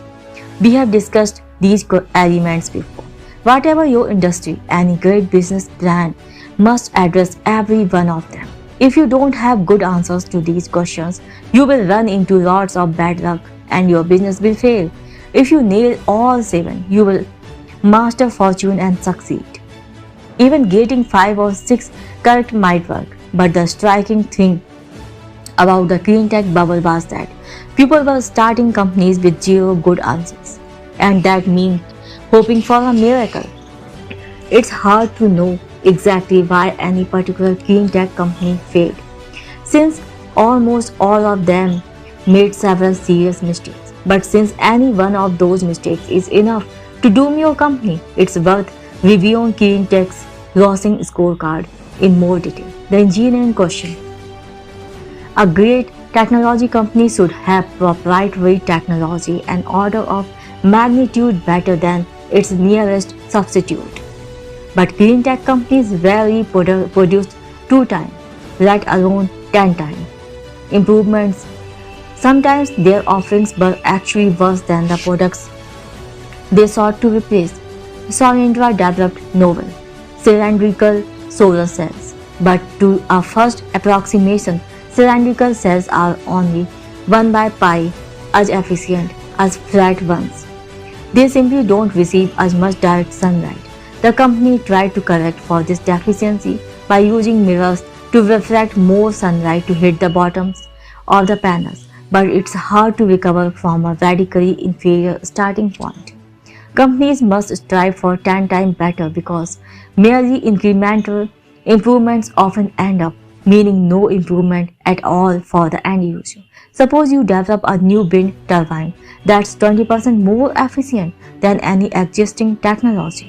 When you test it in the laboratory, that sounds good at first, but the lab result won't begin to compensate for the expenses and risk faced by any new product in the real world. And even if your system really is 20% better on net for the customer who buys it, people are so used to exaggerate claims that you will met with skepticism when you try to sell it. Only when your product is 10 times better can you offer the customer transparent superiority.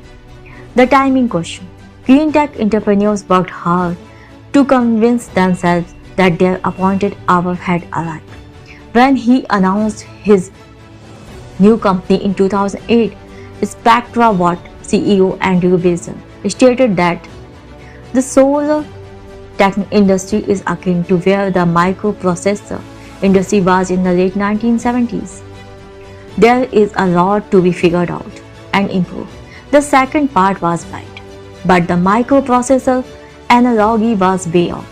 Ever since the first microprocessor was built in 1970, computing advanced not just rapidly but exponentially. Look at Intel's early product release history. Generation 4-bit, 8-bit, 16-bit, 32-bit. Processor model for 4004, 8008, 8086, IAPX 432. Year 71, 72, 78, 81. The first silicon solar cell, by contrast, was created by Bell Labs in 1954, more than a half century before Wilson's press release. Photovoltaic efficiency improved in the intervening decades, but slowly and linearly. Bell's first solar cell had about 6% efficiency. Neither today's crystalline silicon cell nor modern thin film cell have exceeds 25% efficiency in the field. There were few engineering developments in mid-2000s to suggest impending lift off. Entering a slow-moving market can be a good strategy, but only if you have a definite and realistic plan to take it over. The failed clean tech companies had none. The monopoly question. In 2006, billionaire technology investor John Doerr announced that green is the new red, white and blue. He could have stopped at red. As Doerr himself said, Internet-sized markets are in the billions of dollars. The energy markets are in the trillions. What he did not say is that huge trillion-dollar markets mean ruthless, bloody competition. Others echoed Doyle over and over. In the 2000s, I listened to dozens of clean tech entrepreneurs begin fantastically rosy PowerPoint presentations with all two days of trillion-dollar markets, as if that were a good thing. Clean tech executives emphasized the bounty of an energy market big enough for all comers, but each one typically believed that his own company had an edge. In 2006, David Pierce, CEO of solar manufacturer Mia Solar, admitted to a congressional panel that his company was just one of several very strong startups working on one particular kind of thin film solar cell development. Minutes later, Pierce predicted that Mia Solar would become the largest producer of thin film solar cells in the world. Within a year's time, that did not happen, but it might not have helped them anyway. Thin film is just one of more than a dozen kinds of solar cells. Customers won't care about any particular technology unless it solves a particular problem in a superior way. And if you can't monopolize a unique solution for a small market, you will be stuck with vicious competition. That's what happened to Mia Solar, which was acquired in 2013 for hundreds of millions of dollars, less than its investors had put into the company. Exaggerating your own uniqueness is an easy way to boast the monopoly question. Suppose you are running a solar company that's successfully installed hundreds of solar panel systems with a combined power generation capacity of 1000 megawatts. Since total US solar energy production capacity is 950 megawatts, you own 10.53% of the market. Congratulations, you tell yourself you are a player. But what if the US solar energy market is not the relevant market? What if the relevant market is the global solar market with a production capacity of 18 gigawatts?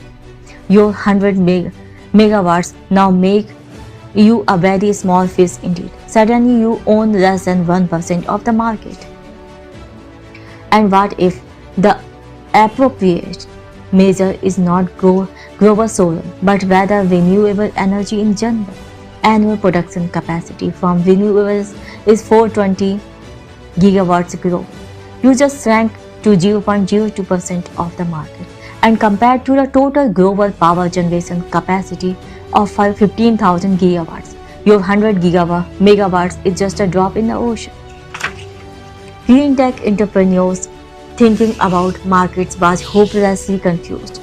They would rhetorically shrink their market in order to seem differentiated, only to turn around and ask to be valued based on huge, supposedly lucrative markets. But you can't dominate a sub-market if it's fictional, and huge markets are highly competitive, not highly attainable.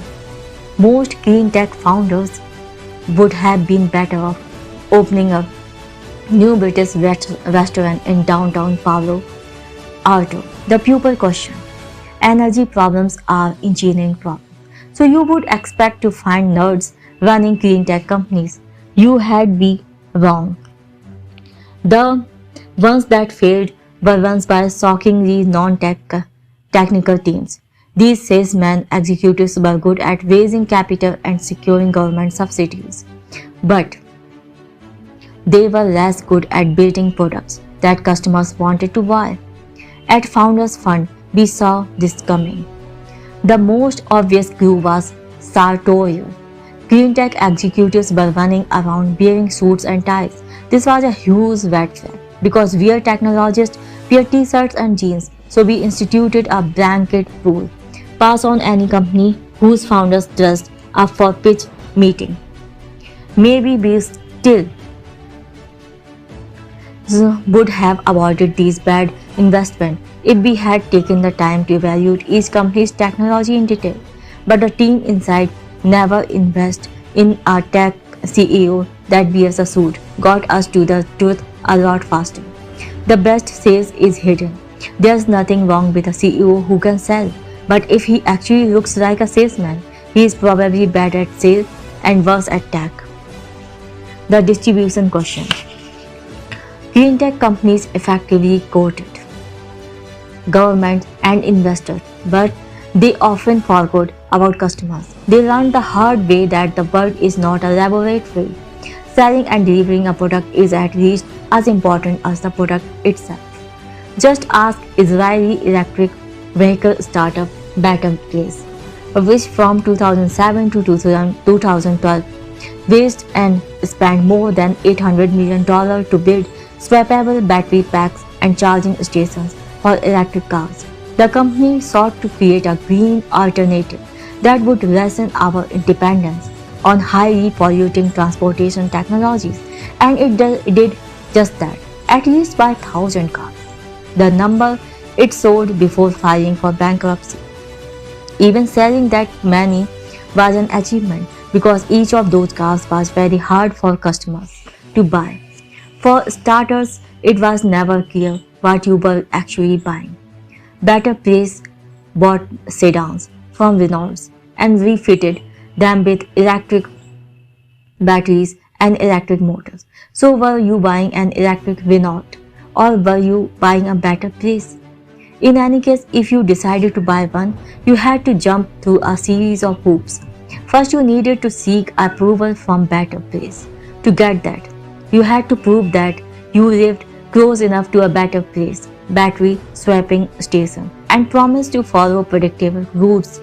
If you passed that test, you had to sign up for a fueling subscription in order to recharge your car. Only then could you get started learning the new behavior of stopping to swap out battery packs on the road. Better Place thought its technology spoke for itself, so they did not bother to market it clearly, reflecting on the company's failure.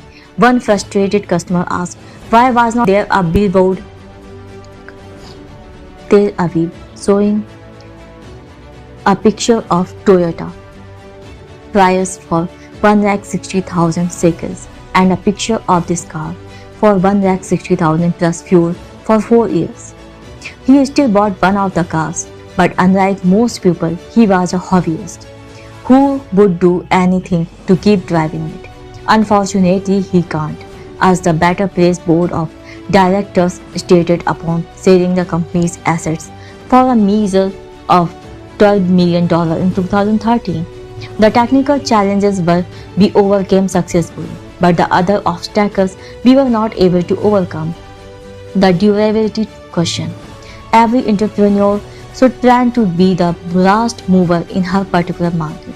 That starts with asking yourself, what will the world look like 10 and 20 years from now, and how will my business fit in? Few clean tech companies had a good answer. As a result, all their obituaries resemble each other. A few months before it filed for bankruptcy in 2011, Evergreen Solar explained its decision to close one of its US factories. Solar manufacturers in China have received considerable government and financial support.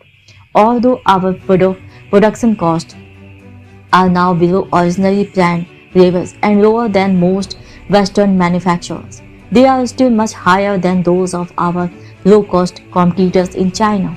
But it was not until 2012 that the blamed China chorus really exploded.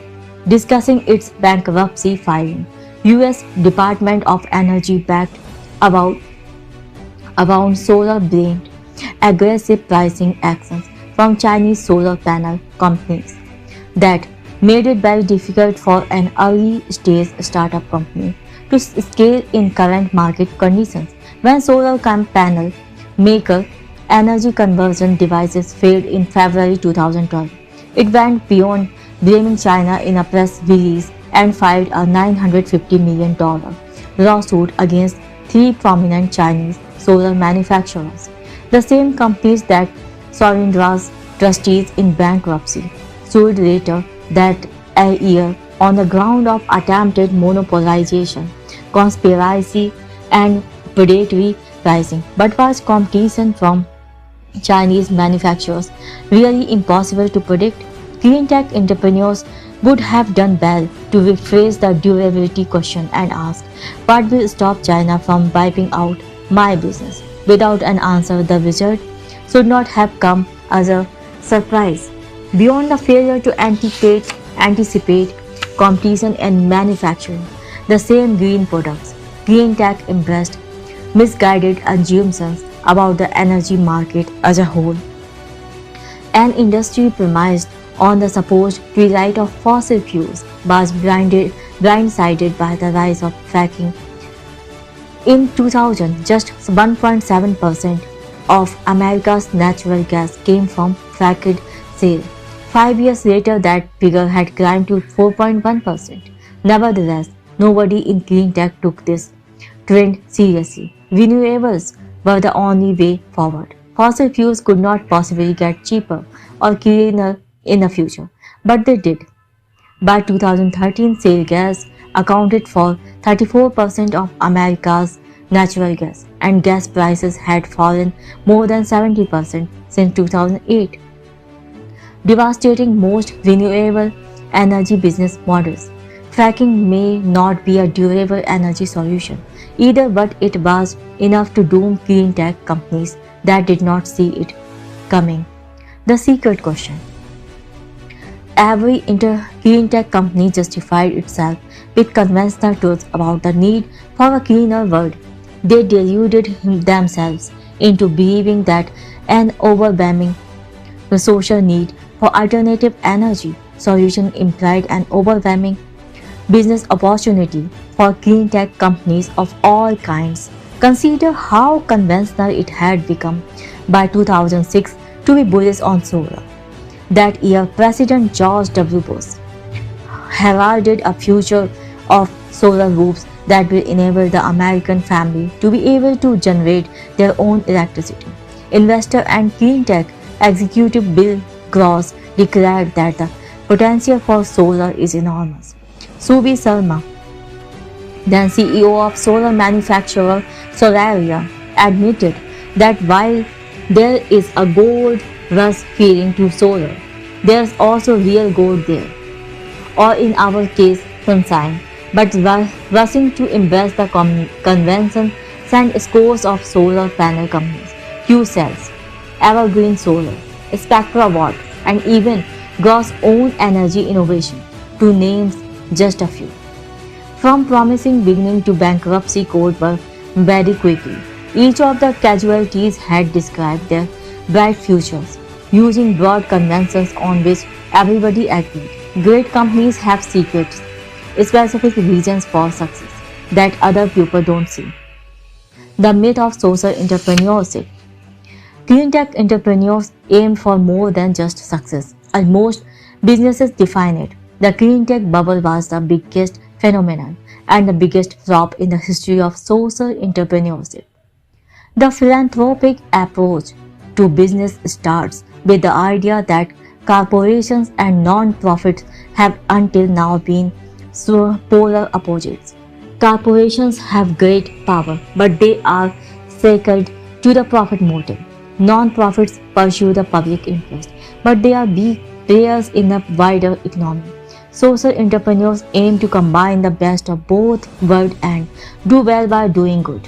Usually they end up doing neither. The ambiguity between social and financial goal does not help, but the ambiguity in the word social is even more of a problem. If something is socially good, is it good for society or merely seen as good by society? Whatever is good enough to receive applause from all audiences can only be conventional, like the general idea of green energy. Progress is not held back by some difference between corporate greed and non-profit goodness. Instead, we are held back by the sameness of the both. Just as corporations tend to copy each other, non-profits all tend to push the same priorities. Clean tech shows the result. Hundreds of differentiated products, all in the name of one overboard broad goal. Doing something different is what's truly good for society, and it's also what allows a business to profit by monopolizing a new market. The best projects are likely to be overlooked, not trumpeted by a crowd. The best problems to work on are often the ones nobody even else tries to solve. Tesla 747. Tesla is one of the few clean tech companies started last decade to be thriving today. They rode the social buzz of clean tech better than anyone, but they got the 7 questions right, so their success is instructive. Technology.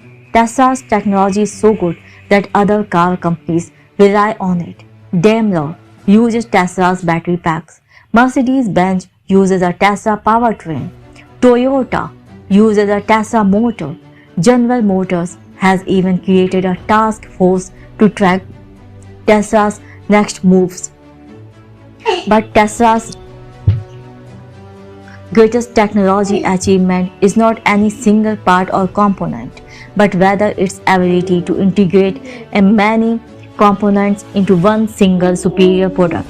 The Tesla Model S sedan, elegantly designed from end to end, is more than the sum of its parts. Consumer reports rated it higher than any other car ever reviewed, and both Motor Trend and Automobile magazines named it their 2013 Car of the Year.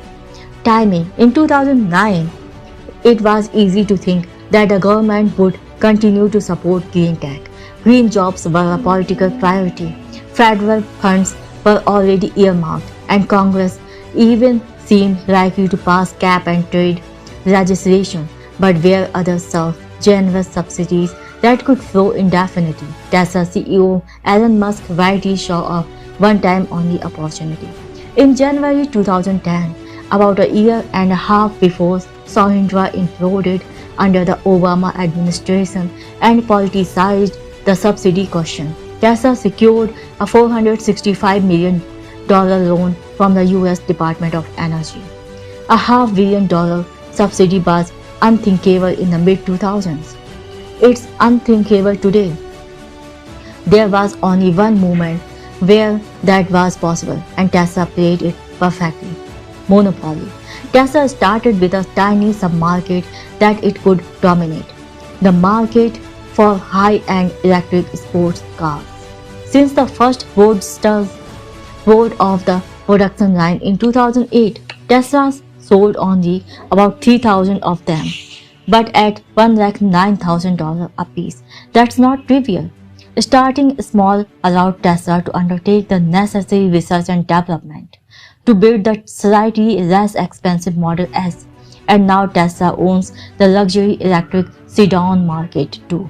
They sold more than 20,000 sedans in 2013, and now Tesla is in prime position to expand to broader markets in the future. Team. Tesla CEO is the consummate engineer and salesman, so it's not surprising that he has assembled a team that's very good at both. Elon describes his staff this way: if you are at Tesla, you are choosing to be at the equivalent of special forces.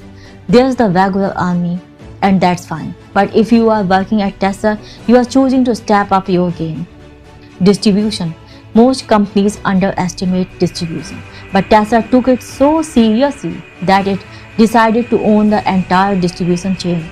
Other car companies are beholden to independent dealerships. Ford and Hyundai make cars, but they rely on other people to sell them. Tesla sells and services its vehicle in its own stores. And the upfront cost of Tesla's approach are much higher than traditional dealership distribution, but it affords control over the customer's experience, strengthens Tesla's brand, and saves the company money in the long run. Durability. Tesla has a head start, and it's moving faster than anyone else, and that combination means its lead is set to brighten in the years ahead. A coveted brand is the clearest sign of Tesla's breakthrough. A car is one of the biggest purchasing decisions that people ever make, and consumers' trust in that category is hard to win. And unlike every other car company, at Tesla, the founder is still in charge, so it's not going to ease off anytime soon. Secrets. Tesla knew that fashion drove interest in clean tech, which people especially wanted to green, appear green, even if it meant driving a boxy Pyrus or clunky Honda Insight. Those cars only made drivers look cool by association with the famous eco-conscious movie stars who owned them as well. So Tesla decided to build cars that made drivers look cool, period.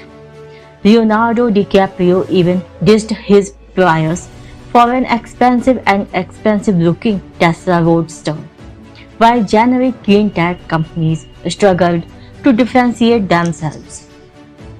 Tesla built a unique brand around the secret that clean tech was even more of a social phenomenon than an environmental imperative. Energy 2.0. Tesla's success proves that there was nothing inherently wrong with clean tech. The biggest idea behind it is right. The world really will need new sources of energy. Energy is the master resource.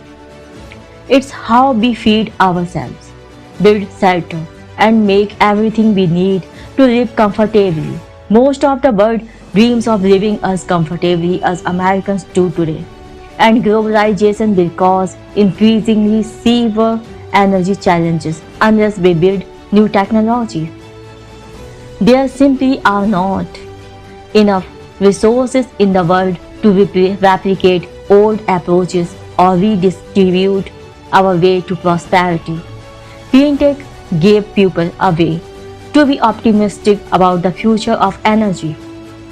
But when indefinitely optimistic investors betting on the general idea of green energy funded clean tech companies that lacked specific business plans, the result was bubble. Throughout the valuation of alternative energy firms in the 2000s, alongside the Nasdaq's rise and fall a decade before, and you see the same shape. The 1990s had one big idea. The internet is going to be big. But too many internet companies had exactly that same idea and no others. An entrepreneur can't benefit from macro scale insight unless his own plans begin at the micro scale. Clean tech companies faced the same problem. No matter how much the world needs energy, only a firm that offers a superior solution for a specific energy problem can make money. No sector will ever be so important that merely participating in it will be enough to build a great company. The tech bubble was far bigger than clean tech, and the crash even more painful. But the dream of the 90s turned out to be right. Skeptics who doubted that the internet would fundamentally change publishing or retail sales or everyday social life looked resigned in 2001. But they seem foolish today. Could successful energy startups be founded after the clean tech crash just as Babe 2.0 startups successfully launched amid the debris of dot-coms? The macro need for energy solutions is still real, but a valuable business must start by finding a niche and dominating a small market. Facebook started as a service for just one university campus before it spread to other schools and then the entire world. Finding small markets for energy solutions will be tricky. You could aim to replace diesel as a power source for remote islands, or maybe build modular reactors for quick deployment at military installations in hostile territories. Paradoxically, the challenge for the entrepreneur who will create Energy 2.0 is to think small. Thank you very much for listening. This is end of chapter 13. Now move to chapter 14, the founder's paradox. Of the 6 people who started PayPal, 4 had built bombs in high school. 5 were just 23-year-old or younger. 4 of us had been born outside the United States. 3 had escaped here from communist countries, Yupan from China, Luke Nosek from Poland, and Max Revchin from Soviet Ukraine. Building bombs was not what kids normally did in those countries at that time. The 6 of us could have been seen as eccentric. My first ever conversation with Luke was about how he did just sign up for cryonics, to be frozen upon death in hope of medical resurrection. Max claimed to be without a country and proud of it. His family was put into diplomatic limbo when the USSR collapsed while they were escaping to the US. Russ Simmons has escaped from a trailer park to the top math and science magnet school in Illinois. Only Ken Howery fit the stereotype of a privileged American childhood. He was PayPal's sole Eagle Scout. But Kenny's peers thought he was crazy to join the rest of us and make just 1/3 of the salary he had been offered by a big bank. So even he was not entirely normal. Are all founders unusual people, or do we just tend to remember and exaggerate whatever is most unusual about them? More important, which personal traits actually matter in a founder? This chapter is about why it's more powerful, but at the same time more dangerous for a company to be led by a distinctive individual instead of an interchangeable manager. The defense engine. Some people are strong, some are weak, some are geniuses, some are dullards. But most people are in the middle, plot where everyone falls and you will see a bell curve.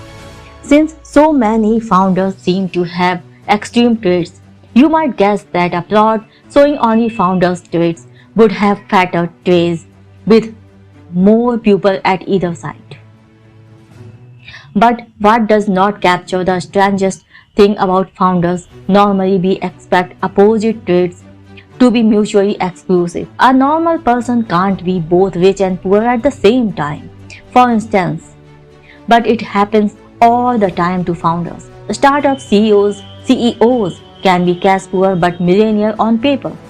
They may oscillate between sullen jerkiness and appealing charisma. Almost all successful entrepreneurs are simultaneously insiders and outsiders, and when they do succeed, they attract both fame and infamy. When you plot them out, founders' traits appear to follow an inverse normal distribution. Where does this strange and extreme combinations of traits come from? They could be present from birth, nature, or acquired from an individual's environment, nature or nurture. But perhaps founders are not really as extreme as they appear. Might they strategically exaggerate certain qualities, or is it possible that everyone else exaggerates them? All of these effects can be present at the same time, and whenever present, they powerfully reinforce each other. The cycle usually starts with unusual people and ends with them acting and seeming even more unusual. As an example, take Sir Richard Branson, the billionaire founder of Virgin Group. He could be described as a natural entrepreneur. Branson started his first business at age 16, and at just 22 he founded Virgin Records. But other aspects of his renown, the trademark lion's mane hairstyle, for example, are less natural. One suspects he was not born with that exactly, as Branson has cultivated his other extreme traits. Is kiteboarding with naked supermodels a PR stunt? Just a guy having fun? Both. The media has eagerly enthroned him. Branson is the Virgin King, the undisputed king of PR, the king of branding, and the king of the desert and space. When Virgin Atlantic Airways began serving passengers drinks with ice cubes shaped like Branson's face, he became the Ice King. Is Branson just a normal businessman who happens to be lionized by the media with the help of a good PR team? Or is he himself a born branding genius, rightly singled out by the journalist he is so good at manipulating? It's hard to tell, maybe he is both. Another example is Sean Parker, who started out with the ultimate outsider status, criminal. Sean was a careful hacker in high school, but his father decided that Sean was spending too much time on the computer for a 16-year-old. So one day he took away Sean's keyboard mid-hack. Sean could not log out. The FBI noticed. Soon federal agents were placing him under arrest. Sean got off easy since he was a minor. If anything, the episode emboldened him. 3 years later, he co-founded Napster, the peer-to-peer file-sharing service, amassed 10 million users in its first year, making it one of the fastest-growing businesses of all time. But the record companies sued him, and a federal judge ordered it shut down 20 months after opening. After a whirlwind period at the center, Sean was back to being an outsider again. Then came Facebook. Sean met Mark Zuckerberg in 2004, helped negotiate Facebook's first funding, and became the company's founding president. He had to step down in 2005 amid allegations of drug use, but this only enhanced his notoriety. Ever since Justin Timberlake portrayed him in the social network, Sean has been perceived as one of the coolest people in America. JT is still more famous, but when he visits Silicon Valley, people ask if he is Sean Parker. The most famous people in the world are founders, too. Instead of a company, every celebrity founds and cultivates a personal brand. Lady Gaga, for example, became one of the most influential living people. But is she even a real person? Her real name is not a secret, but almost no one knows or cares what it is. She wears costumes so bizarre as to put any other wearer at risk of an involuntary psychiatric hold. Gaga would have you believe that she was born this way. The title of both her second album and its lead track. But no one is born looking like a zombie with horns coming out of her head. Gaga must therefore be a self-manufactured myth. Then again, what kind of person would do this to herself? Certainly nobody normal. So perhaps Gaga really was born that way. Where kings come from. Extreme founder figures out are not new in human affair. Classical mythology is full of them. Oedipus is the paradigmatic insider or outsider. He was abandoned as an infant and ended up in a foreign land. But he was a brilliant king and smart enough to solve the riddle of the Sphinx. Romulus and Remus were born of royal blood and abandoned as orphans. When they discovered their pedigree, they decided to found a city, but they could not agree on where to put it. When Remus crossed the boundary that Romulus had decided was the age of Rome, Romulus killed him, declaring, "So perish everyone that shall hereafter leap over my wall." Lawmaker and lawbreaker, criminal outlaw and king who defined Rome.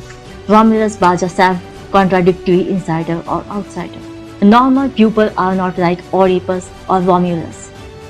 Whatever those individuals were actually like in life, the mythologized versions of them remember only the extremes. But why was it so important for archaic cultures to remember extraordinary people? The famous and infamous have always served as vessels for public sentiments. They are praised amid prosperity and blamed for misfortune. Primitive societies faced one fundamental problem above all. They would be torn apart by conflict if they did not have a way to stop it. So whenever plagues, disasters, or violent rivalries threatened the peace, it was beneficial for the society to place the entire blame on a single person, someone everybody could agree on, a scapegoat. Who makes an effective scapegoat? Like founders, scapegoats are extreme and contradictory figures. On the one hand, a scapegoat is necessarily weak. He is powerless to stop his own victimization. On the other hand, as the one who can diffuse conflict by taking the blame, he is the most powerful member of the community. Before execution, scapegoats were often worshipped like deities. The Aztecs considered their victims to be earthly forms of the gods to whom they were sacrificed. You would be dressed in fine clothes and feast royally until your brief reign ended and they cut your heart out. These are the roots of monarchy. Every king was a living god, and every god a murdered king. Perhaps every modern king is just a scapegoat who has managed to delay his own execution. American royalty. Celebrities are supposedly American royalty. We even grant titles to our favorite performers. Elvis Presley was the king of rock. Michael Jackson was the king of pop. Britney Spears was the pop princess until they were not. Elvis self-destructed in the 70s and died alone, overweight, sitting on his toilet. Today his impersonators are fat and sketchy, not lean and cool. Michael Jackson went from beloved child star to an erratic, physically repulsive, drug-addicted shell of his former self. The world revealed in the details of his trials. Britney's story is the most dramatic of all. We created her from nothing, elevated her to superstardom as a teenager, but then everything fell off the track. Witness the shaved head, the over and under eating scandals, and the highly publicized court case to take away her children. Was she always a little bit crazy? Did the publicity just get to her, or did she do it all to get more? For some fallen star, death brings resurrection.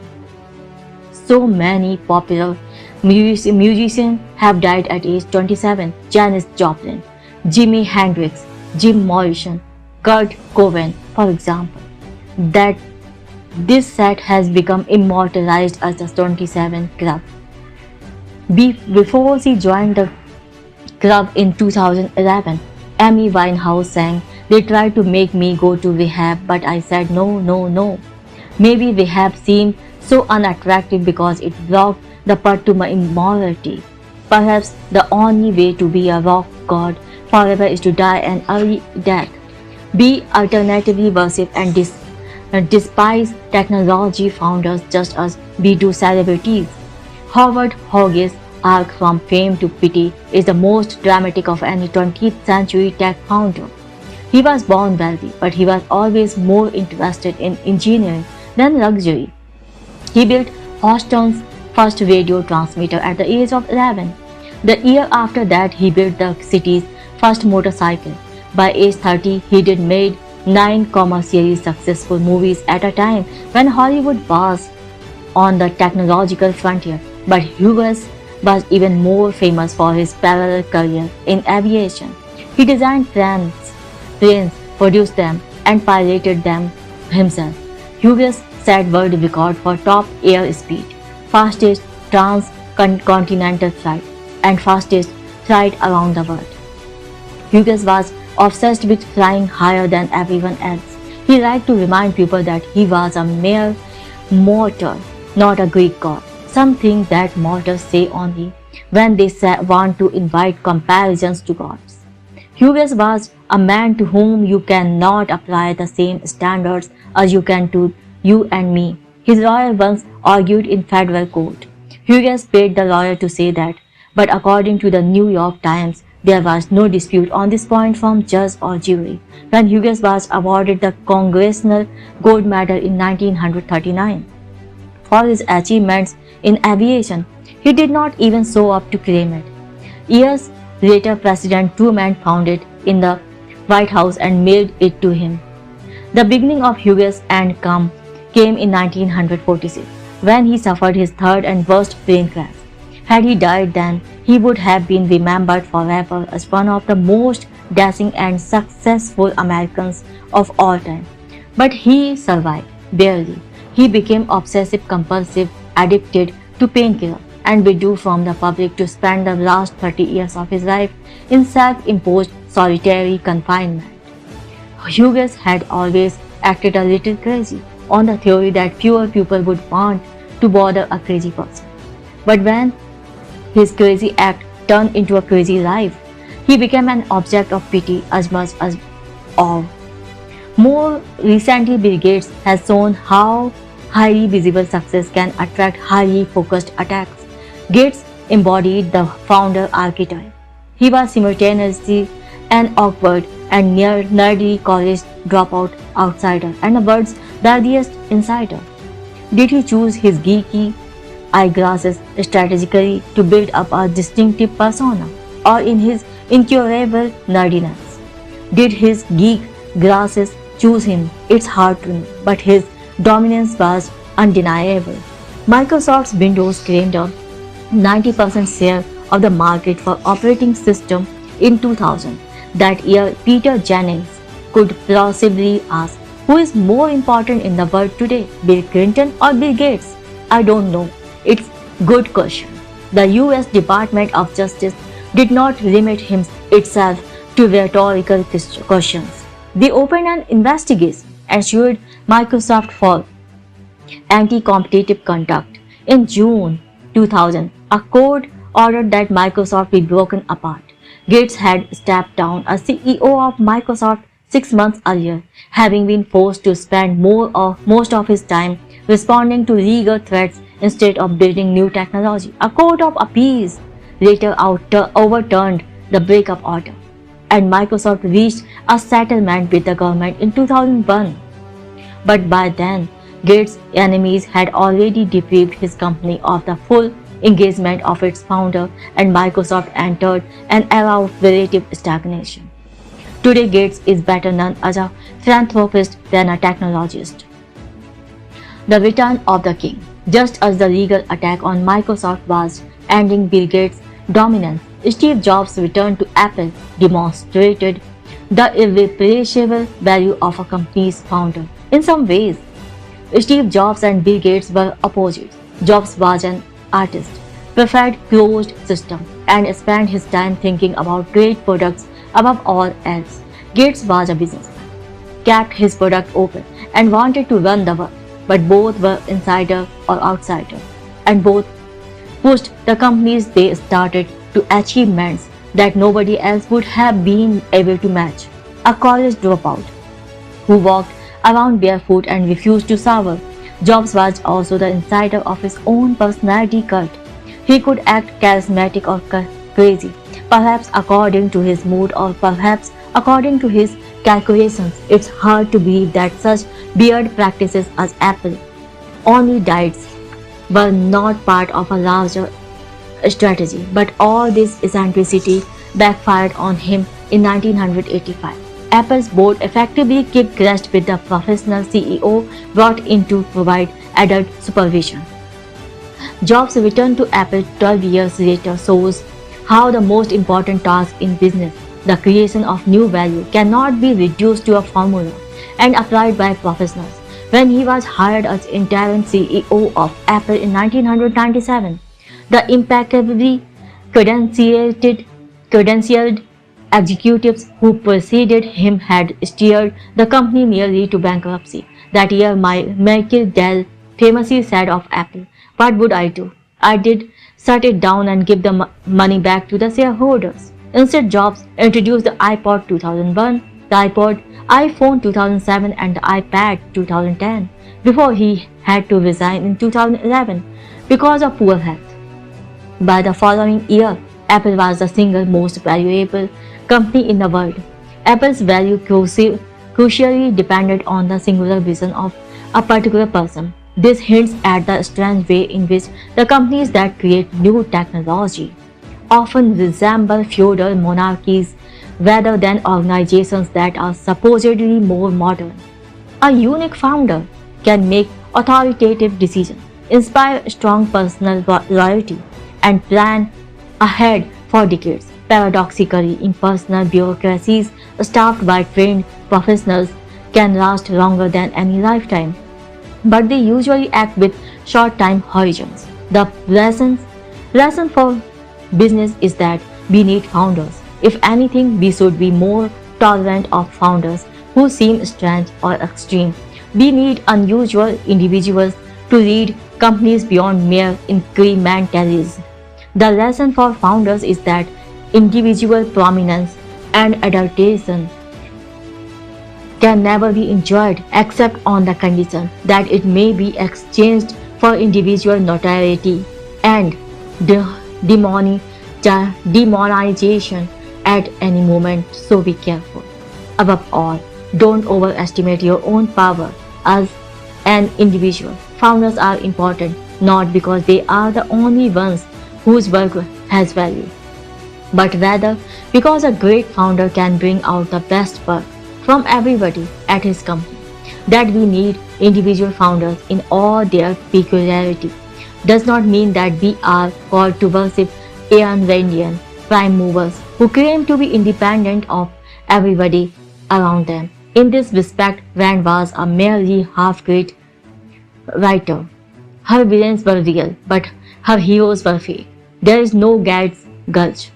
There is no cessation from society. To believe yourself invested with divine self-sufficiency is not the mark of a strong individual, but of a person who has mistaken the crowd's worship or jeering for the truth. The single greatest danger for a founder is to become so certain of his own myth that he loses his mind. But an equally insidious danger for every business is to lose all sense of myth and mistake disenchantment for wisdom. Thank you very much for listening. This is end of the chapter. Now move to conclusion of the book.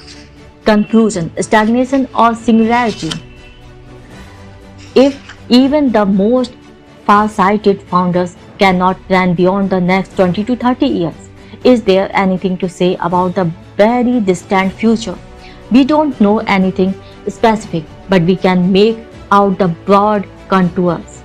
Philosopher Nick Bostrom described 4 possible patterns for the future of humanity. The ancients saw all of history as a never-ending alternation between prosperity and ruin. Only recently have people dared to hope that we might permanently escape misfortune, and it's still possible to wonder whether the stability we take for granted will last.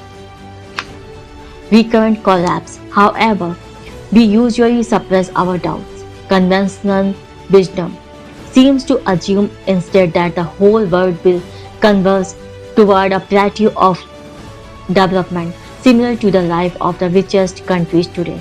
In this scenario, the future will look a lot like the present. Plateau. Given the interconnected geography of the contemporary world and the unprecedented destructive power of modern weaponry, it's hard not to ask whether a large-scale social disaster could be contained were it to occur. This is what fuels our fears of the third possible scenario, a collapse or devastating that we won't survive it. Extinction. The last of the 4 possibilities is the hardest one to imagine. Accelerating takeoff toward a much better future. The end result of such a breakthrough could take a number of forms, but any one of them would be so different from the present as to defy description. Takeoff. Which of the 4 will it be? Recurrent collapse seems unlikely. The knowledge underlying civilization is so widespread today that complete annihilation would be more probable than a long period of darkness followed by recovery. However, in case of extinction, there is no human future of any kind to concede. If we define the future as a time that looks different from the present, then most people are not expecting any future at all. Instead, they expect coming decades to bring more globalization, convergence, and sameness. In this scenario, poorer countries will catch up to richer countries, and the world as a whole will reach an economic plateau. But even if a truly globalized plateau were possible, could it last? In the best case, economic competition would be more intense than ever before for every single person and firm on the planet. However, when you add competition to consume scarce resources, it's hard to see how a global plateau could last indefinitely. Without new technology to relieve competitive pressures, stagnation is likely to erupt into conflict. In case of conflict on a global scale, stagnation collapses into extinction. That leaves the fourth scenario, in which we create new technology to make a much better future. The most dramatic version of this outcome is called the singularity, an attempt to name the imagined result of new technologies so powerful as to transcend the current limits of our understanding. Ray Kurzweil, the best non-singularitarian, starts from Murray's law and traces exponential growth trends in dozens of fields, confidently projecting a future of superhuman artificial intelligence. According to Kurzweil, the singularity is near, it's inevitable, and all we have to do is prepare ourselves to accept it. But no matter how many trends can be traced, the future won't happen on its own. What the singularity would look like matters less than the stark choice we face today. Between the two most likely scenarios, nothing or something, it's up to us. We cannot take for granted that the future will be better, and that means we need to work to create it today.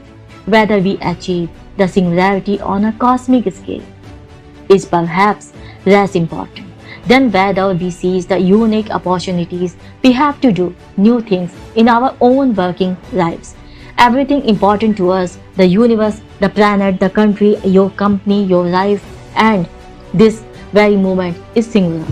Our task today is to find singular ways to create the new things that will make the future not just different but better, to go from 0 to 1.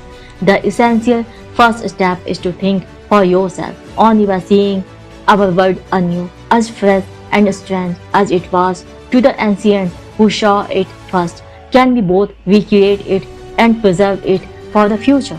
Thank you very much for listening. This is the end of the book. Have a nice day.